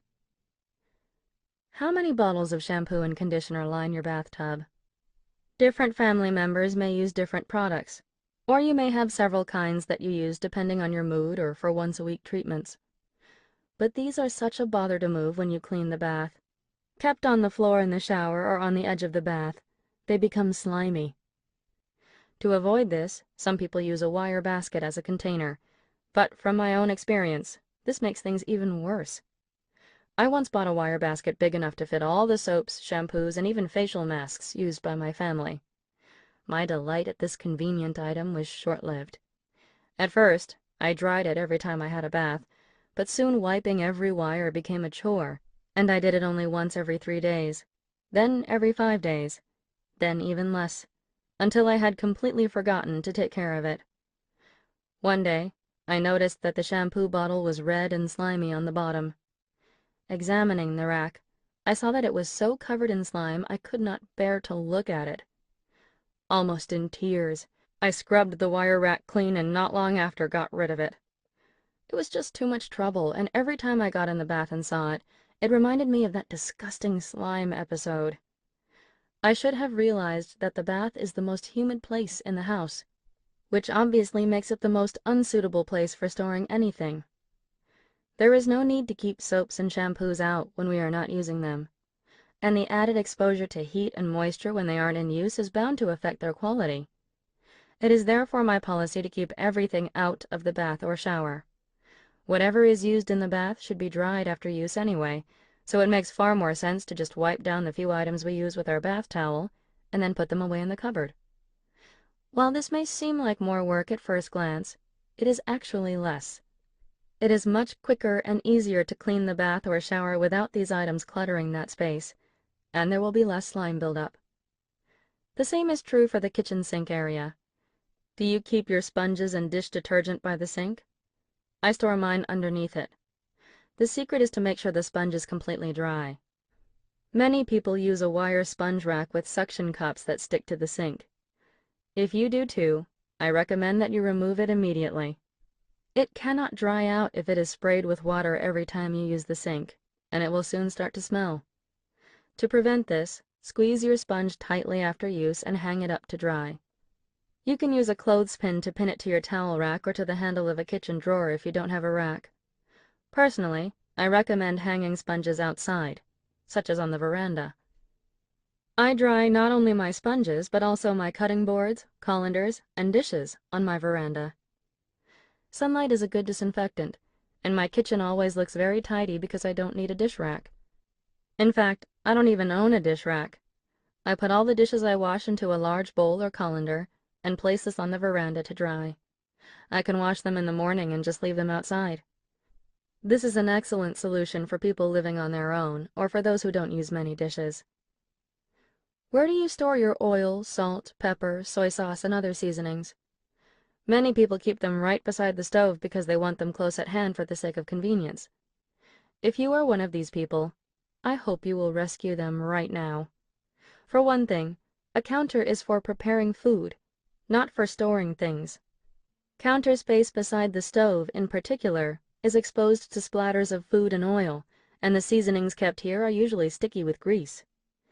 Rows of bottles in this area also make it much harder to keep clean, and the kitchen area will always be covered in a film of oil. Kitchen shelves and cupboards are usually designed to store seasonings and spices, so put them away where they belong. Quite often, a long, narrow drawer is located next to the oven that can be used for this purpose. Make the top shelf of the bookcase your personal shrine. I once worked as a Shinto shrine maiden for 5 years. I have loved shrines since I was in grade school, and would often drop by our community shrine to pay my respects to the local deity. Even people who don't love shrines as I do still have protective talismans and good luck charms in their homes. I have found countless charms from shrines all over Japan, such as Izumo Taisha, in my clients' homes. The people I meet not only work hard to refine both body and mind, but also remember to ask the gods for extra luck. While this is commendable, my clients have more than enough charms to spare. Please keep in mind that charms are not something you buy, but something with which you are entrusted.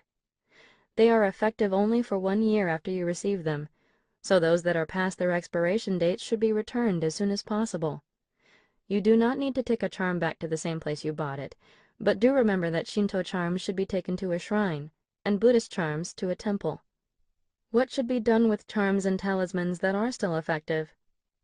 They are actually intended to be carried on your person, by attaching them to your key ring, putting them in your purse, or clipping them to the metal rings if you use a refillable date book. But there is a limit to how many you can carry like this, and if you visit several temples and shrines a year, you may have quite a collection. To carry them all around with you is pretentious, and having too many will not inspire joy in anyone. One of my clients was a 31-year-old woman who worked for a foreign consulting firm. Like many other Japanese women, she enjoyed having her fortune told and visiting power spots. Her house was filled with charms she had collected over the years. They emerged from such places as a box kept deep in a desk drawer, and from between the pages of her books. Altogether, we found 34 charms, including one given to her by her grandmother for success in her studies, and several talismans from shrines famous for romance. Many had expired. In addition, she had a mini Buddha from India, a mini Virgin Mary from Europe, and various crystals and other power stones. In cases like this, I recommend that my clients make a personal altar in a corner of their house. Although I use the word altar, there is no need to worry about the direction it faces or the design. Just make a corner that is shrine-like. I recommend the top shelf in a bookcase because locating it above eye level makes it more shrine-like. One theme underlying my method of tidying is transforming the home into a sacred space. A power spot filled with pure energy. A comfortable environment. A space that feels good to be in. A place where you can relax. These are the traits that make a home a power spot. Would you rather live in a home like this, or in one that resembles a storage shed? The answer, I hope, is obvious. Decorate your closet with your secret delights. "Don't open that, please!" is a common refrain. My clients usually have a drawer, a box, or a closet that they don't want to show me. We all have things that we would rather other people didn't know about us, yet which we feel are important. Common items in this category are posters of pop idols and other fan memorabilia, and hobby-related books. The posters are often rolled up in the back of the closet and CDs stowed in a box. But this is a waste. Your room at least should be the one place where you can pursue and enjoy your interests to your heart's content. So if you like something, don't hide it away. If you want to enjoy them but don't want your friends or others to know, I have a solution. Transform your closet into your own private space, one that gives you a thrill of pleasure. Use these treasures to decorate the back wall of the closet behind your clothes or the inside of the door. You can decorate your closet with anything, whether private or not. Use posters, photos, ornaments, whatever you like. There are no limits on how to decorate your storage space. No one will complain and no one will see. Your storage space is your private paradise, so personalize it to the fullest. Unpack and detag new clothes immediately. One of the many things that amazes me when I help my clients tidy is the number of items that are still in their packages. Food and sanitary items I can understand, but why do people shove clothes such as socks and underwear in their drawer without removing them from the package? They take up more space that way and are also more likely to be forgotten. My father liked to stock up on socks. Every time he went to the supermarket, he would buy gray or black socks to wear with his suits and store them in their packages in his drawer. Gray sweaters were another item he liked to keep on hand, and I often came across them in the back of the closet, still wrapped in their plastic packages. I always felt rather sorry for these clothes. I had thought this habit was unique to my father, but when I started visiting my clients' homes, I realized that there are many people like him. The stock usually consists of something the client regularly wears, the most common being consumables such as socks, underwear, and stockings. The one thing these clients have in common is that they have far more stock than they need. I was astounded to find that they buy more of the same item before they have unpacked those previously purchased. Perhaps the fact that they are in packages dulls the person's sense of ownership. The record number of stockings I discovered in a client's house, for example, was 82 pairs. Still in their packages, they filled up an entire plastic storage case. Granted, when you buy something, it is easiest to just throw it into your drawer still packaged, and perhaps there is some pleasure in ripping off the wrapper when you first wear it. But the only difference between packaged goods in your drawer and those in the store is the place where they are kept. People commonly assume that it is cheaper to buy things in bulk when on sale, but I believe the opposite is true. If you consider the cost of storage, it is just as economical to keep these things in the store, not in your home. Moreover, if you buy and use them as you need them, they will be newer and in better condition. This is why I urge you to refrain from stocking up on things. Instead, buy only what you need, remove all items from their packages immediately, and put them away. If you already have a large stock of something, at least remove them from their packages. Being left in the package does clothes nothing but harm. The most common item to be left in the package is stockings. When you remove them, take out the stiff liner too. You won't need that at home. Stockings take up 25% less room once they are out of the package and folded up. They are also far more likely to be used this way because they are easier to get at. I think it is only when you have removed something from the package that you can really call it your own. Similar to clothes in the package are those with the tags still on. I frequently find skirts or cardigans in my clients' homes with the price tags or brand name still on them. In most cases, the client has forgotten their existence and looks surprised to see them, despite the fact that these items have been hanging in plain sight in their closet. For a long time, I wondered what makes such clothes invisible. Determined to find an explanation, I went to observe the clothing sections in various department stores. After continuing my research for some time, I realized that there is a noticeable difference between clothes in someone's closet and those hanging on a rack in a store. The latter have a very different aura from the hard-working clothes we use every day. They exude a crisp primness, and clothes with their price tag still on retain that primness. This is how I see it. Clothes in a store are products, whereas clothes in the home are personal possessions. Clothes that still have their price tag on have not yet been made our own, and therefore they don't quite belong. Overpowered by the aura of our legitimate clothes, they are less noticeable.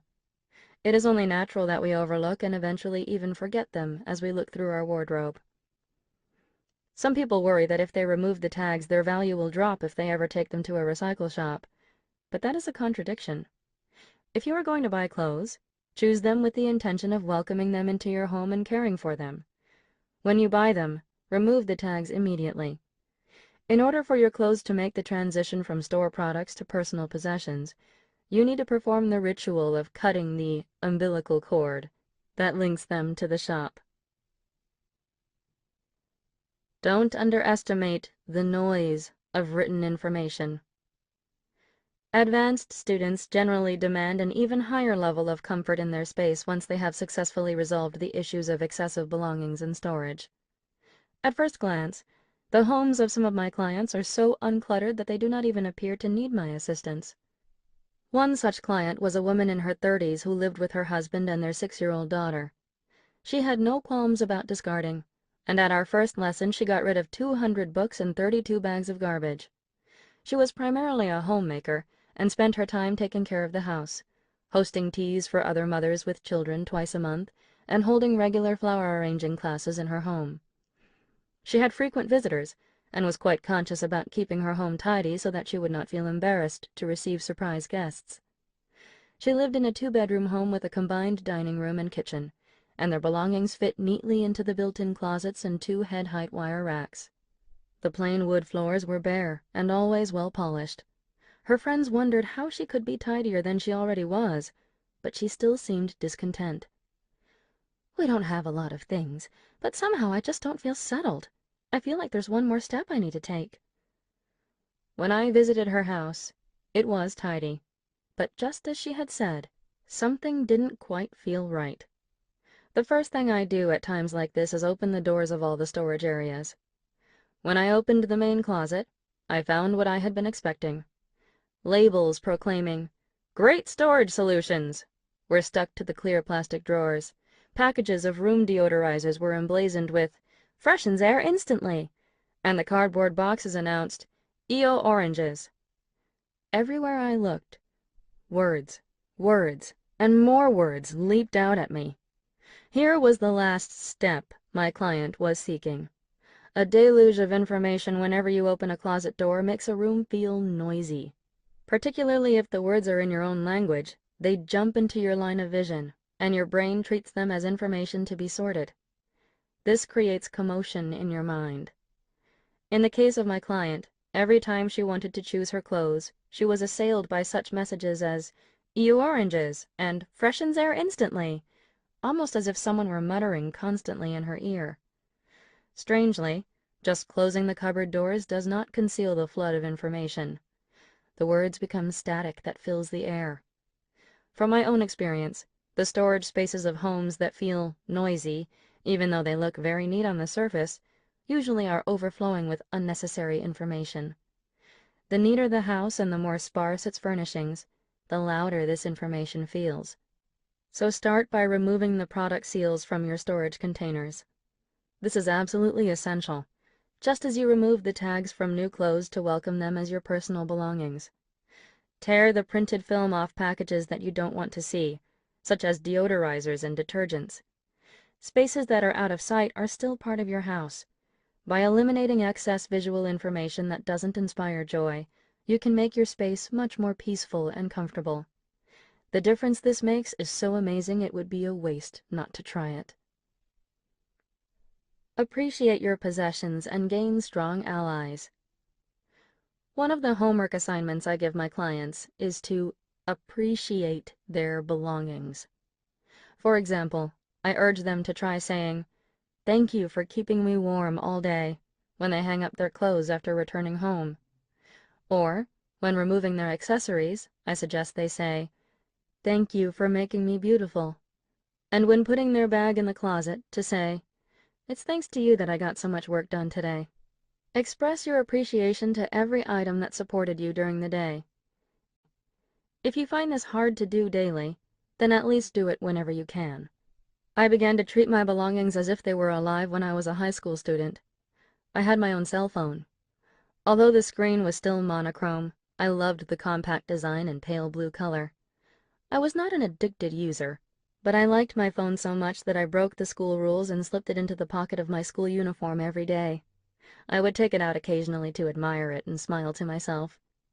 Technology progressed and everyone was getting cell phones with color screens. I hung on to my outdated model as long as I could, but finally it had become too scratched and worn, and I had to replace it. When I got my new cell phone, I hit upon the idea of texting my old phone. It was my first replacement, and I was probably feeling quite excited. After thinking for a moment, I typed the simple message, "Thank you for everything," and added a heart symbol. Then I pressed send. My old phone pinged immediately, and I checked my texts. Of course it was the message I had just sent. "Great! My message reached you. I really wanted to say thanks for all you have done," I said to my old phone. Then I closed it with a click. A few minutes later, I opened my old phone and was surprised to find that the screen was blank. No matter which button I pressed, the screen did not respond. My cell phone, which had never broken since the day I first got it, had gone dead after receiving my message. It never worked again, as if the phone, realizing that its job was done, had resigned from its post of its own accord. Of course, I know some people find it hard to believe that inanimate objects respond to human emotion, and it could indeed just have been coincidence. Still, we often hear about athletes who take loving care of their sports gear, treating it almost as if it were sacred. I think the athletes instinctively sense the power of these objects. If we treated all things we use in our daily life, whether it is our computer, our handbag, or our pens and pencils, with the same care that athletes give to their equipment, we could greatly increase the number of dependable supporters in our lives. The act of possessing is a very natural part of our daily life, not something reserved for some special match or contest. Even if we remain unaware of it, our belongings really work hard for us, carrying out their respective roles each day to support our lives. Just as we like to come home and relax after a day's work, our things breathe a sigh of relief when they return to where they belong. Have you ever thought about what it would be like to have no fixed address? Our lives would be very uncertain. It is precisely because we have a home to return to that we can go out to work, to shop, or to interact with others. The same is true for our belongings. It is important for them to have that same reassurance that there is a place for them to return to. You can tell the difference. Possessions that have a place where they belong and to which they are returned each day for a rest are more vibrant. Once my clients have learned to treat their clothes with respect, they always tell me, "My clothes last longer. My sweaters don't pill as easily, and I don't spill things on them as much either." This suggests that caring for your possessions is the best way to motivate them to support you, their owner. When you treat your belongings well, they will always respond in kind. For this reason, I take time to ask myself occasionally whether the storage space I've set aside for them will make them happy. Storage, after all, is the sacred act of choosing a home for my belongings. 5. The magic of tidying dramatically transforms your life. Put your house in order and discover what you really want to do. In Japan, the image of a class representative is someone who is popular, has leadership qualities, and likes to stand out, and we use the term class rep type for anyone with these qualities. In contrast, I am the organizer type, an eccentric who works away quietly and unobtrusively in the corner of the classroom, organizing the shelves. I mean this literally and quite seriously. The first official task I was given in elementary school was tidying. I can vividly recall that day. Everyone was vying for jobs like feeding the school pets or watering the plants, but when the teacher said, "Who would like to be responsible for organizing and tidying the classroom?" no one raised their hand but me, and I did so with great enthusiasm. In retrospect, my tidying genes were already activated even at that early age. From previous chapters, you already know how I spent my days at school, happily and confidently reorganizing the classroom, lockers, and bookshelves. When I share this story, people often say, "You're so lucky you knew what you liked at such a young age. I'm jealous. I have no idea what I'd like to do." But I actually only realized quite recently how much I like organizing. Although I spend almost all my time involved in tidying, either teaching my clients in their homes or giving lectures, when I was young, my dream was to get married. Tidying was such an integral part of my daily life that it wasn't until the day I started my own business that I realized it could be my profession. When people asked me what I liked to do, I would hesitate and then finally say in desperation, "Read books," all the while wondering, what do I like to do? I completely forgot about being assigned the role of class organizer in grade school. 15 years later, I had a sudden flashback while tidying my room. In my mind, I could see my teacher writing my name on the blackboard, and realized with surprise that I had been interested in this field since I was very young. Think back to your own school days and the things you enjoyed doing. Perhaps you were responsible for feeding the pets, or maybe you liked drawing pictures. Whatever it was, the chances are that this is related in some way to something that you are doing now, as a natural part of your life, even if you are not doing it in the same way. At their core, the things we really like do not change over time. Putting your house in order is a great way to discover what they are. One of my clients has been a good friend of mine since college. Although she originally worked for a major IT company after graduating, she discovered what she really likes doing through tidying. When we finished putting her house in order, she looked at her bookcase, which now contained only those books that captivated her, and realized that the titles were all related to social welfare. The many books she had bought to study English or hone her computer skills after entering the workforce were gone, while those on social welfare, which she had bought as a junior high school student, remained. Looking at them, she was reminded of the volunteer work she had done as a babysitter for many years before entering the company. Suddenly, she realized that she wanted to contribute to building a society where parents could work without feeling anxious about their kids. Aware for the first time of her passion, she spent the year after my course studying and preparing, then quit her job and started a childcare company. She now has many clients who rely on her services and enjoys each day to the fullest as she explores how to further improve her business.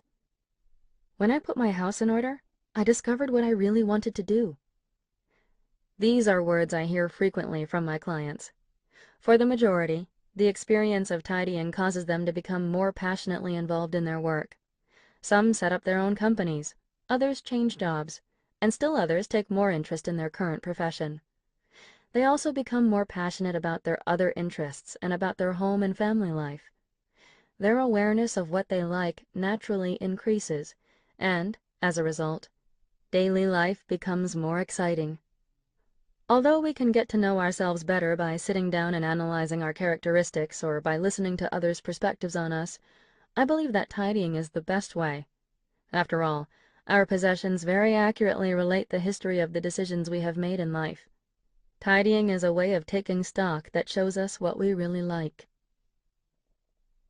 The magic effect of tidying.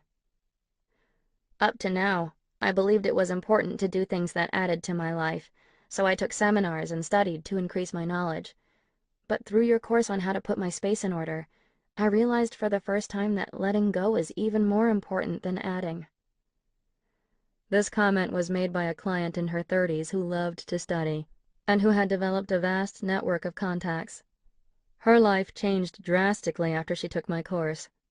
The primary item she did not want to part with was her enormous collection of seminar notes and materials, but when she finally disposed of them, she felt as if a huge weight had been lifted from her. After getting rid of almost 500 books she had been intending to read someday, she found that she received new information daily. And when she discarded her huge stack of business cards, the people that she had been wanting to meet started calling her, and she was able to meet them quite naturally. Whereas before she had been into spirituality, when the course concluded, she said contentedly, "Tidying has far more effect than feng shui or power stones and other spiritual goods." Since then, she has leaped headlong into a new life, quitting her job and finding a publisher for her book. Tidying dramatically changes one's life. This is true for everyone, 100%. The impact of this effect, which I have dubbed the magic of tidying, is phenomenal. Sometimes I ask my clients how their lives have changed after taking the course. Although I have grown accustomed to their answers, in the beginning even I was surprised. The lives of those who tidy thoroughly and completely, in a single shot, are without exception dramatically altered. The client I just described had been messy all her life. When her mother saw her room clutter-free, she was so impressed that she signed up for my course too.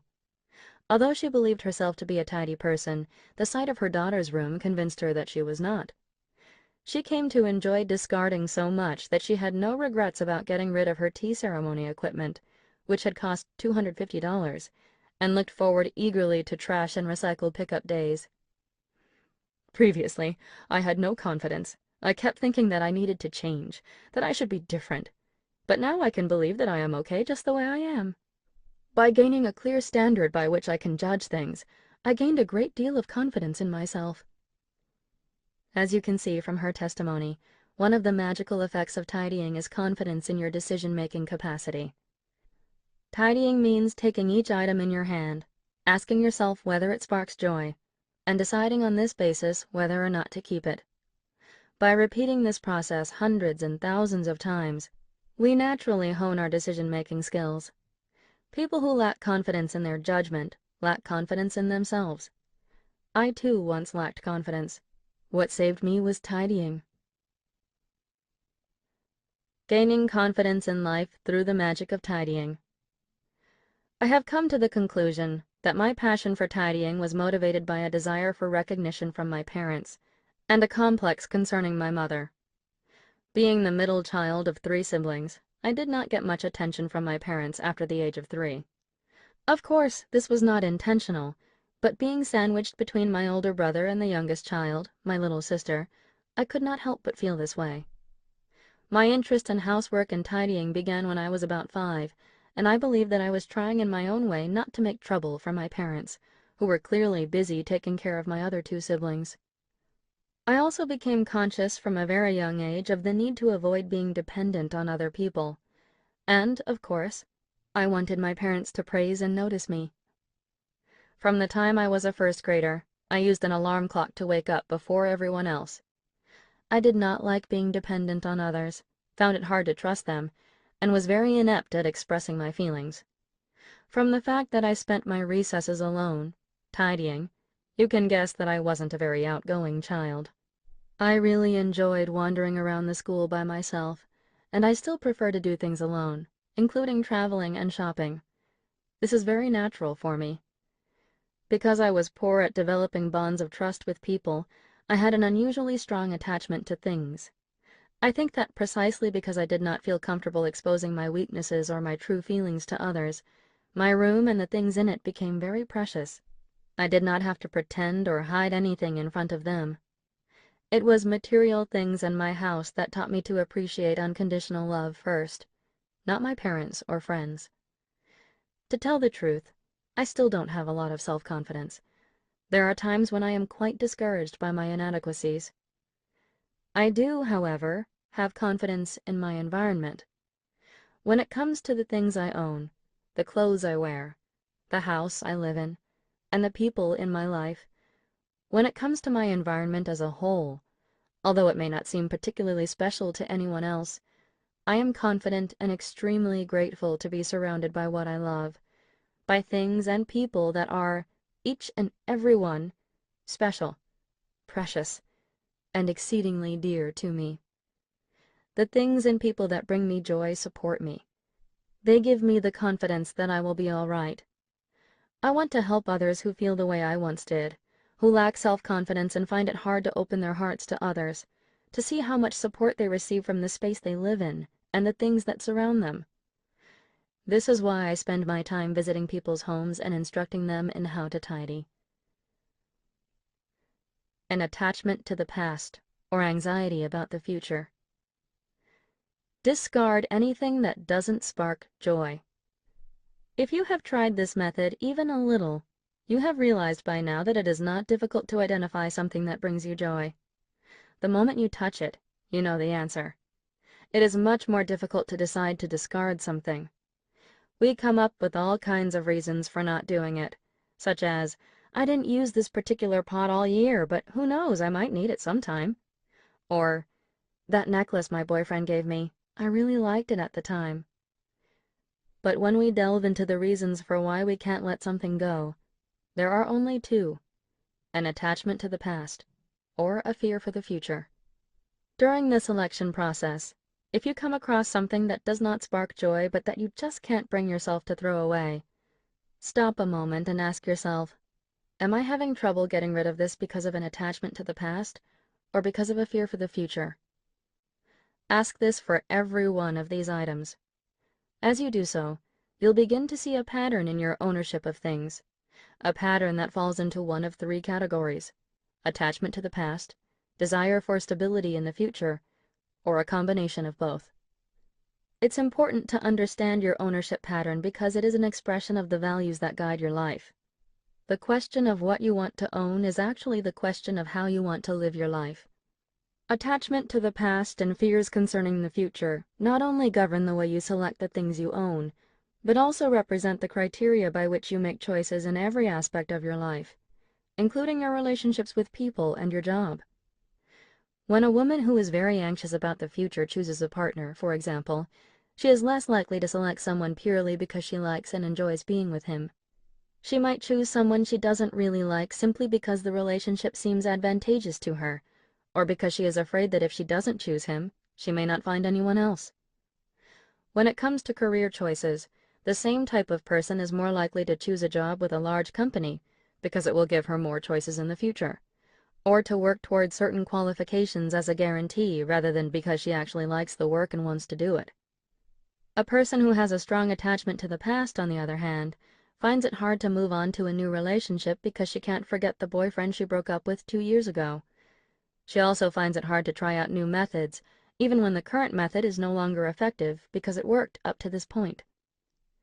When one or the other of these thought patterns makes it hard to throw things away, we can't see what we really need now, at this moment. We aren't sure what would satisfy us, or what we are looking for. As a result, we increase the number of unnecessary possessions, burying ourselves both physically and mentally in superfluous things. The best way to find out what we really need is to get rid of what we don't. Quests to faraway places or shopping sprees are no longer necessary. All you have to do is eliminate what you don't need by confronting each of your possessions properly. The process of facing and selecting our possessions can be quite painful. It forces us to confront our imperfections and inadequacies and the foolish choices we made in the past. Many times when confronting my past through the tidying process, I have been so ashamed I felt like my face was on fire. My collection of scented erasers from grade school, the animation-related trinkets that I collected in junior high school, clothes I bought in high school when I was trying to act grown up but that didn't suit me at all, handbags I bought even though I didn't need them just because I liked the look of them in the shop. The things we own are real. They exist here and now as a result of choices made in the past by no one other than ourselves. It is dangerous to ignore them or to discard them indiscriminately as if denying the choices we made.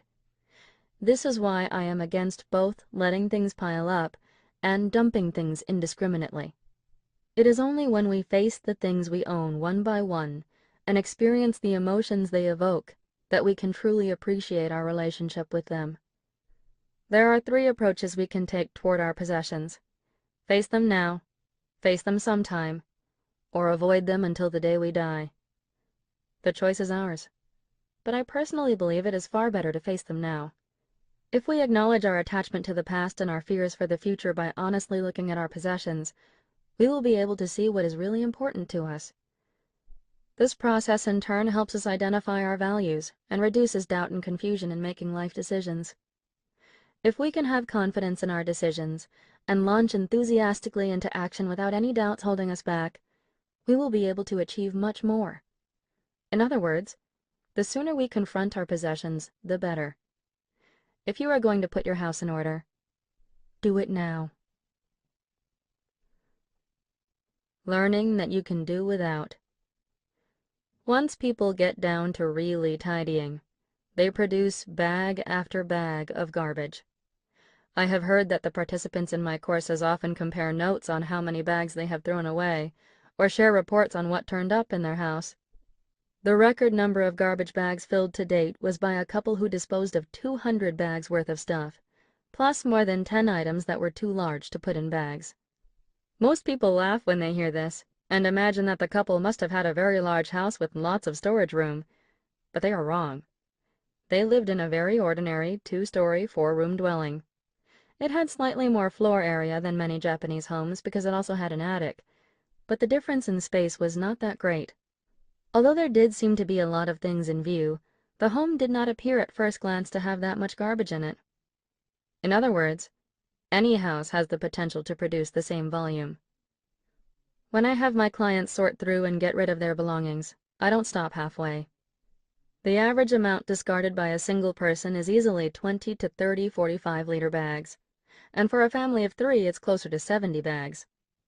The sum total of all the garbage so far would exceed 28,000 bags, and the number of items discarded must be over 1 million. Yet, despite the drastic reduction in their belongings, no one has ever complained that they had a problem later because I told them to get rid of something. The reason is very clear.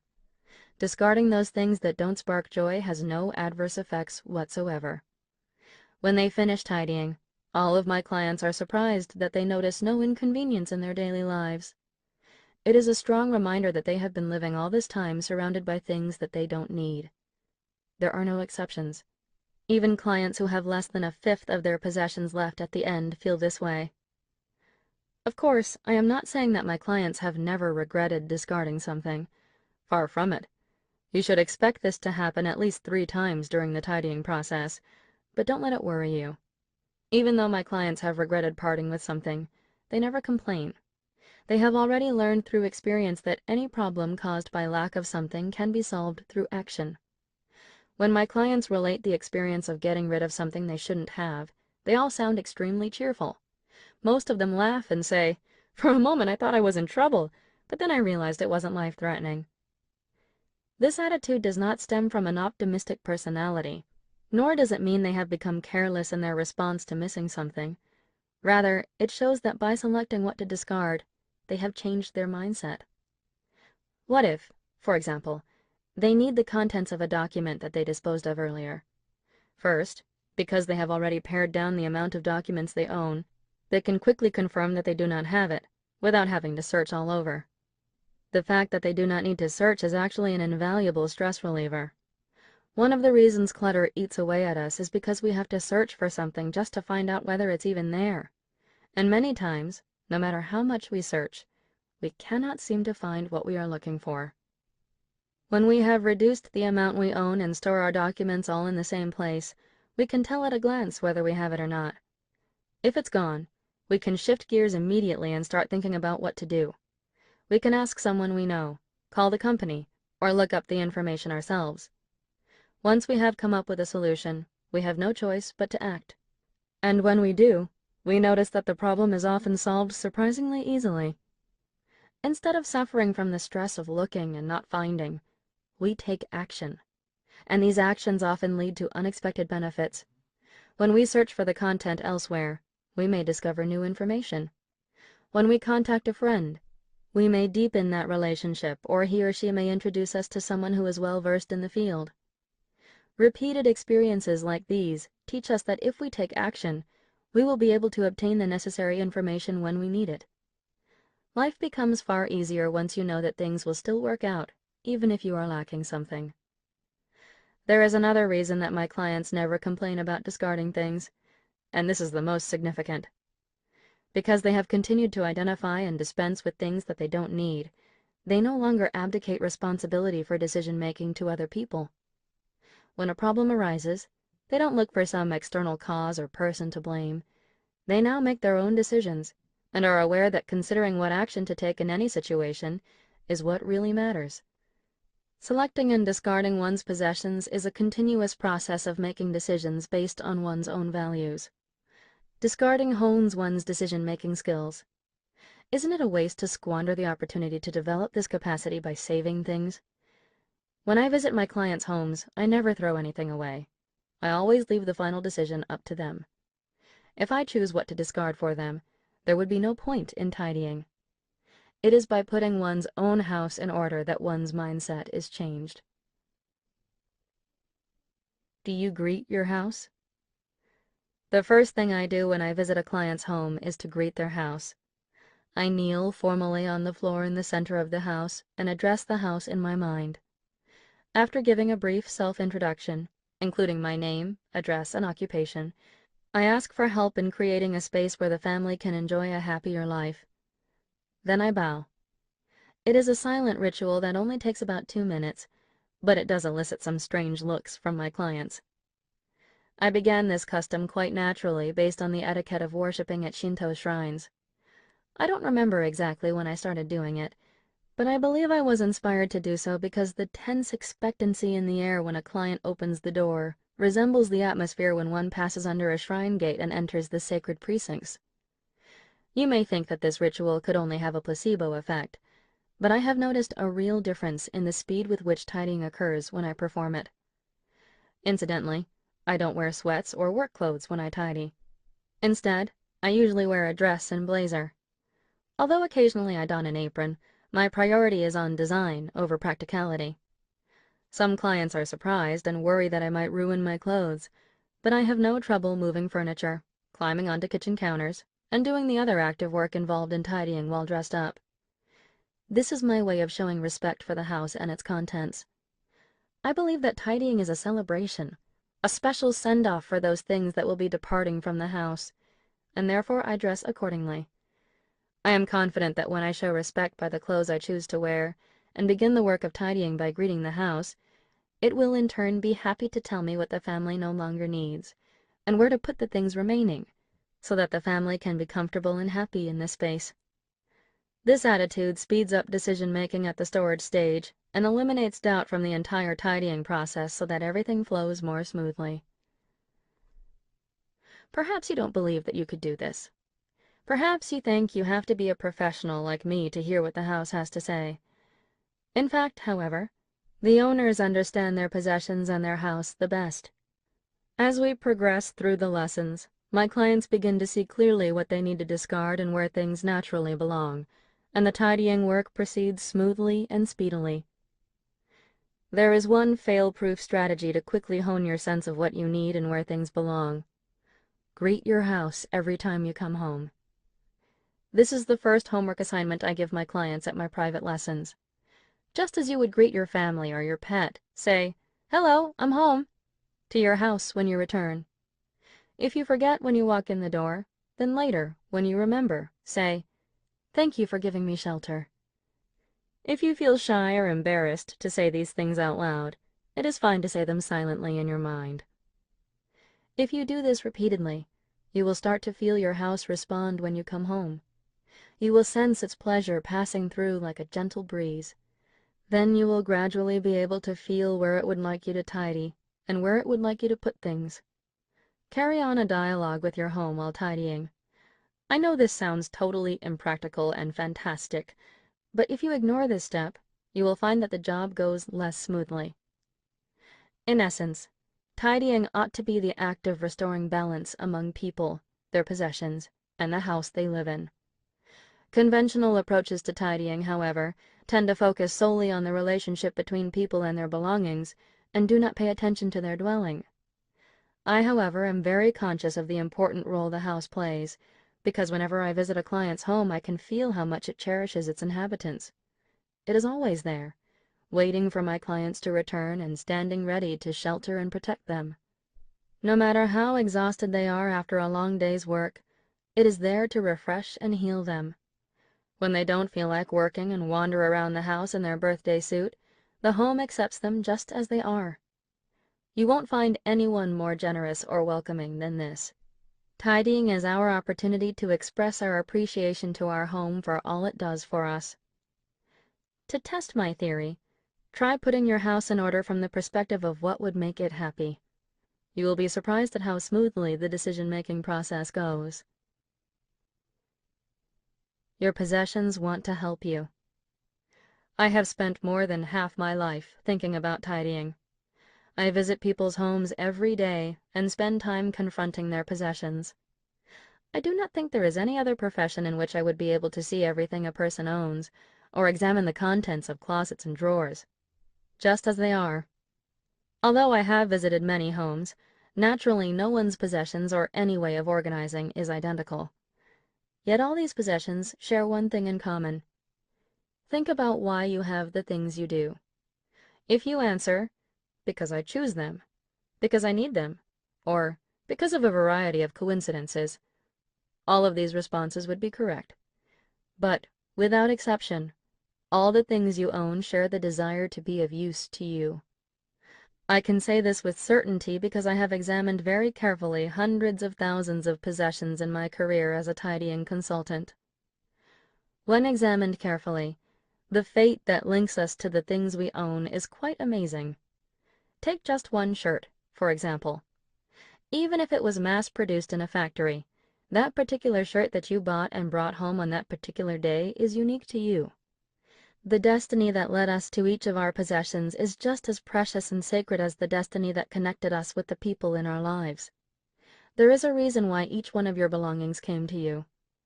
When I share this perspective, some people say, "I neglected this outfit so long it's all wrinkled. It must be pretty indignant with me." Or, "If I don't use it, it will curse me." But from my own experience, I have never encountered any possession that reproached its owner. These thoughts stem from the owner's sense of guilt, not from the person's belongings. Then what do the things in our homes that don't spark joy actually feel? I think they simply want to leave. Lying forgotten in your closet, they know better than anyone else that they are not bringing joy to you now. Everything you own wants to be of use to you. Even if you throw it away or burn it, it will only leave behind the energy of wanting to be of service. Freed from its physical form, it will move about your world as energy, letting other things know that you are a special person, and come back to you as the thing that will be of most use to who you are now, the thing that will bring you the most happiness. A piece of clothing might come back as a new and beautiful outfit, or it may reappear as information or a new connection. I promise you, whatever you let go will come back in exactly the same amount, but only when it feels the desire to return to you. For this reason, when you part with something, don't sigh and say, "Oh, I never used this," or "Sorry, I never got around to using you." Instead, send it off joyfully with words like, "Thank you for finding me," or "Have a good journey. See you again soon." Get rid of those things that no longer spark joy. Make your parting a ceremony to launch them on a new journey. Celebrate this occasion with them. I truly believe that our possessions are even happier and more vibrant when we let them go than when we first get them. Your living space affects your body. Once the process of tidying is underway, many of my clients remark that they have lost weight or that they have firmed up their tummies. It's a very strange phenomenon, but when we reduce what we own and essentially detox our house, it has a detox effect on our bodies as well.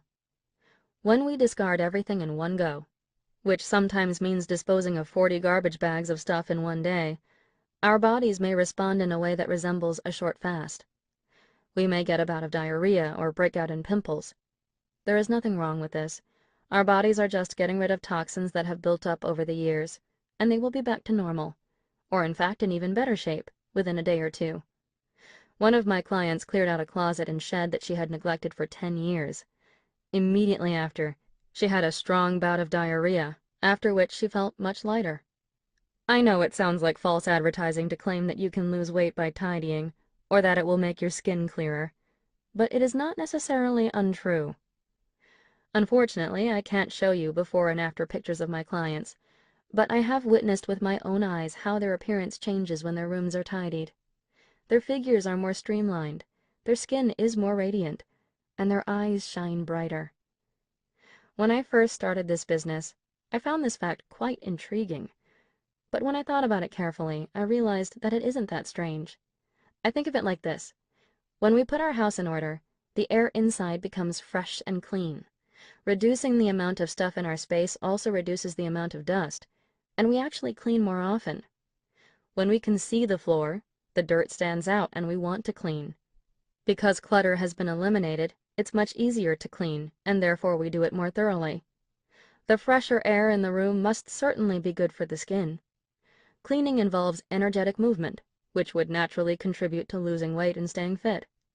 And when our space is completely clean, we don't have to worry about tidying, so we are free to focus on the next issue that is important in our lives. Many people want to be slim and fit, and that becomes their focus. They start to walk longer distances and eat less junk food, and these actions contribute to weight loss without consciously dieting. But I think the main reason tidying has this effect is because through this process people come to know contentment. After tidying, many clients tell me that their worldly desires have decreased. Whereas in the past, no matter how many clothes they had, they were never satisfied and always wanted something new to wear. Once they selected and kept only those things that they really loved, they felt that they had everything they needed. We amass material things for the same reason that we eat, to satisfy a craving. Buying on impulse and eating and drinking to excess are attempts to alleviate stress. From observing my clients, I have noticed that when they part with excess clothing, their tummies tend to slim down.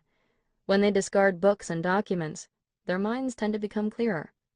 When they reduce the number of cosmetics and tidy up the area around the sink and bath, their complexion tends to become clear and their skin smooth. Although I have no scientific basis for this theory, it is very interesting to see that the part of the body responding corresponds closely to the area that is put in order. Isn't it wonderful that tidying your house can also enhance your beauty and contribute to a healthier, trimmer body? Is it true that tidying increases good fortune?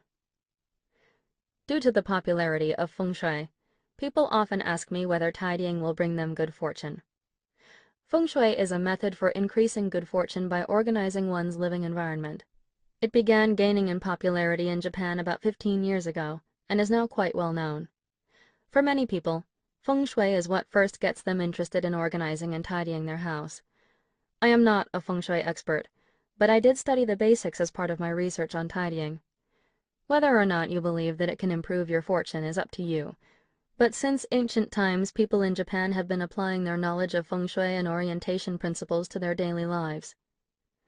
I myself also apply the wisdom of our forebears in my practice of tidying.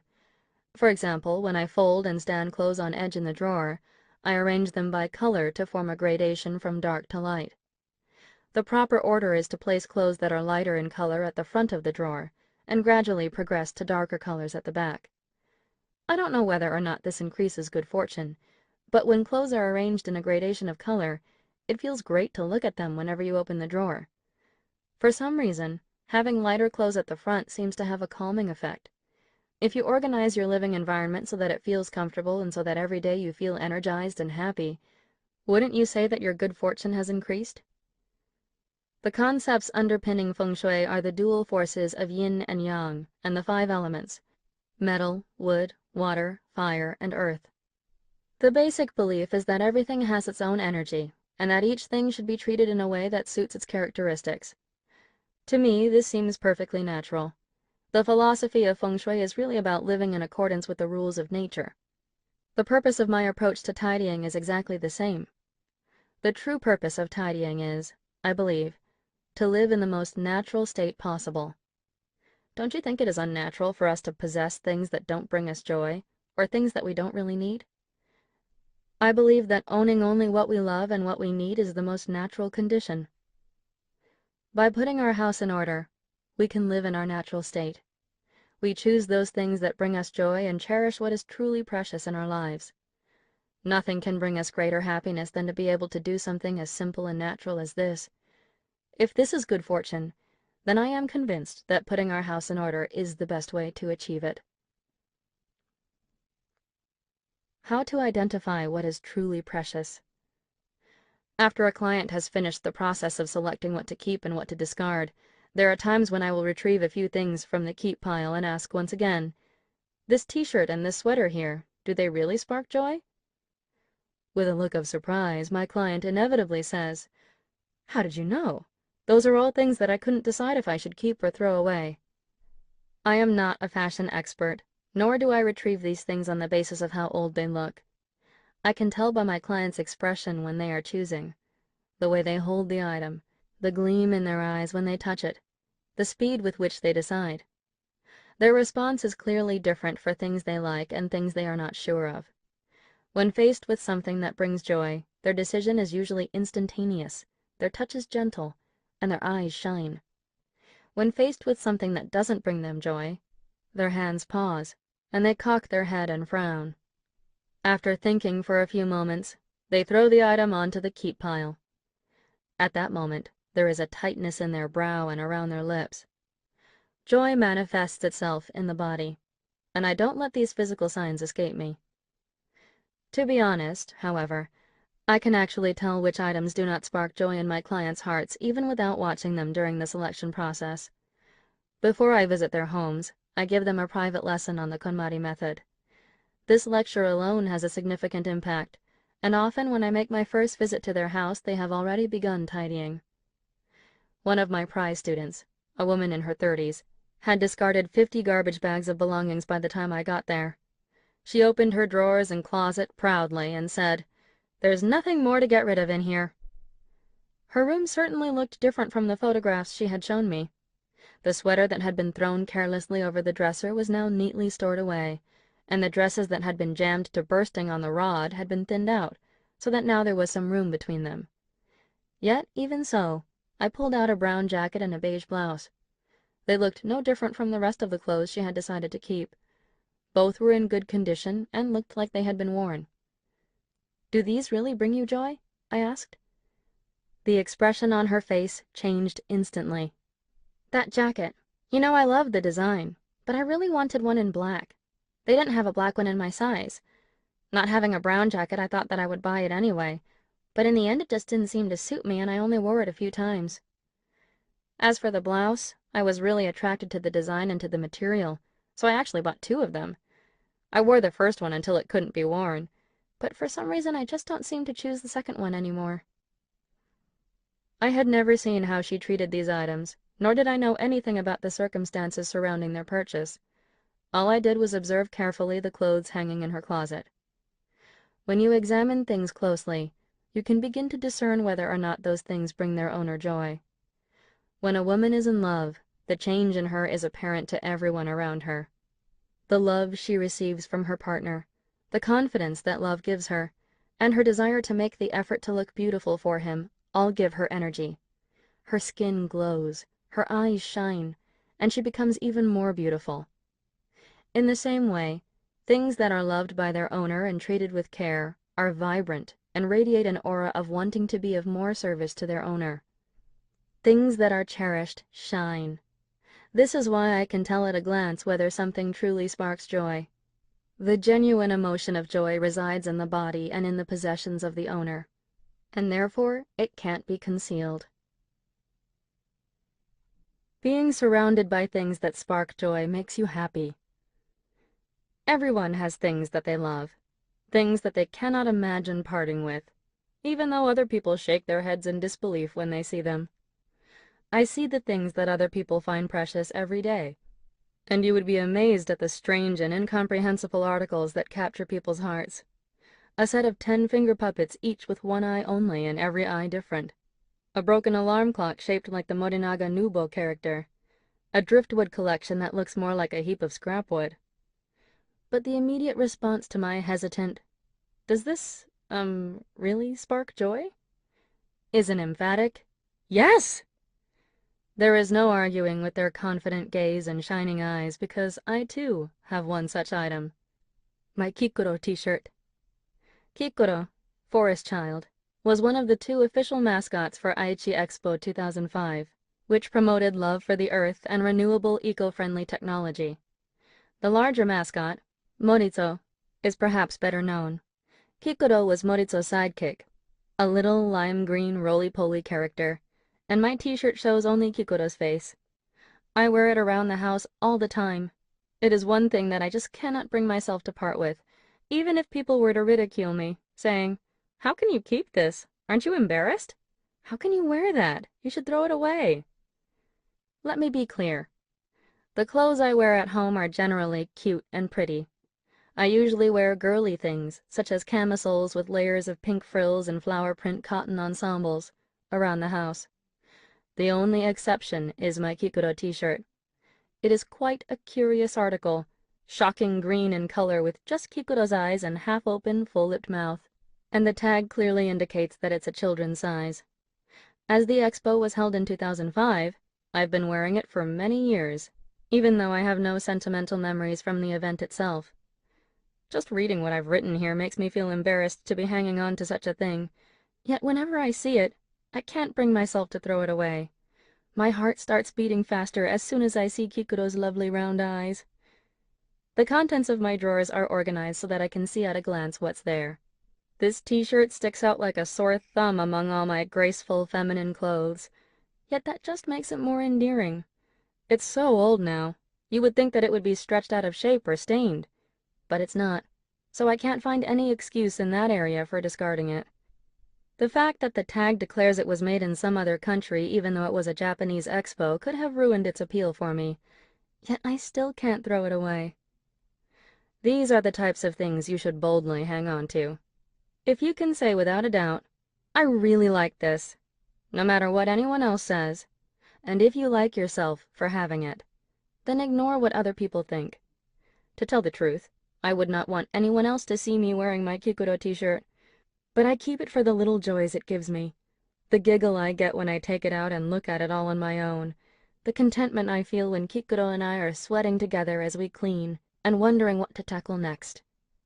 I can think of no greater happiness in life than to be surrounded only by the things I love. How about you? All you need to do is get rid of anything that doesn't touch your heart. There is no simpler way to contentment. What else could this be called but the magic of tidying? Your real life begins after putting your house in order. Although I have spent this entire book talking about tidying, tidying is not actually necessary. You won't die if your house isn't tidy, and there are many people in the world who really don't care if they can't put their house in order. Such people, however, would never pick up this book. You, on the other hand, have been led by fate to listen to it, and that probably means you have a strong desire to change your current situation, to reset your life, to improve your lifestyle, to gain happiness, to shine. For this very reason, I can guarantee that you will be able to put your house in order. The moment you picked up this book with the intention of tidying, you took the first step. If you have listened this far, you know what you need to do next. Human beings can only truly cherish a limited number of things at one time. As I am both lazy and forgetful, I can't take proper care of too many things. That is why I want to cherish properly the things I love. And that is why I have insisted on tidying for so much of my life. I believe, however, that it is best to tidy up quickly and get it over with. Why?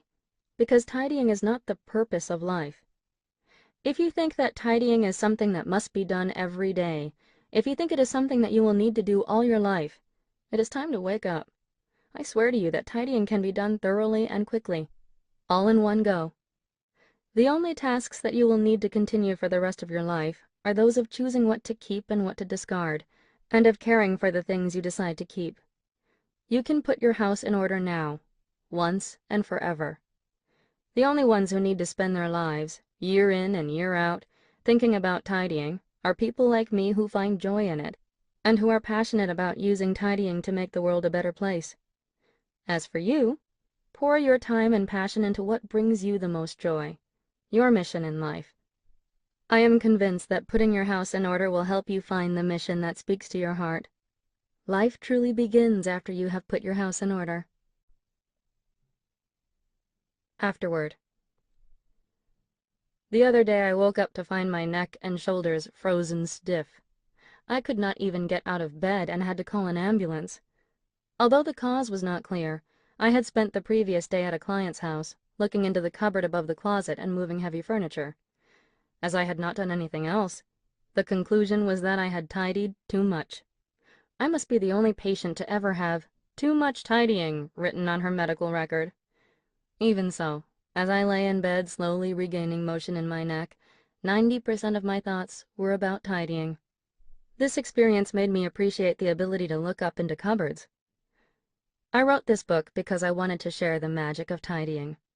The deep emotions in my heart when sending off things that have fulfilled their purpose, emotions much like those experienced at a graduation, the thrill I feel at the click of fate when something finds where it is meant to be, and, best of all, the fresh, pure air that fills a room after it has been put in order. These are the things that make an ordinary day, with no special event, that much brighter. I would like to take this opportunity to thank all those who supported me in writing this book when all I am really capable of is tidying. Mr. Takahashi of Sunmark Publishing, my family, all my possessions, my home. I pray that through the magic of tidying, more people will be able to experience the joy and contentment of living surrounded by the things they love. Mari con Mari Kondo. This concludes The Life-Changing Magic of Tidying Up by Marie Kondo, narrated by Emily Wuzeller. Copyright 2014 by Marie Kondo. This unabridged audiobook is recorded by arrangement with Crown Publishers, an imprint of the Crown Publishing Group, a division of Random House LLC, and was produced in the year 2015 by Tantor Media Incorporated, which holds the copyright thereto. Please visit tantor.com for more information on our growing library of unabridged audiobooks and to take advantage of special offers, or call toll-free 8777-TANTOR to request a catalog. Audible hopes you have enjoyed this program.